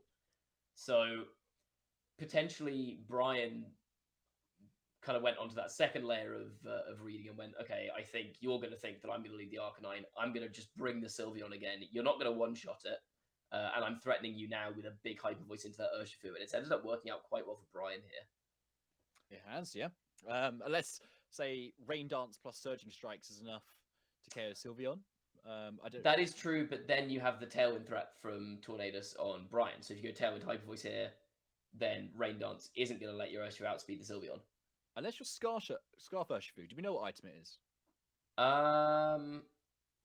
We don't. Sylveon does also have Terra Water, is worth noting. Oh, so that's that is true. Also an option. That's big, actually, yeah. Okay, well, a lot can happen this turn, is our overall summary. So let's see what happens. So Tornado switches out this time. Okay, Arcanine comes in, Intimidate goes over to that Urshifu. So, but it's the Terra Water coming out, so that's a lot of damage that might come up. But the Terra Water on Brian's end too. Tailwind is the choice, as Phil has done all 3 games so far. But it's the Surging Strikes into the Arcanine. So it's more accurately, he hits the Surging Strike. Oh my goodness. Okay, just the one. Yep. Hyper Voice does come out though, but that is a big KO for Phil. Yeah, again, Brian, I think playing there to try and conserve the Tornadoes for the end game. But I think Phil was content to say, look, I'm going to make you Tailwind now, or lose your Tornadoes, or sacrifice something in the back, right? I'm going to be aggressive, I'm going to take a KO, and if you want to try and preserve late game Tailwind, then you're going to have to make sacrifices for it. And that's a lot of damage that's come down from that Sylveon now on these two, and it's threatening a double KO. So it's hard to say that that was strictly in Phil's favor, but I think losing Arcanine that early is going to be tricky, especially if we see that Chi-Yu Fluttermane back end. Yeah, Phil is like just absolutely going insane at the moment. That Urshifu did so much damage, and both terastallizations have been revealed too. So it's not like Brian can kind of have one up there. In the terastallization is kind of that surprise factor that did have is now kind of gone now. But if this is not a Scarf Urshifu, then kind of a I suppose Tailwind's already up at the moment. Actually, yeah, Tailwind's already up for Phil. So I think Tornadus has to click a priority move and then it dies. Is probably what happens this turn. I think so. But then you are trading it because Sylveon can quite happily go for a Hyper Voice here. But let's see if the trade is going to be worth it. So Tailwind comes out as we predicted. Bleak Windstorm misses that Sylveon for a second time in this set, but it hits the Tornadus, but it doesn't look like it needed to at all. So no, that would have killed 1.5 Tornaduses. But we do see that Hyper Voice come out now, and that's a double KO. But again, it really depends on what's in the back here, because I feel like Phil just has the advantage in terms of the kind of pressure in the back. And without that Urshifu as well, you can't necessarily try and abuse that one extra turn of Tailwind that you're going to have, because, well, actually, it's Specs Fluttermane, so I don't know. Yeah. Maybe we'll see something interesting out of Assault Vest Rillaboom here. Chi-Yu can always miss a fire type attack or something. Yeah. But I think Brian is probably again going to need to be a little bit fortunate to pull this through. We've seen this is probably Assault Vest Rillaboom. But we actually no, we do have Water Terror Blast on this Sylveon, which could make things interesting. We do, Hold yeah. on. So yeah, you could like, but if Chi-Yu's got like protect, then it's very safe, obviously. But then if you're Brian, you call that protect. But then if you just would hammer the Flutter Mane, yeah, then exactly. yeah, exactly. So Again, this is just coming down to calls. It's coming down to calls, as hyper offense mirrors often do. Oh, okay. I don't know who's. Yeah, I honestly don't know. Like, who's gonna make that kind of tier 10 read? Yeah. And like Brian's got more turns to Tailwind as well. So if the Sylvan's got enough speed to kind of outspeed like Chi-Yu particularly, maybe not the Flutter Mane, but the Chi-Yu particularly, then like the more the turns get delayed, then the more Brian's in a more favorable position. So, I don't know, Matt. Let's see. It's a tough one. It's a tough one. It could be all over this go. I think if you're Phil, you just hold forwards though. No, we do see the protect here. Okay. Do we see the fake out? We don't see the fake out. This is surely a Woodhammer. Surely this is Woodhammer. Yeah, it is. is. Flutter Mane goes down. Ooh. That crit did not matter. I'll tell you that one for free. Yeah. Absolutely big. But it's still not over, right? Because like Heat Wave might be enough to pick up Sylveon. I don't know. Oh, maybe not. I don't think the Rillaboom has. Yeah, I was gonna say I don't think Rillaboom has enough to try and take it out. So if you go for Dark Pulse into Sylveon, but Rillaboom survives. Rillaboom survives. Knock off. That's got to be enough now. Gets rid of the sash. Okay. But I think the Sylveon can tank a Heat Wave, right? Yeah. I think the problem here though is that it becomes a cold because I don't think Sylveon could. Yeah.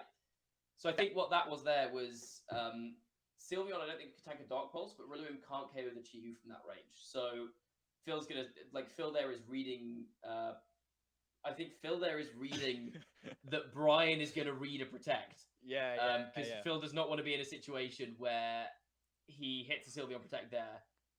And then, other way around, where he protects and then Sylveon could just protect the turn after. I don't know. Maybe it would have been better to go for protect there on Chi-Yu, but that just came down to that. It came down to that call on the fake out, and I think in that position there, if you're Phil, a lot of the time it is going to be better to just hold forwards because even if your Chi-Yu goes down, we've seen the amount of damage that's coming out from that Flutter Mane. We've seen it one shot the Sylveon. Well, we've seen it do enough damage to one-shot the Sylveon if the Beads of Ruin is active, which it would be. So I don't think your Chi-Yu is under actually any threat there. Because if you fake out the Chi-Yu and Moonblast the Sylveon, Sylveon's not going to be alive enough to hit an attack into the Chi-Yu, which tends to be a problem. So I think maybe you could have got a bit more aggressive if you fill in that endgame. Ends up going in Brian's favor. I think a little bit of luck in game 2 and one or two correct calls in game 3, and sometimes that's all you need. That's what I was saying earlier. No matter what the matchup looks like, no matter who you're playing against, if it's an undefeated player in the league, sometimes you can get a bit of luck. You can get one or two calls right, and that will win the game for you. Super interesting set there. Is not finished undefeated. Brian takes the win. That's big. It'd be really good to see whether he's Brian's got kind of more overall wins throughout the season to kind of overtake Phil as kind of number 1 player. That would be really interesting. The team behind the scenes gonna have to do the maths on that one. In the meantime, that is a 1-1 now. I was gonna say if you want some easier maths, it's 1 apiece. So it's shaping up to be a close one. It definitely is. Looking like the people who call the 3-2 in one direction or other are probably more likely to get that correct. And I probably would have called that myself if it hadn't already been taken. I just wanted to make the bold prediction sometimes. Okay. But another very entertaining set. And up next we have got NJB versus Scott. Scott here playing for the Palafins and NJB playing for the Spiritombs. And this matchup, we are looking at Glimora Dondozo, which is it's an archetype that I feel like has been picking up a bit recently. I've seen a few people running this here and there, and I'll be honest with you, I'm not 100% certain what the reasoning behind this picking up is.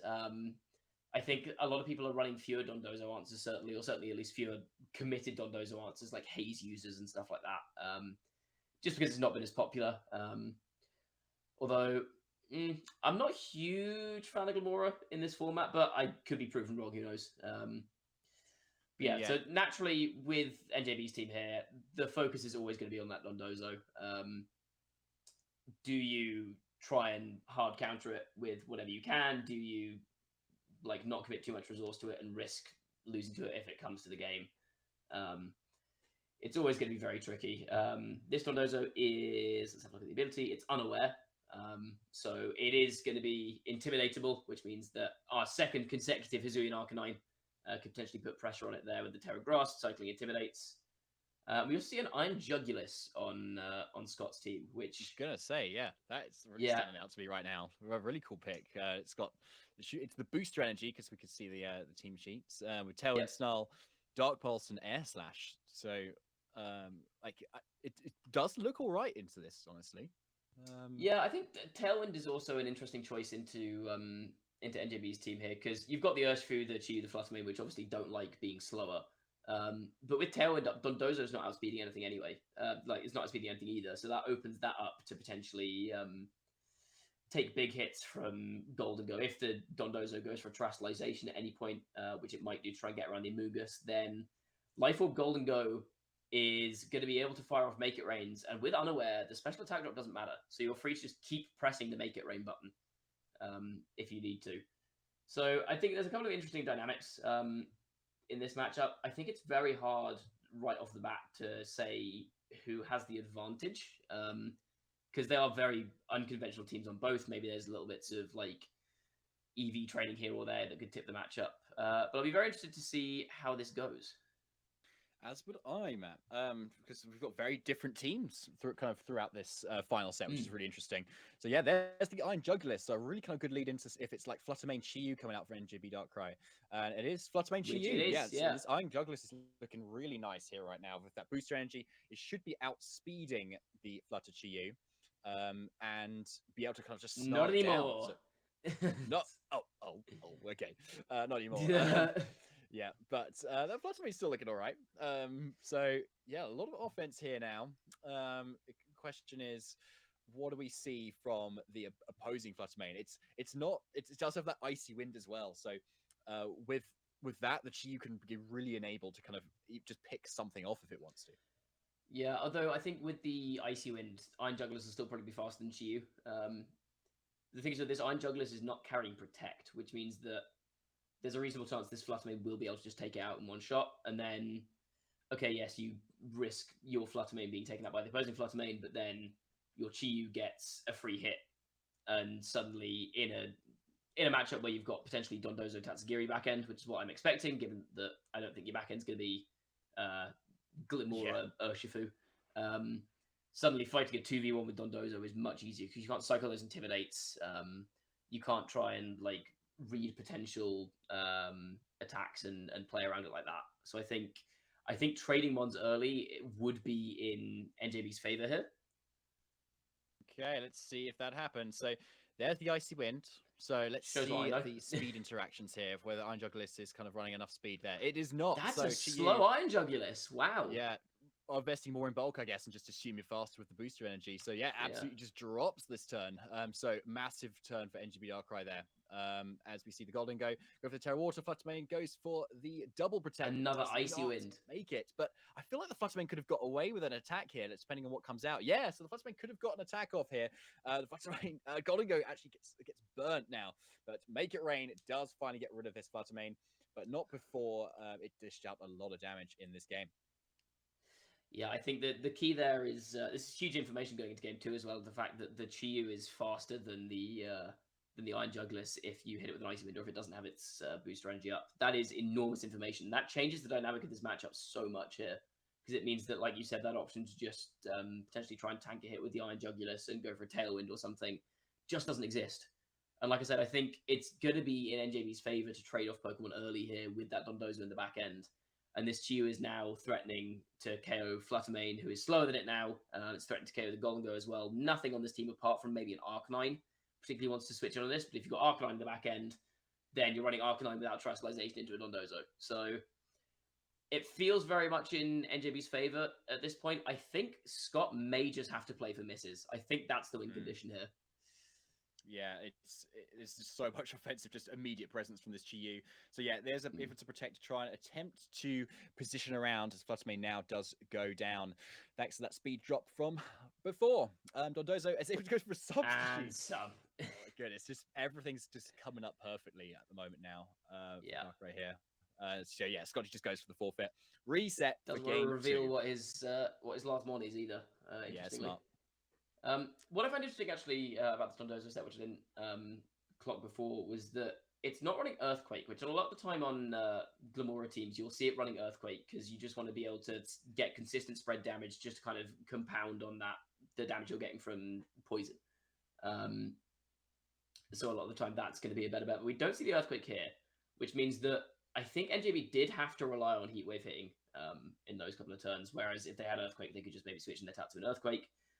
So that may potentially come into play. It also means that we saw that Terra Water Golden Go, I think seems a lot safer in front of that because you don't necessarily need to worry about Super Active Earthquake coming out. But yeah, I think that's... how do you adapt then if you're Scott, knowing that your Iron Jugless is slower than this Chi-Yu? What's the adaptation? How do you beat that Chi-Yu Fluttermane lead? Yeah, you definitely don't want to bring it now that you know that that's an option and just rely on the misses. Assault Vest Arcanine does look quite nice here. I was looking at that as well. Because like the typing alone is just really good, but on top of that, the Assault Vest is excellent. And if Dondozo does become an option, you can always tear into the grass and you can kind of take a few hits there. You'll probably lose the 1v1 overall, especially with Order Up boosting attack, I think, based on the Tatsukuri form. That is attack boosting Tatsu, yes. Yeah. So like you'll lose that, but like at least you'll kind of put in a lot of work. And at the very least, Dondozo could tear it to grass, and then you've got Flare Blitz anyway. Yeah, I think the Intimidate on Dondozo is also kind of useful because Order Up is not a strong move.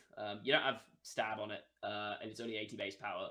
So even with that +2 on Dondozo, it's not doing a huge amount of damage. So even if you're using Arcanine just to force Dondozo to keep clicking that Order Up, I think that's still kind of okay. So I'm in agreement. I think I'd like to see that Arcanine come to this game. I think Iron Jugless gets left behind here. I do not think there's any risk that that's getting brought to this game. So maybe leveraging that Arcanine, potentially Moongus as well, another Fairy Resist.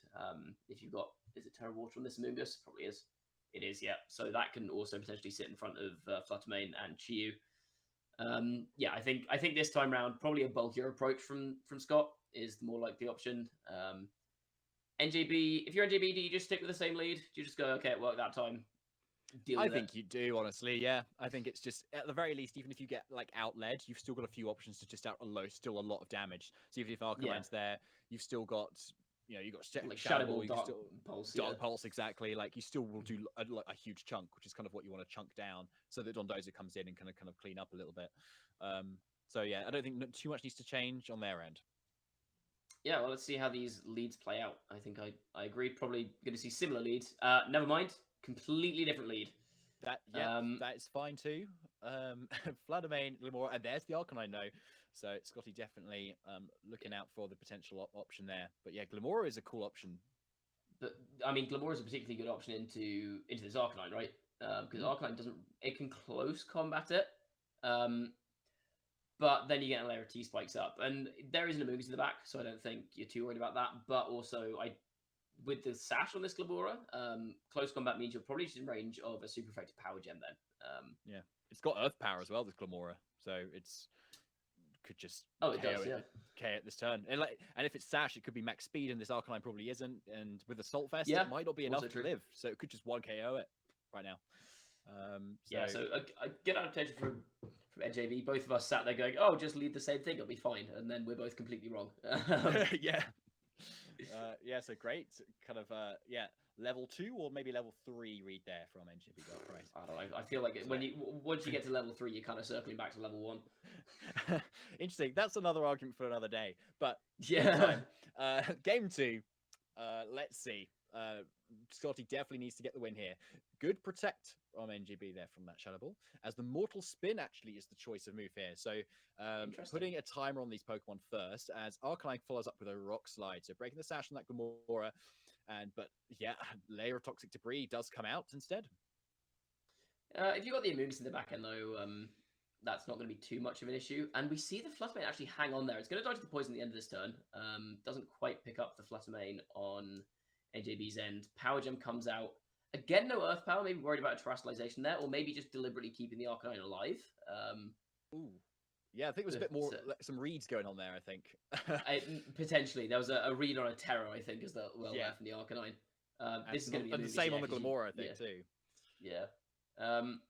This is a tough spot now because Arcanine isn't doing any damage with this with an extreme speed here into either Pokemon, and now Fluttermane can just go for a Dazzling Gleam or Protect if you don't want to eat a Spore, or Glamour could go Terra Grass to get around Spore. So it's just a lot of damage early game from NJB that I think Scott's gonna have a hard time coming back from here. Yeah, I think so. Like, Amoonguss, yeah, can probably throw out a Spore here, but you could argue like a lot of the damage has kind of been done at the moment, and especially with a Terra Grass Dondozo in the back, you can just kind of sit in front of it, start ordering up. Yeah, exactly. And go from there, because I don't think this Amoonguss has Clear Smog either. No, it doesn't. It's Protect, Rage Power, Spore, Pollen Puff with a Rocky Helmet. So it's looking quite good for this Dondozo, though, if it can have... If assuming it's there. Yeah. I mean, this game, it might not be, because you could definitely see Chiyu, Urshifu, or even Chiyu Tatsugiri being the back end here, I think. Let's see. Yeah, let's see how this turn goes. I have a feeling Arcanine's going to be going down, either at the start or the end of this turn. It is at the start. No Terra, which does make me think it's probably this Dondozo in the back end, because you want to save your Terra Grass. Yeah. We see the Power Gem, 50% on Amoonguss, and Fluttermane goes to sleep. But Amoonguss now loses access to that Regenerator, which could be a problem. But Goldigo coming in here, suddenly that's a lot of threat from that end. You can maybe set up Nasty Plots, but Nasty Plot does not matter if there is a unaware Dondozo. So instead, yeah. Yeah. So instead, just saying, I'll take a double KO where I can. But again, this Dondozo is just looking so threatening here. And it's not the Dondozo, but it's Dark-type Urshifu, which is much worse. And it's Chiyu. Yeah, that's it's not looking great. Nah. So whatever it was in the back, I think NJB Darkrai had it. Yeah, it's just too much early game pressure from NJB. And I think this all stemmed from the change in lead from NJB, saying, okay, the lead I just had is very, very weak to Arcanine, so I'm going to lead something that can sit in front of Arcanine, get the spikes up, which, again, the Amoonguss in the back means the spikes aren't too troublesome, nor the Golden Go, but also threatening with that super effective Earth Power or Power Gem from the Glamoura. I think that lead very much designed to get rid of the Arcanine as soon as possible. Yeah, okay. So I think we'll see the rest of this game play out now with these two very much faster Pokemon. Terra Water on the Golden Go as the Rage Power comes out. So and Snarl. Yeah, it does not matter. So going for a not 100% accurate move. Don't know about that, but yeah, I feel like Dark Pulse Wicked Blow probably would have been fine. Yeah. Like Golden Go is not killing your Chiyu ever. Yeah. So anyway, why not a roll of the dice for the last game of the season? So yeah, the Spirit teams are now up 2-1 over the Paldea Palafins, and I think both Scotty and NGB Darkrai were both 4-2 in their player standings as well. So both equally matched. So now NGB Darkrai takes the win. Now 5-2, a very good finish for the for this whole tournament really. So yeah, an excellent game too. Yeah, very interesting. I think again that came down to just NJB getting the leads correct, and again that we've seen that a couple of times with like unexpected speed tiers being the difference in like particularly game ones. We had that with an Urshifu outspeeding Iron Hands earlier on, and then we had it in this one with the Chiyu being faster than the Iron Jugulis. So I think it's again knowing that your Chiyu is probably max speed timid if it's outspeeding the Iron Jugulis there. It's a very calculated risk, I think, from NJB to say, look, I don't think you're going to be running max speed on this Jugulis. I think you're going to have enough speed to get the speed booster, and I can capitalize on that. And again, it's just the offensive pressure that came from the leads that NJB was using ended up being the difference in both of those games. Yeah, and just goes to show how great Dondozo is if you have it maybe on a team. Maybe it wasn't the deciding factor, but like maybe it decides kind of what like your opponent has to bring versus it. Exactly. It's one of those things where like with Dondozo, you have to bring a check or else it'll steamroll your whole team. But then if you're forced to bring the check, then like if your check is Amoongus or like grass types in general, then that Chiyu can come in and suddenly run rampant, or Glimora does well into those. So it becomes a case of the person not running Dondozo has to then make a call on whether or not Dondozo has come to that game, and if it has, then you have to hard read that and kind of commit to checking it, and if it hasn't, then you have to hard read that and commit to leaving your checks behind and dealing with everything else. But I think in that matchup, there wasn't really a versatile enough game mode available to pull that would allow him to have a really like airtight game plan into both the Dondozo and not Dondozo modes there. And so for NJB, it was just a case of getting some good calls correct on leads, and then like in game 2, correctly identifying the Arcanine was going to come at the front, and not bringing Dondozo for that game 2. Yeah, and what a win! So they Spike with Spinfuse are now 1 game away now from actually taking. What is this? So I'm sorry, Matt. I don't know. Like I Why is there a promise it's not side my up in fault. finals? It's just this is. I hope you. This is what. This is why this game was not played on Cart. I will bet you so much money that it was not Yasha that wanted to play on Showdown here, because this is going to be the minimize moody because the way this team works generally is Muck has an ability called Power of Alchemy, which is when their partner goes down, they pick up their partner's ability. So the principle here is you lead Scoville and Muck. Scoville and Rage Powders, burn stuff, whatever, gets Leech Seed, dies. And then Muck gets Moody, minimizes a couple of times, and then you bring in your Co-Star Flamigo to pick up all the Moody boosts and the evasion boosts, and you pray that your opponent doesn't hit you with attacks. And then you get psyched out by just having a Psyduck on the team. The Psyduck, I think, has Psych Up. Psyched up then. Okay. Yeah. So hold on. So it's Yasha is playing for Palafins, and Spiritombs are 1 up. So Yep. I guess Izaku has a bit of leeway here, but it's putting a lot of pressure on whoever plays last. So Yeah, it is. And you could from the player standings as well. Yasha is 6 and 2, and Izaku is 2 and 4. So Yasha's definitely more of the accomplished player, at least in this tournament. But as we've said before, it's just numbers at the end of the day. But we have seen a similar version of this team just a few minutes ago do quite well. So, but let's see if it actually does well into this as we've whatever this is. So yeah, there it is, Scovillain and the Muck, as you called it.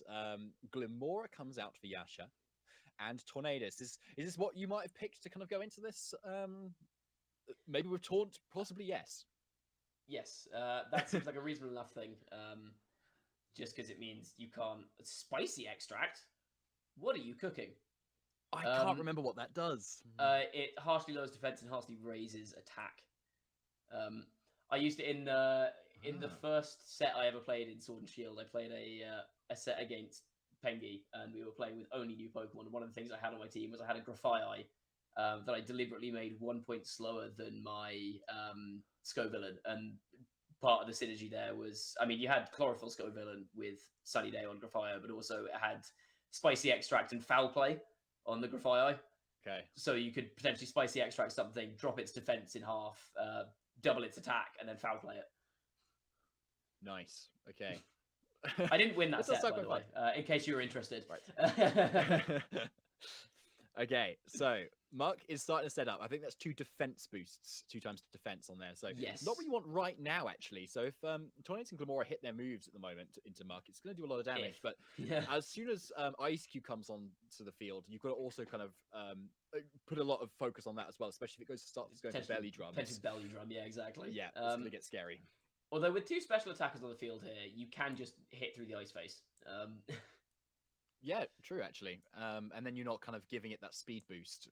I think the plan here is buying time for the Flamigo to get more boosts off of the Muck when it comes in.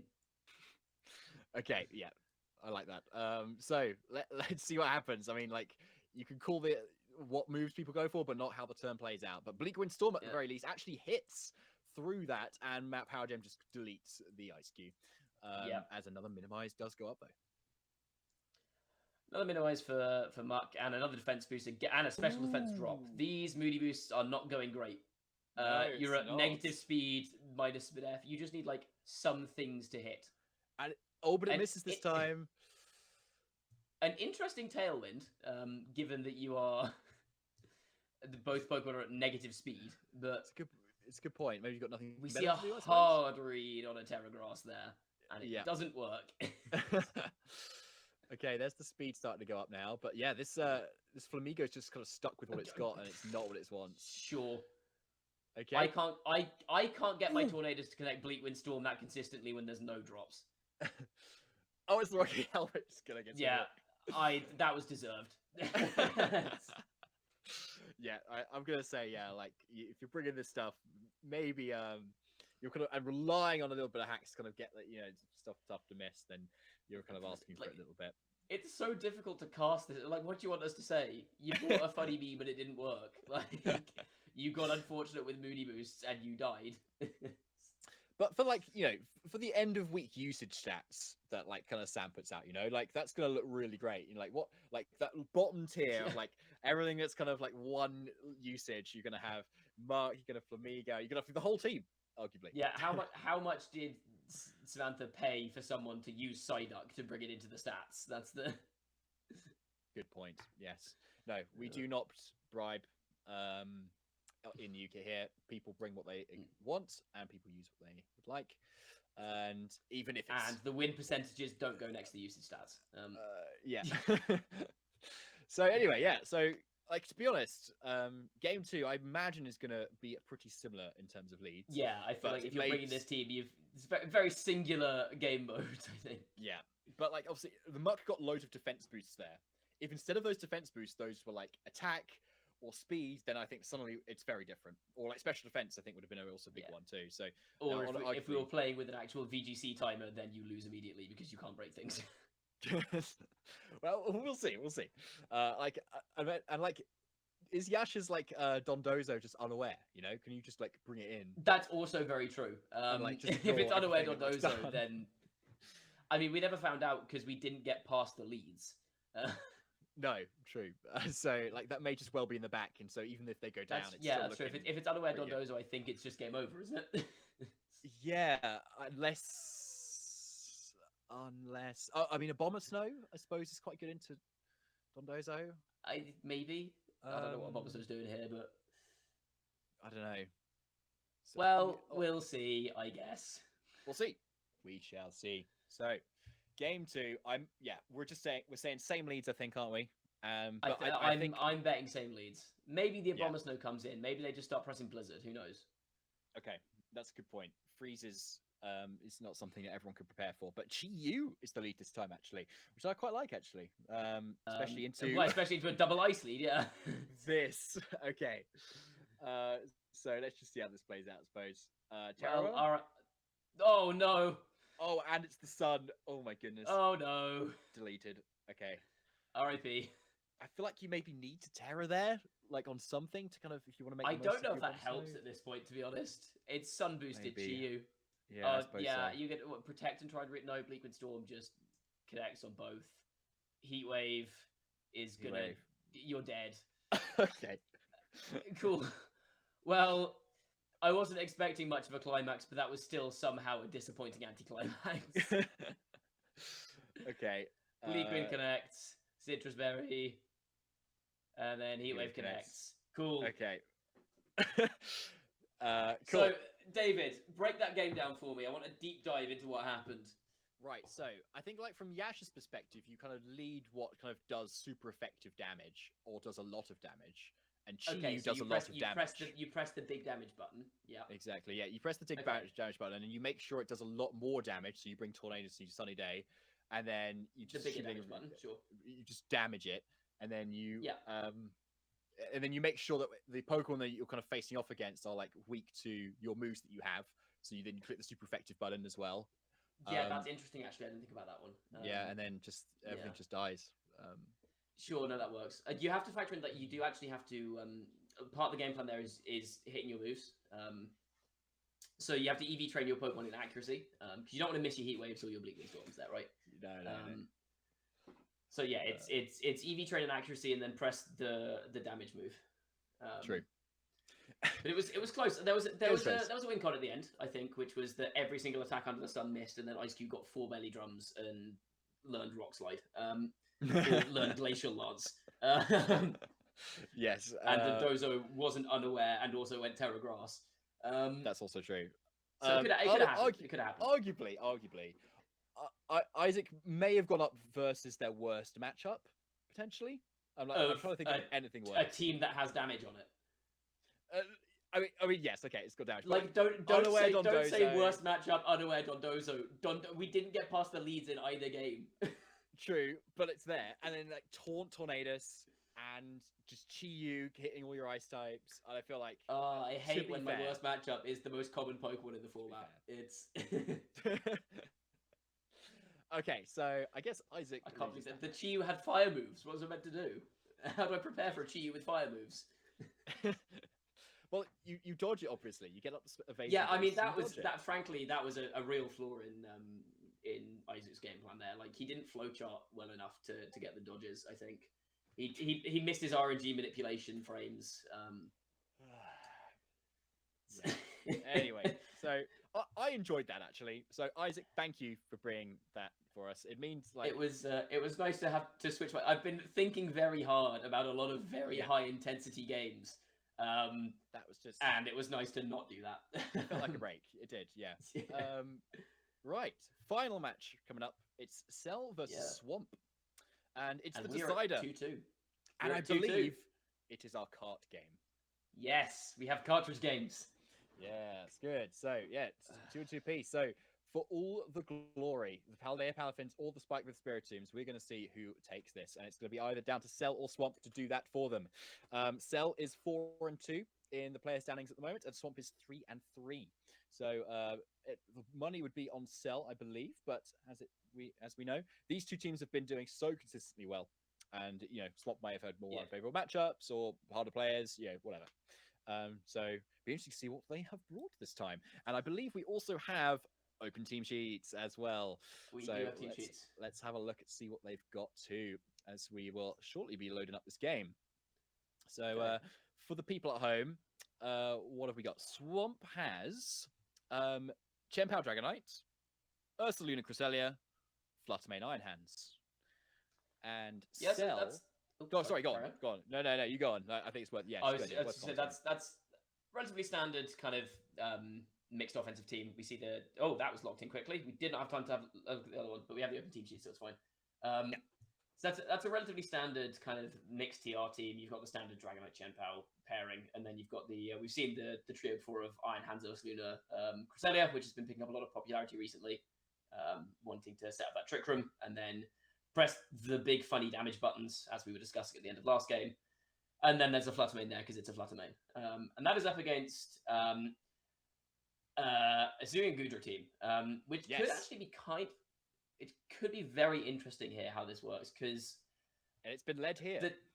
The damage mitigation from Light Screen, from Spirit Break, Parting Shot on the Grinsnarl, to see with special attacks, and then obviously we've got Reflect and Acid Armor on this Gudra, are all going to be very effective here. But the problem is this is a Terra Ghost Ursaluna, so it's going to be completely immune to Body Press. Heavy Slam's not doing any damage to it. And it can Swords Dance, so it can keep up with Gudra's defense boosts without really being under much pressure itself with that Terastallization. But we've got the Terra here, so we do see Ferroterry Gudra, and it's already going to start to set up. It's gone for a Parting Shot into the Ursaluna. It's getting out that Landorus, so you can lower the damage even more.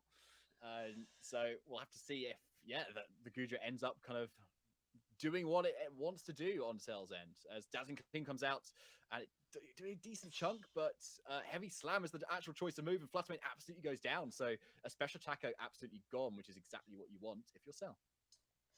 Yeah, I mean, the special attack is obviously going to be the biggest threat here to this Gudra, because as you've seen, we've got the Intimidate, we've got the Parting Shot, we've got the Shelter, we've got Reflect. I think a lot of this early game is looking to shut down this Ursaluna, and getting rid of that big special threat, like you said, is a big priority, because all the rest of the Pokemon in this team from Swamp are physical attackers, apart from Cresselia, who, let's be honest, is not exactly known for its big damage output.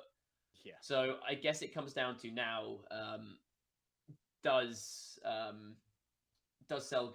Swamp go for just hitting everything around Gudra and keeping that Ursaluna nice and set up and just saying, okay, I can beat you in the end game eventually with my Ursaluna. Because it looks like you're not going to be able to just break through this thing immediately. And that looks like the case as well, especially with the Ghost Terror Ursaluna, which is really cool. The nice defensive terror, especially with sword stances, is a very nice option. Extreme speed is enough to pick up this Landorus as well, so targeting around it is working out quite well. And I think this Ursaluna now is still at neutral attack now after that sword stance combined Yes, with the it parting is, shot and 'cause it was- intimidate. Yes. Yeah, so let's see like how much it does, and That's so much. that is honestly a lot. Yeah, that is. That's a +2 Gudra. Yeah, that's It's insane. neutral. Oh, this bear is broken. I hate this bear. And it's like annoying speed here as well, isn't it? It's like it's good in both senses in a way. Like, oh man. And again, like the Gudra doesn't have access to recovery outside of leftovers here. Well, actually, is this one running? Yeah, this one's not running life dew, so it's just leftovers for recovery. And so we find ourselves in a situation where once the things around it go down, like I said, you can just start setting up the Ursaluna, and eventually you'll be able to take things out. We do still reflect come out here. Again, I did find that it's only physical threats left on this team. And another Swords Dance. So yeah, absolutely. Like Swamp goes for like the absolute call, like calling like the protect on the Gudra. E-speed is the Grimstyle and gets a second Swords Dance on Ursaluna. So great play there. So even with reflect going up from this Grimstyle, probably even with another parting shot, Gudra looks like it's probably in range of going down this turn. Potentially, if there's a double into Gudra, yeah, that could take it out. But also, like, it's relatively safe just to go for more Swords Dances here with Ursaluna, because there's no pressure being applied to it by either of these Pokemon on the opposing team, really. So you have the option, I think, to go for either another Swords Dance, or you can just click like E-Speed Facade into the Grimstyle slot. Admittedly, if you do that, you're kind of praying there's no Golden Go in the back end. But it's there's a lot of options here, I think, for for Swamp. And this is one of the problems. Like I did a lot of testing with Gudra, and I think one of the problems I found was exactly this matchup into Terra Ghost Ursaluna, where it's just far too passive. You can't really do any damage with it. Ooh, yeah, it's looking like that at the moment. Like, but Extreme Speed just did like almost nothing there. So can Facade make the most of it? But Ironhand's coming in first after that parting shot. And Asylum actually does go first, to be fair. So it's booting up to defense now. Actually, I think it lives. Oh no, it's Rush instead. Well, it lives if it doesn't get hit, but yes. So Ironhand just absolutely drops now as well. So it's just Grimmsnarl Gudra left for Cell. And again, it's just that real lack of damage output at the moment into this Terra Ghost Ursaluna, because even if Gudra gets all of its defense boosts up, it's still only hitting this thing with Heavy Slam. And yes, okay, the Headlong Rush has dropped its defenses, but you can quite easily reset that by just switching out. You're not really protecting that many attack boosts at the moment because you've been dropped however many times. So it's just a case now, I think, of get rid of the Grimmsnarl and then just again set up the Ursaluna in front of the Gudra. Yeah, I mean, to be honest, like you need to preserve your Ursaluna. So because Dragonite at this point, well, without critical hit, it's not doing anything. So yeah, if you just kind of end up picking up the Grimmsnarl, it's going to go down to Spirit Breaks anyway. But yeah, not even targeting to that slot this turn. But it does allow Gudra to get up another Acid Armor if it so chooses to here. But no, actually the Heavy Slam. So actually wanted to target down that Ursaluna to try and deal with it. With that burn ticking down as well, it will start to go down, and that defense drops off. The Headlong Rush will also make a big difference too, and it also heals up a little bit of leftovers. But yeah, now Dragonite can pick off this Grimmsnarl fairly handily. Yeah. And things are like, you kind of said the extreme speed damage is a bit negligible, but like that's not even necessarily the case, because as I identified earlier, this Gudra does not have any recovery outside leftovers. So if the extreme speed is out damaging leftovers, you're effectively meaning the Gudra just can't get any consistent recovery. Its health will always be going down. And yes, okay, if it takes out the Ursaluna, then you're not going to be able to one-shot it, but just that consistent tick of damage over and over and over again. Like, a body press isn't going to do that much into Dragonite, even at +4 or +6, because it's resisted, it's not stab. And again, if there's that Chen Pow in the back end, I don't know if the Chen Pow here is running Sacred Sword, but if it is, like, that's going to do a lot of, like, even if it's resisted, that's doing a lot of damage because it ignores all the defense increases. So yeah, I think this is one of the big flaws with Gudra, and one of the reasons I think that it's not too much of a threat, certainly at least with the builds that people are using at the moment, just because that, like specifically Terra Ghost Swords Dance, Ursaluna, just really doesn't care about it. And you also see a lot of a lot of ghost types, anything that's immune to fighting moves, obviously. It's not increasing its damage output, and Heavy Slam's not doing that much. So like things like Golden Go as well just sit in front of it. So it'd be interesting to see if Cell here changes up the game plan. I'd like to maybe see a game plan built more around Golden Go, for example. Obviously, that's still weak to the ground type moves from Ursaluna, but it's faster and its setup isn't like completely mitigated by the terastallization. So you can maybe see a Golden Go setup here, just to try and get some extra damage down. Or maybe just a game plan that isn't built around Gudra, I think. Yeah. Like, I think the Iron Hands was a good bring. It was unfortunate that it came in and then just like dropped to the cooled headlong rush from But the Swamp's thing End. is, like at that point in the game, that headlong rush is taking out anything that's on that slot. Because the one thing on this team that even resists ground was already gone because the Landers had gone down, right? So yeah, I mean, headlong rush or facade into that slot are always gonna. Well, actually, headlong rush safer because you got the ghost type in the back. But yeah, headlong rush into that slot is always picking up a KO. So yeah, it just feels like Cell needs to find a way to mitigate the Ursaluna, which on this team it doesn't really look like he has a particularly fantastic way to do. Because okay, you've got Intimidate on Landorus, but they can Sword Stance around that, and there are other answers for Landorus on this team. Iron Hands doesn't do that much to it if it goes Terra Ghost, which it's very inclined to do in this matchup. Golden Go obviously is weak to that Headlong Rush. Yeah. And Amoongus, I can't spore it because of the Flame Orb. So it's going to be a tricky matchup, I think, for Cell. I think this is very much in Swamp's favour. And so in favour of the Spiritombs, who are now one game away from winning UKITT.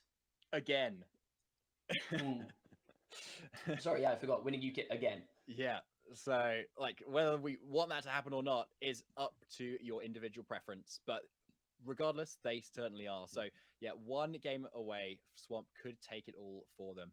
Grimstyle and Golden Go come out as the lead. So, yeah, on similar sort of teams, I think we saw Maurice Uteg actually use Golden Go Grimstyle, I think, at Malmo quite recently to good effect. So here it is again, which I quite like. But yeah, who's going to boost faster? Who's going to do more damage faster here? And like with that, each got their supporter as well, which is quite nice. It's going to be interesting to see how they both use that, especially with Cresselia having a lot of healing power on its side. Yeah, I think the Cresselia mix-up here is also very interesting because it gives you a Trick Room option. I think if you are Swamp and you're thinking, okay, I don't think my opponent's going to bring the Gudra to this game, suddenly that Trick Room option looks really scary. And we see the Sword Stance coming up from Ursaluna here. This is going to be a Trick Room from Cress. And now this Ursaluna is in a terrifying spot where it can just start pressing just any button and say, okay, someone switch into this, I dare you. See what happens. Yeah, it can, can't it? Oh my goodness. And yeah, Lunar Blessing, like even with all that damage that's just kind of come out from Cell's End, which I think was a great call because it's probably a turn where you expect that to kind of set up and you a little bit more free. But now it just looking very scary. I think it's going to be calling Protects in the right slot or something because it's going to dish out, as you said, Matt, a lot of damage right now. It's worth noting, though, with the Golden Go here, there's an interesting combination between Golden Go and Landorus, where between the two of them, they each have an immunity to one of Ursaluna's stab attacks. So targeting down that slot is never risk-free. There's always a chance you do 0 damage. And I guess Cell may be scouting for an attack there, or just trying to stall a turn of Trick Room. But again, that kind of passivity in front of Cresselia that's just going to heal up the Ursaluna just means you're in a really weird spot because you get the 25% back and also it just mitigates the burn damage for that turn, so it effectively gives you a little bit more on top of that. It is. Yeah, this is a very tough spot. I guess it becomes a case of like, do you want to risk going for the headlong rush into the Golden Go? Do you facade that and make the read? Do you make the safe play and facade into the Grimsnarl because there's nothing in the back that can take that? unless they. Well, I guess they can actually switch Golden Gun Party Shot, but I like we'll this. see. This The is Landorus does come arguably in. the safe play. Yeah, like you've got to switch in the Intimidate, and you parting shot it as well, / reflect, and you kind of hope you live whatever attack ended up going somewhere. Because it's a big call to go for a facade into the Golden Ghost slot, which it exactly was. And Stellaris comes in and just drops. This Pokemon's Man. ridiculous. Oh, goodness me. But what was that? Reflect and Intimidate up? yes. Oh, was it still a +1, I guess? But it had gone for a sword stance, so it was technically neutral. In a way, sort of. Yeah, Kind of, yeah. But yeah, but to be fair, Ursaluna is obviously a good Pokemon, but also what a call from Swamp. Yeah, I mean it's a great call there, but that is, if you're hitting that slot, like I said, it is fundamentally a 50-50 because Golden Go doesn't want to protect that turn, and like I said, it's a case of Golden Go is immune to normal, Land is immune to ground, so you're basically calling which Pokemon's going to be on that slot, and that was a good call from Swamp to get that correct. I think from Cell's end, in terms of risk reward, it might almost be worth staying in with Golden Go there and just going for a make it range, kind of purely because it's a bit of a 50-50 on that turn. But if you get the 50-50 wrong and you switch, you get no value. And if you get the 50-50 right and you don't switch, you get damage down at least. But I guess at the same time, that's just getting Lunar Blessinged off. So. Oh my goodness. Well, here is a Terrestrialization into the Ghost type, just covering for that fake out very nicely. So it's going to just dish up whatever it wants right now. And Facade is looking pretty nice unless a Golden Go does switch into it, which doesn't seem to be happening at the moment. But I think that's probably what Cell is needing to kind of hope for here, that maybe something gets overextended and maybe headlong rushed into something that can actually live it rather than a Facade. But it's the Terra Grass coming out here, so maybe that's the prediction at this time instead. Headlong rush into that slot. So let's see if Cell actually calls it this time. Parting shot though first into that Ursaluna to drop its damage output yet again. So I think we've now got a situation where it's back at, I don't know if it's back at neutral now. I think it's back at neutral with Reflect up, because it was there was an Intimidate and a Parting Shot after it Swords Dance, and also Reflect is up. That's it, yes. So it's now kind of, it is definitely low at the moment, but it's Headlong Rush into the Golden Ghost slot yet again. So, oh my goodness, Swamp is calling every turn absolutely perfectly here. Not even needing to be honest, either. Because it's just, Ursaluna is such a bulky Pokemon, it's just not really in threat of much damage. But saying that, Headlong Rush, to be fair, does lower its defensive stats, and it takes a lot of damage there. But still, with Lunar Blessing, it can heal right back up again.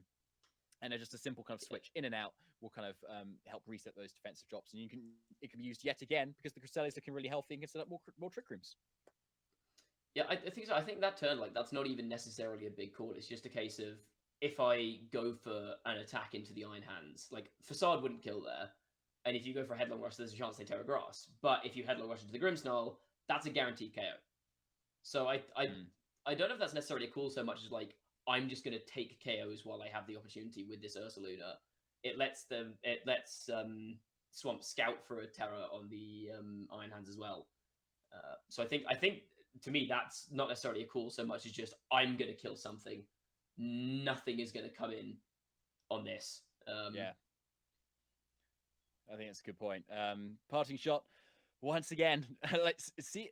Maybe something will be enough for this Pokemon to not get a one-hit KO. Let's see. Facade comes out and does 40%. There we go. So it is not one KO something in this set. And it does actually go down now to the Wild Charge from the Iron Hands. But is it a little too late? We'll have to find out depending on what Swamp has in the back after this Ursaluna has just dished out so much damage here. So it goes for Lunar Blessing, but it fails because it's already looking very healthy. Yeah, I mean, the Ursaluna has eventually gone down, but at the cost of two of your Pokemon, most of your Iron Hands' health, and very bad late game positioning, because one of your Pokemon left is a Grimmsnarl that doesn't really have much in terms of offense. And now this Dragonite is going to come in, even with the Reflect up, even if there's a Parting Shot going to the Dragonite here. I think this Aerial Ace will pick up. Yeah. And now it's Grimmsnarl versus the world, and Grimmsnarl is not famous for its ability to take on the entire world all at once. Yeah, not Spirit Break. I mean, Spirit Break is, as it says, it breaks spirit. So if it somehow kind of goes into Swamp and then Swamp just kind of forfeits for some reason, then maybe there's something happening. But pull like an anime move and be like, Grimmsnarl, attack the trainer. Yes. So that does a decent amount of damage to what is actually an inner focus Dragonite. But Yeah. there it is. There is the KO back onto the Grimstar. And there we have it, Matt. So Swamped takes the win versus Cell and makes Spike with Spiritombs the winners of the UKITT Season 5. For a second season in a row, no less. Very impressive run by them. I think losing one set the entire way through this tournament, so through To the through post 7 rounds of. Thank you for throwing that in there. I just had to make sure we do. It's all right. I'm on that team. So Yeah. I had to but yeah, so like losing one set all season is very impressive. That's through 7 rounds of group stages plus 2 rounds of playoffs. And I mean, it's almost unfortunate for the Palafins because they have the same record as well, right? They also only lost one set across the entire thing. It just so happened that set was in finals. So a very deserving second place from them, and it couldn't have been closer in the end. Again, it did. I think as most people predicted, and everyone probably genuinely thought, it did end up being a very, very close game, going down to that 3-2 in the end. and we had I think in the semi-final, sorry, not the semi-finals, in week 2 these two teams played as well, and they drew. So this had to be like a decider as well, like it's as close as it gets, yeah. So which I love, and both using the same teams as they used in the semi-finals too. So they both still played the week before. They both played again, and obviously it worked out for the Spike and Spirits teams this time. Yeah, well, this has been very, very enjoyable. It's just been good Pokemon all around. Like, it's been a pleasure to cast the third place playoffs and the finals. Been lovely to cast with Adam in the playoffs. Obviously, lovely to cast with you again, David, in the finals. Always a pleasure. You too, Matt. Thank you. Big thank you. This is probably going to be covered in the outro as well, but I will say it myself. Big thank you again to our production team, everyone who did the graphics, everyone who's been working behind the scenes. We've got some people in a studio up north who have been running things. So big thanks to them as well. Thank you, as always, to Connor for organising this. He's kind of the reason UKITT happens most of the time, and Sam as well for helping to put this together, for hosting today. Thank you again to you and Adam for jumping on the caster's desk. Thank you to everyone as well who participated. It's been great fun casting. Congrats to the Spiritombs for winning the league. Congrats to Palafins for an excellent second place run. And also to both teams in the playoffs as well. Excellent games all round. All of them were very, very close. It's been an absolute pleasure. Thank you to everyone who came down to watch as well. Hopefully you all enjoyed. Yeah, unless you have any final words, David, I think that is going to be it for us on your casting desk. And we are going to throw you back over to Sam, who is going to close us out.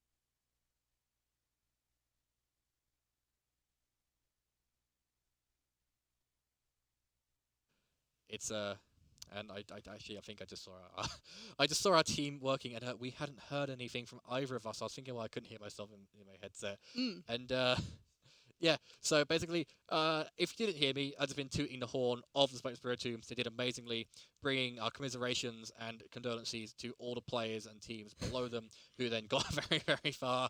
Our director is off screen, and he is just absolutely dying right now. Head in hands. Head in hands. You know, these things happen. It's not a UKIT stream. It's not an esports broadcast. If something doesn't go I wrong, said this right at the start. We're finishing exactly how we started. It's not a UKIT stream if something doesn't go wrong. it's definitely not something goes wrong. But of course, that unfortunately will be close to the end. So any last words before we cut to our little last segment there, Samantha? Yeah, for sure. I feel like I just want to close this off with a bit of a sentiment and just, thank everyone who's either worked on a part of UKIT this season. I know Bwenty briefly went over it.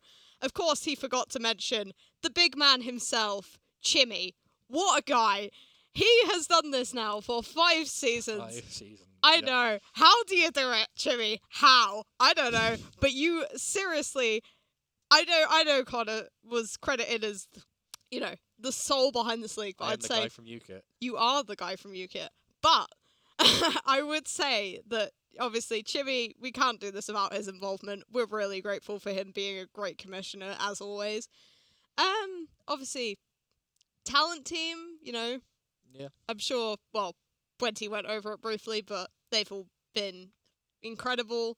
Production, of course, either at home, which is usually either myself or you, or our lovely team that we've got today, Con and Joel. They've helped us out a lot. They've been brilliant. Putting up with all of the issues and difficulties along this weekend that we've managed to get this stream going. Is there anyone else you wanted to thank before we finish off? Well, who else is there to thank? I'd say one big thank I do actually give to is they didn't quite make it to the playoffs, but Lord Voltaire, one of the Moomuton's manager, who last minute at the very beginning of the season stepped in because we had a bit of a complication with getting managers in because, of course, this is our biggest UKIT season yet. It was that case of we were getting players signing up and they were going up and up and up and up and up to a point where it was like, oh, we can't accommodate this many players per team without going to like a stupid amount of players missing out each week. So Lord Voltaire coming in that last minute and taking the Moomuton's on, for that last hurrah. I didn't have the best season, I believe. When I was on Moomuton's, they did quite well. I think we got the finals last season, didn't we? I believe you did, actually. We got somewhere. But anyway, it seems that, luck didn't go their way, but, there's just loads of considerations. As everyone said, the players we've had, the fact that this was my first UKIT, I actually had a larger role in rather than casting, and it was just, from that second, it exploded and became this big thing, and it just feels great for both myself and Chimmy. I bet Chimmy is especially chuffed that a small, 30, 40 player tournament that started because of lockdown has become this nearly 100 player tournament. Because it's just enjoyed so much, and the hype and the popularity of both Pokemon and UKIT combined, it's just this massive, massive thing. So, yeah, just everyone has a part to play in this. And, For sure, yeah. Whether that be their team building, the team they're on, the role they play. If they're a spectator, a player, they help us with a bit of admin. It is nice to know that I have people caring for me that ask me. I get my ridiculous o'clock in the morning messages like, "Oh, this team has got the wrong number," and it's so everyone has their role and everyone has their amazing part. Of course, we'll get a little bit of a tidbit of everyone who had a little bit of help out a little bit later on, but I think that's all from me. So any last words before we do fully close it off for sure, the first season of UKIT? Yeah, I mean, I'd like to end it, exactly how I begun this season. Championing Sliverwing. Congratulations to Xeno and to Josh +1 for being the only 2 players brave enough to bring what is arguably the best Pokemon of Gen 9. Thank you for doing that. You've proved points. Although you didn't manage to win either of your games, you proved points. I love you both. They're your Sliver winners. They really are a Sliver winner. But anyway, I do believe that is everything from us here in the studio up in Stoke-on-Trent. Thank you, Staffordshire University, for letting us use your amazing esports hub every time we try and do it up here. Lost my words here, but that is all from me and from Samantha and from us here at the production room. So without further ado, thank you for the most amazing UKIT season we've had yet. Let's hope for many, many more in the future.